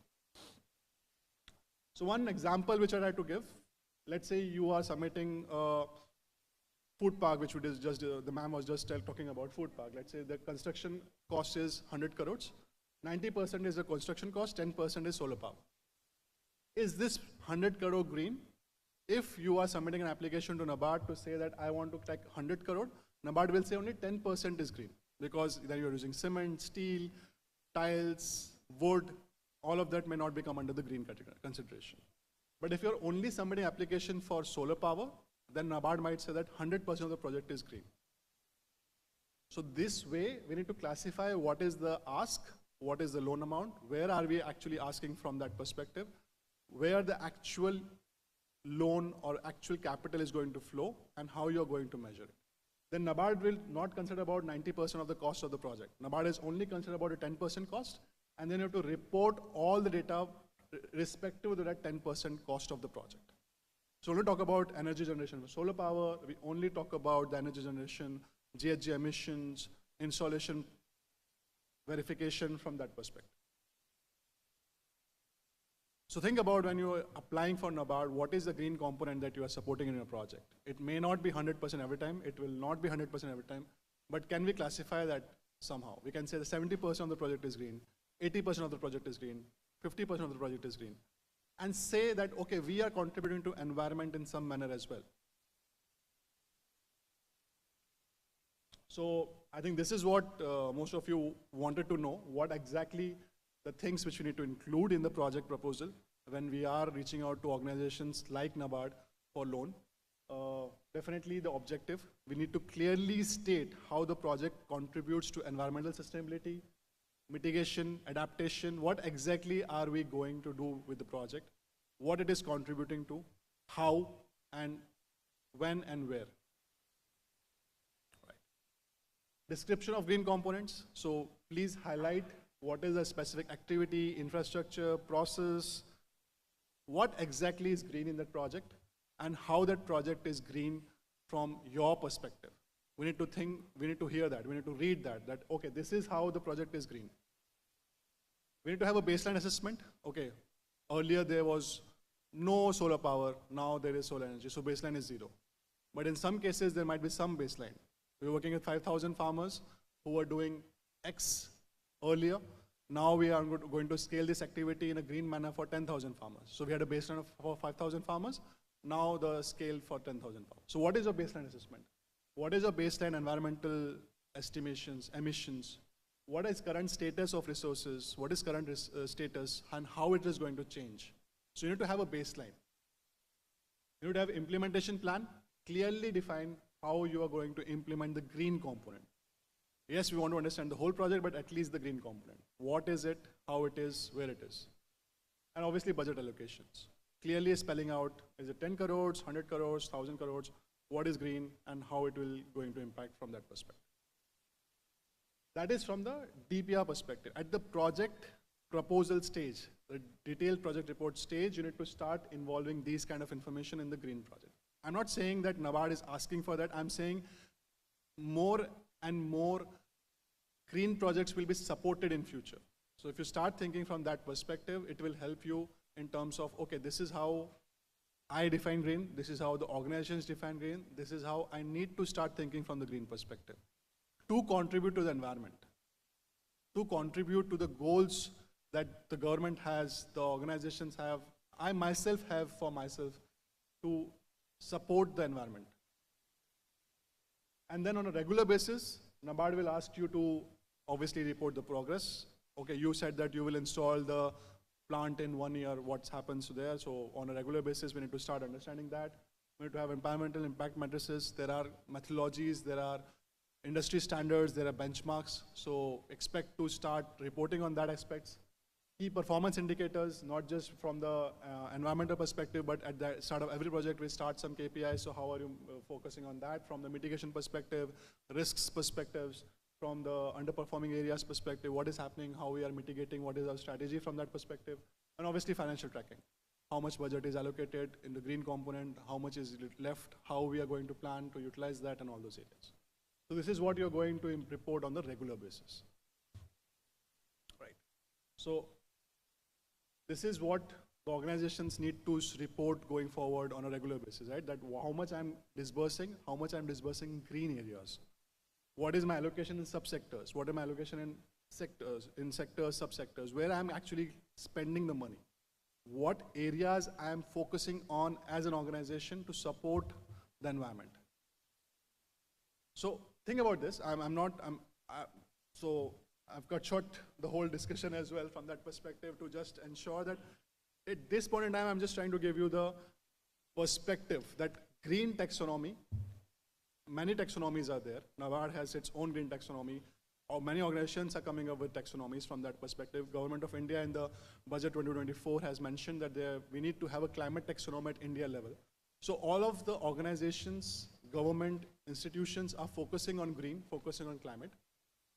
We as capital seeker, we as capital providers, and we as future generations need to think about how we define as green, how we think about we need to have a green understanding that what is green, what will not qualify as green, where we need to start having interventions to support the environment.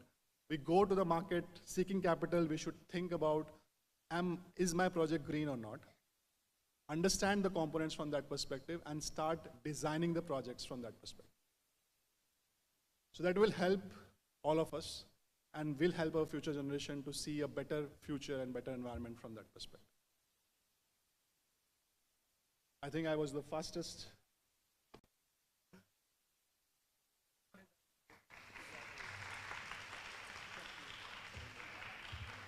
Couple of questions.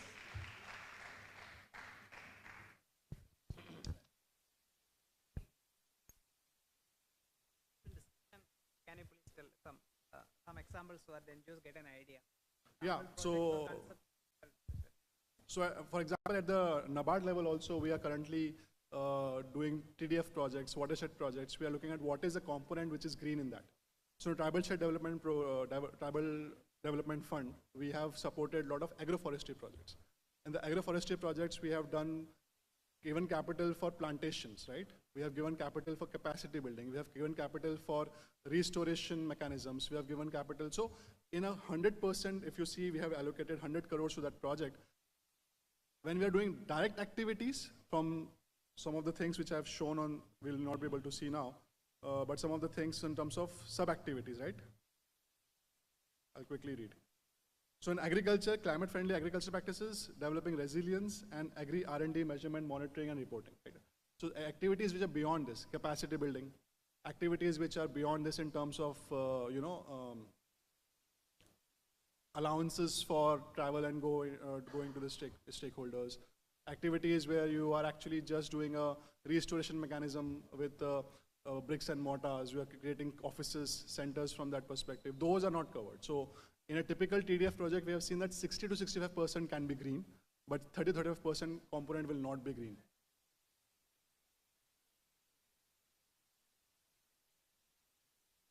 So many concepts would be you would be discussing with state governments, private firms, such few examples. So that. Yes, so what we are saying that, for example, we are discussing on a bio-CNG, right, CBG plants. We are saying that now we are talking about CBG, which is produced from biomass, is used to run the vehicles. Can we support the plants from that perspective? We are supporting EVs. Now, EVs not for the urban areas, but let's say EVs from the electric trucks perspective, e-buses perspective, which are actually helping rural people also to travel to the cities with the use of e-buses from that perspective. Are we looking at those projects? We're looking at solarization of agri-feeders. So agriculture has a feeder. Now we are talking about solarization of those agri-feeders, where we are thinking about, can we enable capital for solarization, construction of solar plants, which will directly supply to agri-feeders in that region, which reduce the transmission and distribution losses. So those kind of projects, which are actually in a true sense where we can relate to this. Like renewable energy directly comes to mind is green. Agriculture, a lot of activities are green, right? Forestry, energy efficiency, where we are actually reducing the emissions and avoiding the emissions are green. But we need to start thinking from a perspective, activity level, there might be some components which will not classify as green. Right? For example, as an example of EVs, right? If you are doing IT system development to support your EV, that will not be green. If you are supporting a factory where the panels are, manufactured, may not be green, because in the panels you need steel and wires and all those perspectives, right? So those kind of considerations we need to think about.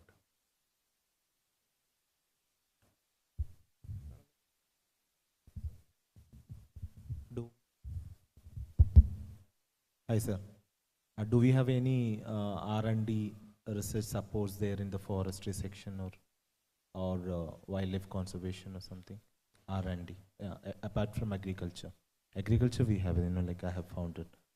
Yes. So in sustainable forest management practices, you definitely need to have some R&D to ensure that what are the sustainable forest management practices. Also from the perspective of understanding what is the mechanism in what forest development. So we also have a component of forest development. In the forest development, you will install, you will have trees and construction of those forests. But it depends on, if the R&D component is like 50% of the project, we need to think about that, we cannot classify as green. We are not saying that we will not support it, but we may not classify it under green type. But let's say your R&D support is 5%, and then the whole of the project implementation is 95%, maybe we can consider the whole of the project as green. Thank you, sir.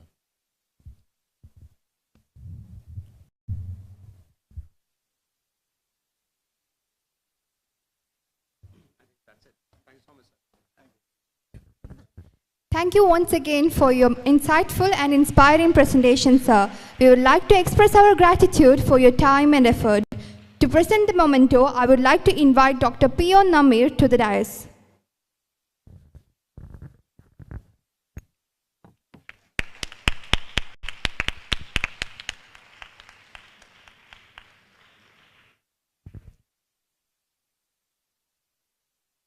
Next, we are moving on to the final presentation.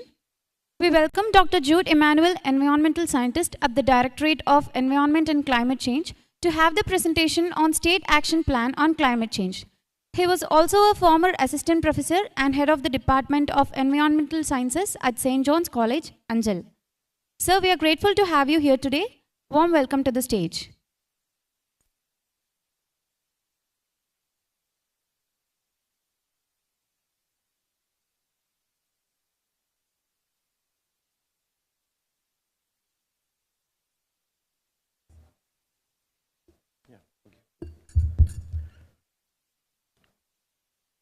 Good evening. Good evening, all of you. Actually, 2 മണിയാകുമ്പോൾ പോകണമെന്നും പറഞ്ഞ് വന്നതാണ് ഞാൻ. Anyway, the invitation is to present about the SAPCC, State Action Plan on Climate Change. I'm sure that almost all of you have been seen the State Action Plan on Climate Change, which was published, which was approved by the State Cabinet in 2022 and approved by the Ministry, Central Government in 2004, on February 2024. So I'm not saying this is a Bible for climate change.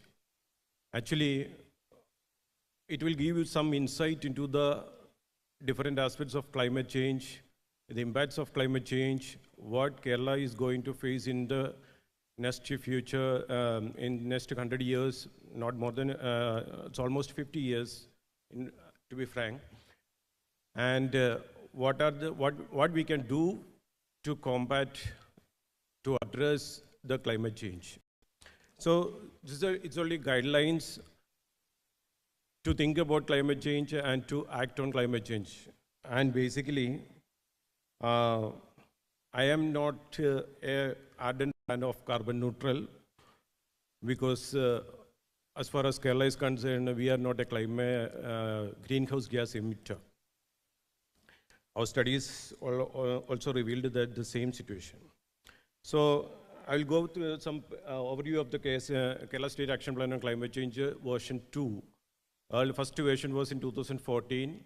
After that, some rigorous, almost 2.5 years exercise we conducted with almost 92 departments, almost 200 people who have worked for this, for the preparation of SAPCC. It has almost the chapter-wise. It's the first two chapters is introduction and about the state profile, and then the climate profile of the state for the next 50 years, and then it will go to discuss about the vulnerability and impacts assessment, then about the strategies for climate mitigation strategies, and then adaptation strategies, and financing of SAPCC. Definitely, it's a very economically that we have to find out a lot to do anything for climate change in Kerala. And institutional mechanisms and monitoring and evaluation. It outlines the major initiatives and strategies that reflect the commitments of the Government of India as well as the state government to India, and the proposed actions to tackle the vulnerabilities and impacts of climate change. From 2018 onwards, we are seeing different aspects, different impacts of climate change throughout in Kerala, whether in the form of landslides or floods or whatever may be. We can even droughts also. We are witnessing so many impacts of climate change or the climate change induced disasters throughout the state in different districts also. And it will include a sustainable, climate resilient, low carbon development pathways. Always the state government have a vision to make the state as a carbon neutral by 2050. We are also planning on that, and then carbon neutral pathways is also means the pathway is the Directorate of Environment and Climate Change is preparing the pathway for carbon neutral. We already had the estimation of carbon greenhouse gas emissions of the state, and now it's under preparation almost within one or 2 months, most probably by April or March next year, 2025, the carbon neutral pathway will also be published by the state government. And what about what is new in the State Action Plan on Climate Change? It's a major, first one is it used improved climate model projections using CME-5 Codex Ensemble models. It's a reference material for the students as well, because it will elaborately mention about the climate models, different climate models throughout the world, developed by different institutions that we are using throughout the world. And there is an assessment of impacts of climate change on the forest sector using dynamic global vegetation model developed by Sweden Institute, and strategies and monitoring mechanisms, adoption of risk framework for the IPCC 2014, and policy stock taking. The approach was, there was a common framework devised by MOICC. They shared with us for the preparation of the SAPCC. And there was I already mentioned that there was a core group of 220 nodal officers from 91 stakeholder departments. And there were so many consultation meetings. After that, we prepared the State Action Plan on Climate Change. This is the third chapter about the climate profile. The coordinator regional, about the climate profile, before we developing any strategies for climate change or mitigation, we got to find out how the climate change is going to affect Kerala.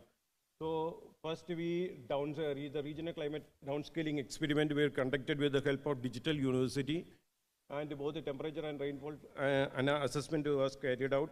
After that, the result was the temperature is projected to increase in all districts in both the case of RCP and RCP 4.5 and 8.5. And the temperature is going to increase from 1 degree to 1.5 degree. So the rainfall variability increases in almost all the day. Rainfall variability is increasing on most of the districts during pre-monsoon and post-monsoon season. So that we are already witnessing right now. We are witnessing right now from that rainfall is increasing from and shifting from June, July to August to September and October. So there was a gradual shift from in the rainfall pattern, and we are witnessing that pattern. And heavy and very heavy rainfall and extremely heavy rainfall events are projected to increase in many of the districts. This is the graph on the left side is showing is the winter maximum, summer maximum and winter minimum temperature, and the summer maximum and winter minimum temperature. The graph means the picture itself depicts that the temperature is going, especially in the Western Ghats region, in the our eastern region, in eastern districts. And about the rainfall, here it is only extremely heavy rainfall. So many other parameters also there. Means heavy rainfall is there also there. The rainfall is going to increase in the northern districts, especially Kannur, Kasaragod, and northern districts in the both cases, RCP 4.5 and RCP 8.5. Extremely heavy rainfall is going to increase in such districts. And about the subsistence, this is the most important chapter because we have to find out the vulnerability of the state, of each district before finalizing any strategies. So this is an IPCC model. It describes about the vulnerability, and there is a risk also. Risk factor, means the climate change risk means it includes vulnerability, exposure, and hazards. Here in the SABCC, we only concerned about vulnerability because hazards and exposure is a risk factor, means it will leads to the risk. We are not, right now we are not bothered about the vulnerability. We are not bothered about the risk factor. We are bothered about the vulnerability factor only. That means how much is our propensity, how much is our inherent tendency to become vulnerable when we exposed to a hazard. So anyway, we are going to expose to the impacts of climate change. So we have to find out the inherent tendency of our systems, our stakeholder departments, our data. So we find, and also together, in addition to the state district level vulnerability analysis, there is a sector level vulnerability analysis were also carried out for agriculture, livestock, coastal fisheries, forest and biodiversity, water resources, health and tourism. These 7 sectors were also selected because these are the basic backbone of our state. So we considered this sectoral vulnerability also. And we conducted the vulnerability analysis for all the 9 sectors also. You can refer the SABCC from page in the last annexures to pages. You can see the from 159 or 160 PDF in the PDF file. The page from page number 160 onwards, the sector level vulnerability analysis is mentioned about. And for the vulnerability assessment, 17 indicators were there. We shortlisted 17 indicators. These are the 17 indicators. Out of these 17 indicators, 9 indicators were sensitivity based. That means when the value of these indicators increases, the vulnerability is also increases. And 8 are adaptive capacity indicators. These 8 adaptive capacity indicators means these when the value of these indicators are increasing, vulnerability is decreasing. So it's almost these 9 and these 17 indicators were selected based on combined discussion with all the stakeholder departments as well as some statistical analysis also. And the result was we have got only 3 low vulnerable districts are Pathanamthitta, Ernakulam and Thrissur. Rest of the and 3 medium, Kottayam and Thiruvananthapuram are medium, and the rest of all the districts are vulnerable to climate change, highly vulnerable to climate change. And after that analysis, we adopted 2-pronged strategies for climate change. One is mitigation as well as adaptation. For mitigation, I already mentioned that it's not an economical thing. Means we need lot of money to do. This projection is only for the next 8 years right now. Actually, this is for till 2030. We need almost 91,000 crore rupees for any type of mitigation and adaptation strategies. So about 11 mitigation interventions across 5 sectors we are identified that cost around 52,238 crores. That will cover reduced emissions from forest land use, buildings, cities and industrial appliances, energy generation access and transport. And the second one is adaptation strategies, and 51 adaptation projects and 246 actions across 6 key sectors and prioritized interventions were also envisaged in this SAPCC. And after that we did the GGG inventory of greenhouse gas inventory of the Kerala state to standardize the methodology, as well as we have to know about where do we have to do some mitigation actions. So as per our data, almost more or less remained stable over the period of from 2005 to 2021. And this is mainly because the highest peak in gross emission peaked in 2024 to 24.53 million ton carbon dioxide equivalent, and which was reduced to 21.86. So this is because of COVID only, because our data 19-20-21 data was comparatively less emission intensity. And after that, probably now the emission may be around 24.53 metric ton. Anyway, the directorate is also preparing a dynamic platform for the GGG inventory also. And you can witness the GGG inventory for the state and for district based also. And the per capita emissions is only 0.41 tons of carbon dioxide equivalent per person, while that of India is 2.46, and emission intensity is reduced to 83%, and the key emitter is transport sector. So the carbon sequestration is almost to 10 million ton. So this graph explains the key emission of our greenhouse gases is transport sector, followed by residential energy and industrial energy. The agriculture sector is only 1.18%, which is very less compared to any other sectors. So our mitigation actions mainly concentrated on power, transport sector, power sector, and other solid waste management sectors. It should concentrate on that sectors. And this is a state action plan for mitigation. About the sectoral projection is for 2023 to 30. Strategy sets and targets for 2030. And mitigation potential for 2030 for major strategies were envisaged. And the sectors considered were power, transport, buildings, industry, and agriculture. And for power sector, we envisaged in the next, by 2030, around the renewable energy installed capacity should be around 3.46 gigawatt. And the transmission distribution loss should be reduced by 8.8%, and improve energy efficiency of thermal power plants. We have only one, and within 7.5%. And we have similarly we have targets for EV transport sector. EV target is 3 lakhs, 1 lakh auto, 3 lakh two-wheelers, 1 lakh autos, 75,000 cars, and 3,000 buses. Similarly, industry sector is also, we don't have much industries anyway, and improving energy efficiency of industries, including non-PAT industries like FAT, BPCL, Kochi, and all those areas.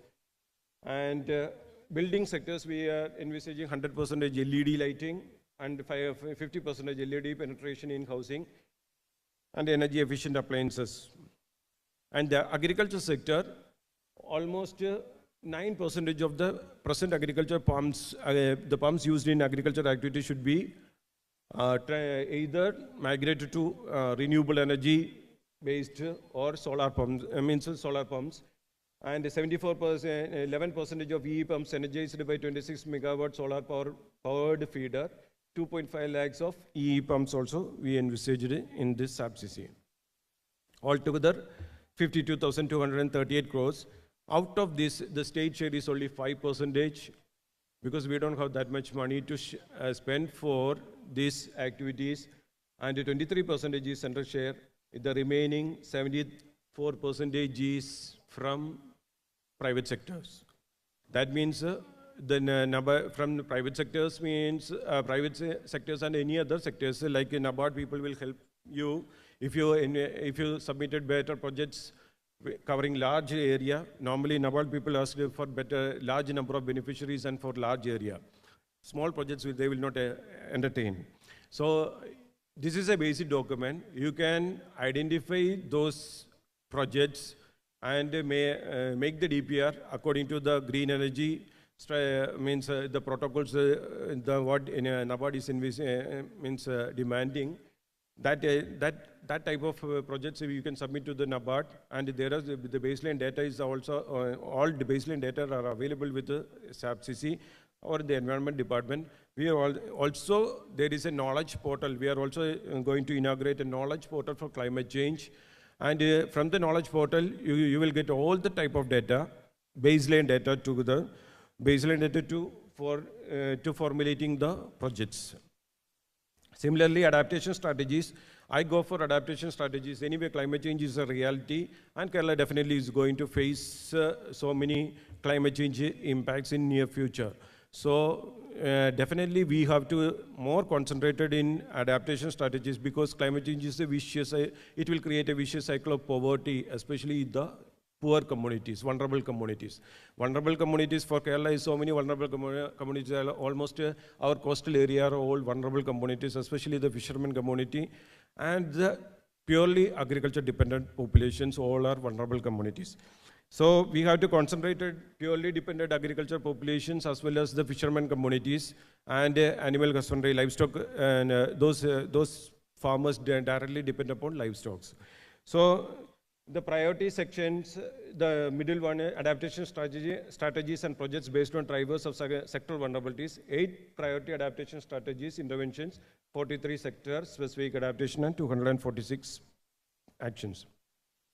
For the agriculture, these are some of the proposed adaptation strategies to enhance the agriculture productivity, promotion of integrated and collective farming, improving storage and infrastructure, strengthening agriculture credit societies, crop insurance schemes, increasing coverage of Krishi Bhavans, number of markets, almost 4,086 crores for next 8 years, from 2023 to 2030. And some other studies are also there. Means crop suitability assessment and productivity zoning, mapping of least productive farmlands, periodic updating. So many activities are there. For livestock, similar, 1,281 crore for next 8 years. There are research studies are there, improving a microclimate in cattle sheds for alleviating heat stress, establishment of fodder banks, and provisioning of subsidized fodder to marginalized farmers. And so many activities are there. And coastal fisheries, fish stock enhancement management, fish hatcheries, fish seed productions, energy efficiency for the boats, and and forest and biodiversity. So proposed strategies are there. Health, similarly, and last one was water. And these are the priority interventions what we are envisaged and for the state altogether, because one department or agriculture, it's multiple stakeholder department contribution is needed in these cases. Land use planning and zoning, sustainable shore protection and stabilization, rehabilitation and resettlement of vulnerable communities, sustainable drainage systems for better flood management, integrated coastal zone management plan, climate change monitoring and database management mechanism, climate responsive local governance, climate education and awareness. So altogether it is 12,420 crore rupees is needed for 8 years. So these are the primary adaptation strategies. I will show you. This is a chapter of adaptation strategies for agriculture. So in this column, you can see that the vulnerable districts for agriculture sector. For agriculture sector, the most vulnerable district is Palakkad, Wayanad, Kasaragod, Idukki, Kozhikode, Malappuram, Kottayam, Kannur and Thiruvananthapuram. And the least one is Alappuzha. We are also wonder, agriculture department and so many people have not agreed with this, but the data shows that Alappuzha is the least one because the directly dependent population on agriculture, out of the total population, those who are directly dependent upon agriculture for their livelihood is very, very less in Alappuzha. Only 4-point-something percentage. At the same time, Palakkad and Idukki it is 22. At the same time, Palakkad is almost 14. So these are the factors shows that. And one more thing is the soil health card distribution, crop insurance. All these activities are very less in Palakkad, Idukki, Wayanad districts. So your concentration should be in those districts. This is Palakkad, Wayanad and Kasaragod districts, especially Palakkad, Wayanad, Kasaragod and Idukki districts. Because those districts, they don't have any basic infrastructure. Even one of our data, I'll show you the data indicators that we used for assessment. This is the indicators what we are used. A percentage of population dependent on agriculture. Directly, it's a sensitivity indicator. So variation in food grain crop yield in the last 5 years. Percentage, that means variation. If there is more variation in the food grain, means there is no sustainable livelihood sources is there. So it's a sensitivity indicator. So a number of Krishi Bhavans per 100 hectare.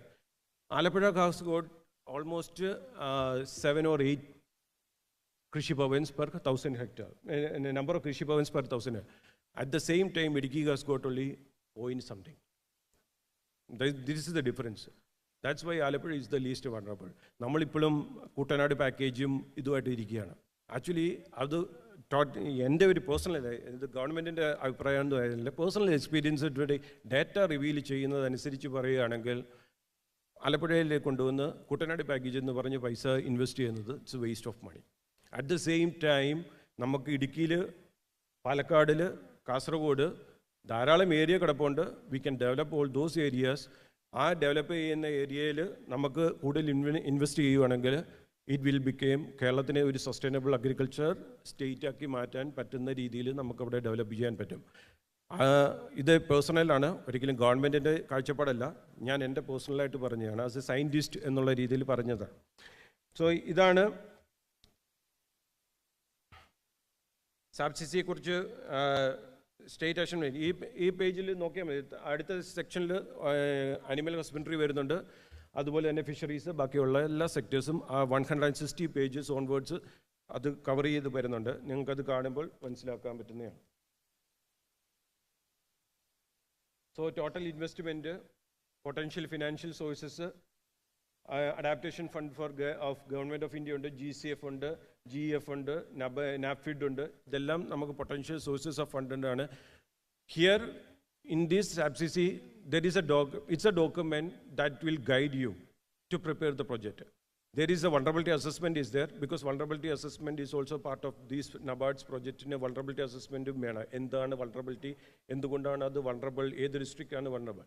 So state action plan on climate change is a authenticate document approved by the state cabinet, and state government approved document പറയുന്ന അതിനപ്പുറത്തോട്ട് പിന്നെ വേറെ ചോദ്യമില്ല. അപ്പം അത് പറഞ്ഞാൽ ആ സ്റ്റേറ്റിൽ നിങ്ങളൊരു project ഒരു പർട്ടിക്കുലർ ഡിസ്ട്രിക്റ്റിൽ പറയുകയാണെങ്കിൽ ദാറ്റ് മീൻസ് അത് വണ്ടറബിൾ ഇതാണ്. As per SABCC it's a vulnerable district means it's a vulnerable district ആണ്.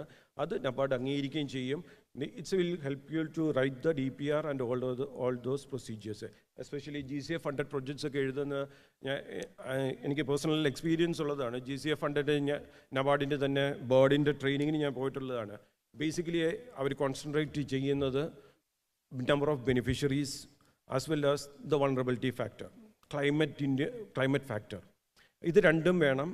And the area of coverage most vast ആയിട്ടുള്ള അല്ലെങ്കിൽ ചെറിയ ഏരിയ കവറേജ് എന്ന് വരുമ്പോൾ തന്നെ അവർ കൂടുതൽ ഇൻട്രസ്റ്റ് കാണിക്കുന്നില്ല. പക്ഷേ വലിയ വാസ്റ്റ് ആയിട്ടുള്ള ഏരിയ കവർ ചെയ്യാണ് 1 or 2 districts. Multiple stakeholder cooperation, multiple stakeholders വേണം. സിംപ്ലി അഗ്രികൾച്ചറിൽ മാത്രം ഡിപ്പെൻഡ് ചെയ്യാതെ you can concentrated on animal husbandry, fisheries and both എല്ലാം കൂടി ചേർത്തിട്ട് കൊണ്ടുവരുവാണെങ്കിൽ, അങ്ങനെ ഒരു പ്രൊജക്റ്റ് കൊണ്ടുവരുവാണെങ്കിൽ they will definitely help. I think so. NABARD people will definitely help you to finalize those projects. That's all from my side. Thank you. Any questions from the audience?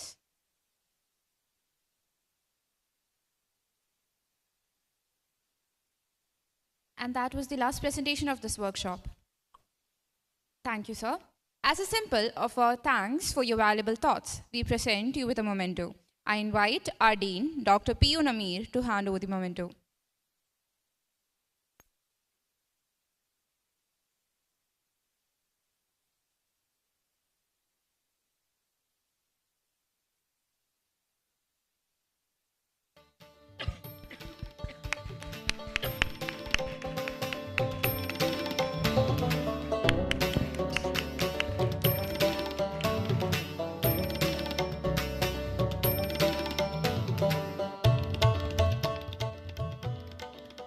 As we are nearing to the conclusion of this conclave, I cordially invite Mrs. Minu Anwar, Assistant General Manager.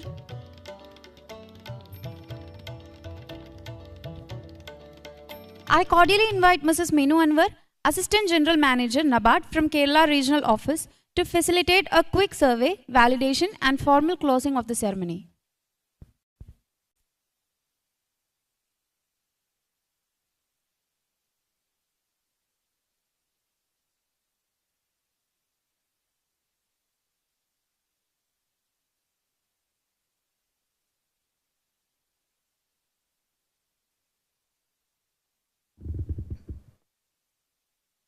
എല്ലാവർക്കും എൻ്റെ നമസ്കാരം. Very good evening to one and all.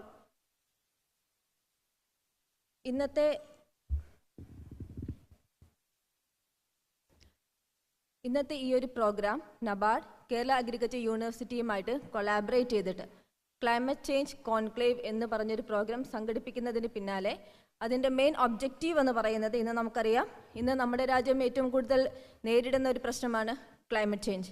അപ്പം ഈ climate change ഏറ്റവും കൂടുതൽ affect ചെയ്യുന്ന sectors ഏതൊക്കെയാണ്, സെക്ടേഴ്സിനെ ഏതെല്ലാം രീതിയിലാണ്, ഏതെല്ലാം മേഖലകളിലാണ് നമ്മുടെ ഈ കാലാവസ്ഥ വ്യതിയാനം അതിനെ അഫക്റ്റ് ചെയ്യുന്നത്. അത് നമ്മൾ അഗ്രികൾച്ചർ സെക്ടറിലാണെങ്കിലും നമുക്ക് അറിയാവുന്നൊരു കാര്യമാണ്.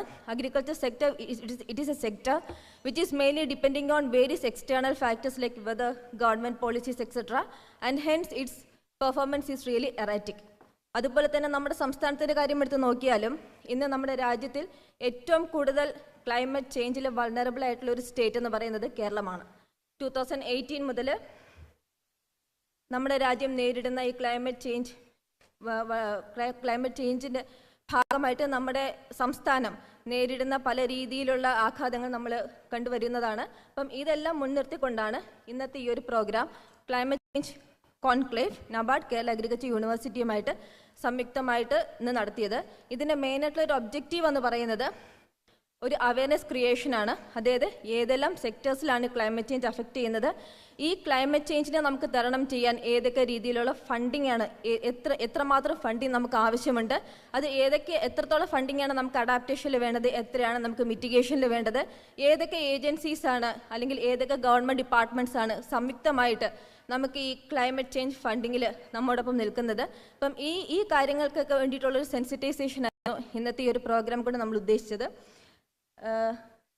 നബാർഡിൻ്റെ ഹെഡ് ഓഫീസിലെ department of climate action and സസ്റ്റൈനബിലിറ്റിയിലെ CGM ഇവിടെ നമ്മുടെ ഇനോഗ്രൽ സെഷനിൽ തന്നെ പറഞ്ഞൊരു കാര്യം, ടിൽ 2030 നമുക്കൊരു $7.5 ട്രില്യൺ ആണ് നമുക്ക് ക്ലൈമറ്റ് ഫിനാൻസിങ്ങിൽ നമുക്ക് വേണ്ടത്. അപ്പം ഈ ഒരു ഫണ്ടിങ് മീറ്റ് ചെയ്യാനായിട്ട് നബാർഡിൻ്റെ ഭാഗത്തു നിന്ന് ഏതൊക്കെ പ്രോഗ്രാംസ് ആണുള്ളത്, ഇപ്പം നമ്മുടെ ഗവൺമെൻറ് ഡിപ്പാർട്ട്മെൻ്റ് ആണെങ്കിലും നമ്മുടെ കേര പോലത്തെ പ്രോജക്റ്റ് എന്തൊക്കെ കാര്യങ്ങളാണ് ക്ലൈമറ്റ് ചേഞ്ചിൽ അവർ ചെയ്യാൻ ഉദ്ദേശിക്കുന്നത്, അതുകൊണ്ട് എന്തൊക്കെ ഔട്ട്കമാണ് അവർ ഉദ്ദേശിക്കുന്നത്, എത്രത്തോളം എംപ്ലോയ്മെൻറ്റ് ജനറേഷൻ അതിലൂടെ ഉദ്ദേശിക്കുന്നത്, ഏതൊക്കെ രീതിയിലുള്ള അഡാപ്റ്റേഷൻ ആൻഡ് മിറ്റിഗേഷൻ കാര്യങ്ങളാണ് നമുക്ക് ഇതുവരെ ചെയ്യാൻ കഴിയുന്നത്, ഇതോടൊപ്പം തന്നെ എങ്ങനെ നമ്മുടെ സംസ്ഥാനത്തിന് ഒരു ക്ലൈമറ്റ് റെസിലിയൻ സ്റ്റേറ്റാക്കി മാറ്റാം എന്നുള്ള രീതിയിലുള്ള ഡിസ്കഷൻസ് ഇന്നിവിടെ നടക്കുകയുണ്ടായി.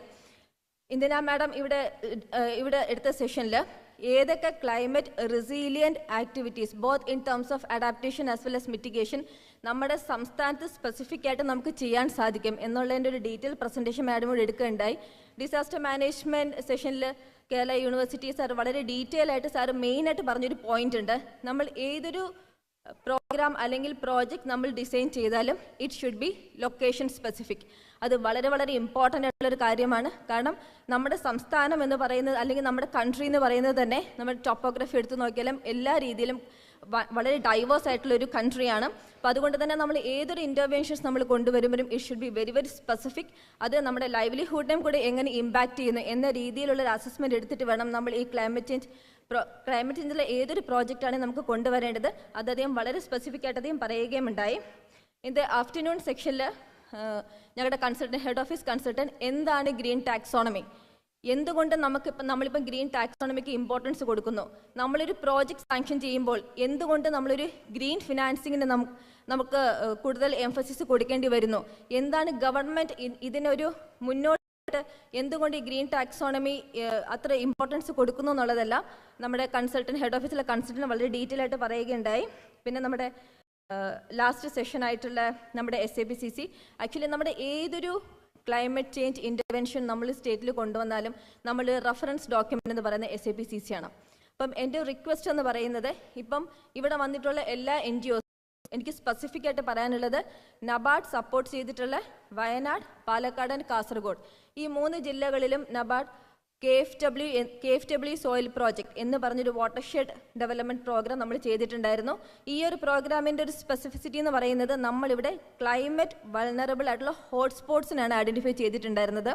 ആ ഹോട്ട്സ്പോട്ട്സിനെ ഐഡൻറ്റിഫൈ ചെയ്ത് നമ്മൾ ഒരുപാട് ഇൻ്റർവെൻഷൻസ് നമ്മൾ ഈ 3 ജില്ലകളും ചെയ്തിട്ടുണ്ട്. അപ്പം ഈ ഇൻ്റർവെൻഷൻസിനെ അതായത് NGOs നമുക്ക് ഏത് രീതിയിൽ നമുക്കിതിനൊരു ക്ലൈമറ്റ് ഗ്രീൻ ഫിനാൻസിങ് കൊണ്ടുവന്ന് അതിന് കറക്റ്റായിട്ടുള്ള അഡാപ്റ്റേഷൻ മിറ്റിഗേഷൻ സ്ട്രാറ്റജീസ് നമുക്കതിനെ ബൈഫക്കേറ്റ് ചെയ്ത് അതിനൊരു DPR മോഡലിൽ നമുക്ക് എങ്ങനെ ഒരു ബെറ്റർ ക്ലൈമറ്റ് റെസീലിയൻറ്റ് പ്രോജക്റ്റാക്കി മാറ്റാം എന്നതിൻ്റെ ഒരു അവയർനെസ് നിങ്ങൾക്ക് ഇതിലൂടെ കിട്ടിയിട്ടുണ്ടാകും.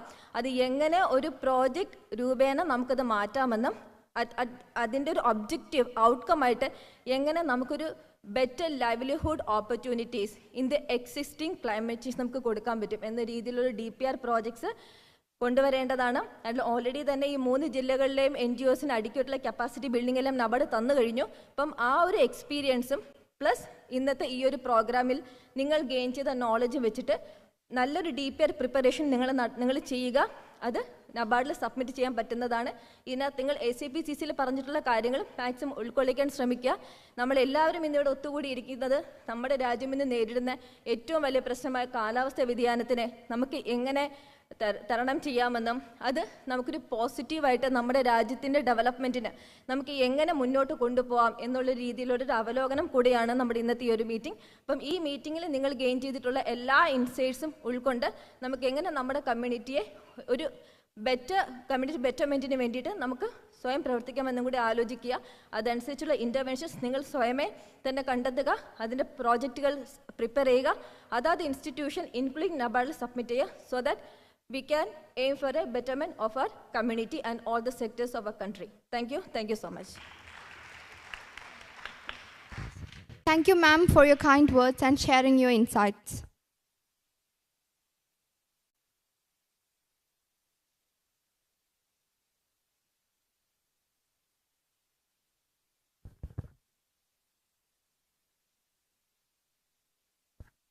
Hi, thank you. Thank you so much. It was very nice being with you. And my chairman called me twice, by the way, okay? That is, his heart belongs to Kerala. He's from Kerala. Mr. KV Shaji, he's from Kerala Agriculture University. He's from this campus. So he called me and he said, tell the students that I am from this university. And the future is bright. I mean, if a person from this university can become the chairman of NABARD, can you imagine what all is possible? You can think of joining the best in the world. World Bank, ADB, all these guys are looking for people who have got the technical skills. I mean, you guys are really special, and please don't forget that ever. And I'll only request the faculty members over here, Mr. Nameer is over here, my request is, sir, please, I'm begging you, along with their curriculum, you have to involve them in group discussions and public presentations. You have to take them out in the field. you can organize an exposure visit to our projects. I'll be also writing to the director to ensure that these children are a part of the Kerala Agriculture, Kerala SAP CC. Okay. They should be a part of that. I really believe in that. So I just, normally we were all sitting over here, we were supposed to say goodbye and leave, but I wanted to say this thing to you one last time. You guys are amazing. I did not come over here thinking, you know, I was going to meet students. I had no idea. I think Baju had got loanies from me. People who are going to ask for loans. But there's no loaning over here. There's just love and hope and optimism. Okay? So all the best to you guys. Yeah, you have to say something. Me, I am forced to sit. Anyway, എനിക്ക് വലുതായിട്ട് കാര്യം നിങ്ങൾ കാലത്ത് മുതലേ എല്ലാവരും ഇരുന്ന് പറഞ്ഞ് കേട്ട് ഇരിക്കുകയല്ലായിരുന്നു. അതുകൊണ്ട് വലുതായിട്ടൊന്നും പറയാനില്ല. Anyway, first of all, thanks for again thanking you and the team from here of the college for organizing this particular meet. Why? Because it is really interesting to listen. Because of this platform, there were other experts also they had roped in, that it has made a very interesting session. So hopefully my colleague Minu was telling that we have to do like this, you have to do like this, it will be better, it will be better. I was hearing the last part only. So അതുപോലെ തന്നെ, yeah, there is scope is there, and what my colleague from Rohila Sab was also telling about whatever the other requirements. Let us partner each other, let us help each other, let us facilitate each other to see a vibrant Kerala in the future. Thank you, thank you, thank you. Well, I don't know, how happy and excited I am to listen from, two legends, legendary figures in the NABARD, coming over here all the way from, Mumbai as well as Trivandrum to, support this program. And, more importantly, they have been so much impressed with the way in which, we have arranged everything. And, particularly, SABs were very particular about the children out there. And, yeah, and, the offer has already come for you guys. So that's just amazing. And, I will take this opportunity to thank from the bottom of my heart to the NABARD, Sanjeev Saab, as well as, Biju Saab, for their time, energy, resources, everything. Thank you so much, sir.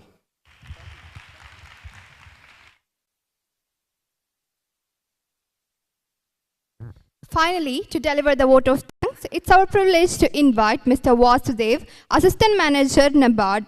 His words of appreciation will mark the end of this impactful event. Sir, the stage is yours.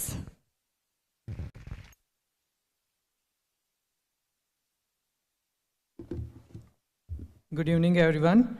As we come to the conclusion of this important climate change workshop, it's my privilege to deliver the vote of thanks.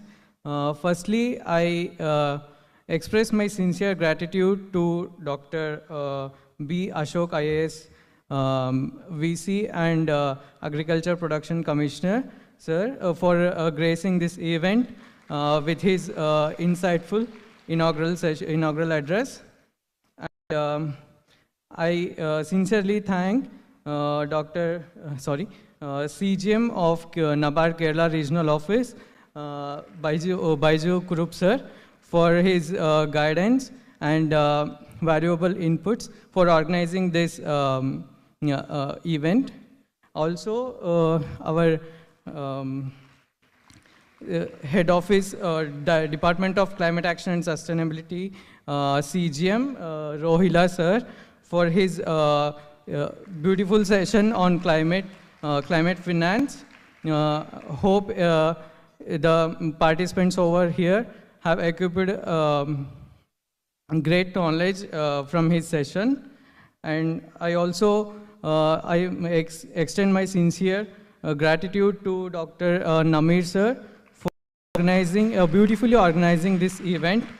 And my sincere gratitude also goes to Dr. P. Indira Devi ma'am and Professor Biju Kumar sir, Madam Chinchu, Kera World Bank funded project, Ankit Gupta sir, from Technical Support Unit, Head Office, and Jude sir, from Directorate of Environment and Climate Change, for the fruitful sessions on various climate aspects.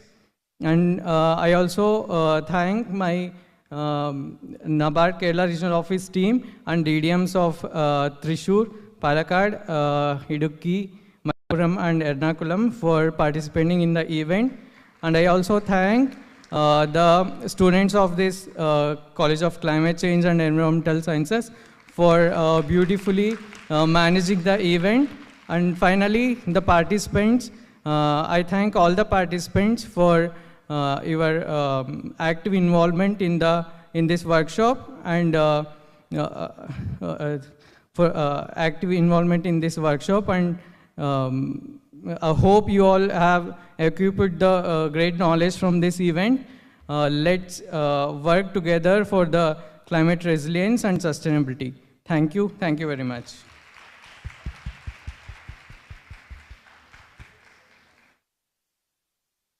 നമ്മുടെ പരിപാടി സമാപനത്തിലേക്ക് എത്തി നിൽക്കുന്ന ഈ വേളയിൽ ഞങ്ങളുടെ ക്ഷണം സ്വീകരിച്ച് ഇവിടെ എത്തിച്ചേർന്ന നബാർഡിലെ അംഗങ്ങൾക്കും ഈ പരിപാടി വിജയകരമാക്കി തീർത്ത നിങ്ങൾക്കെല്ലാവർക്കും ഞങ്ങൾ ഹൃദയത്തിൻ്റെ ഭാഷയിൽ നന്ദി പറയുന്നു.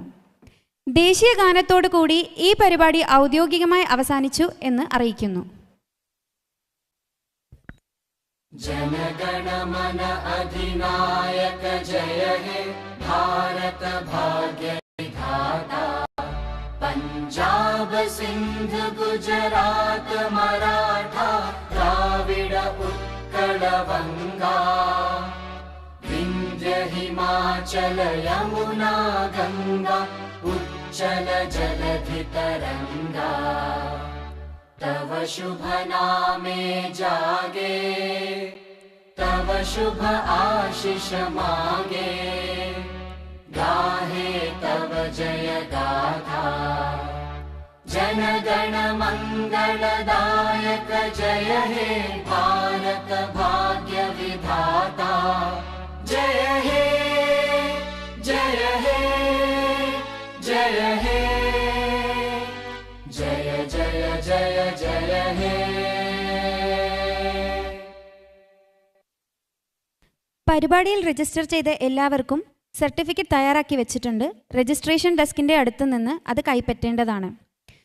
Once again, I would like to express our sincere gratitude to our esteemed speakers from various sectors of NABARD and to each of the participants for your active participation and valuable contributions.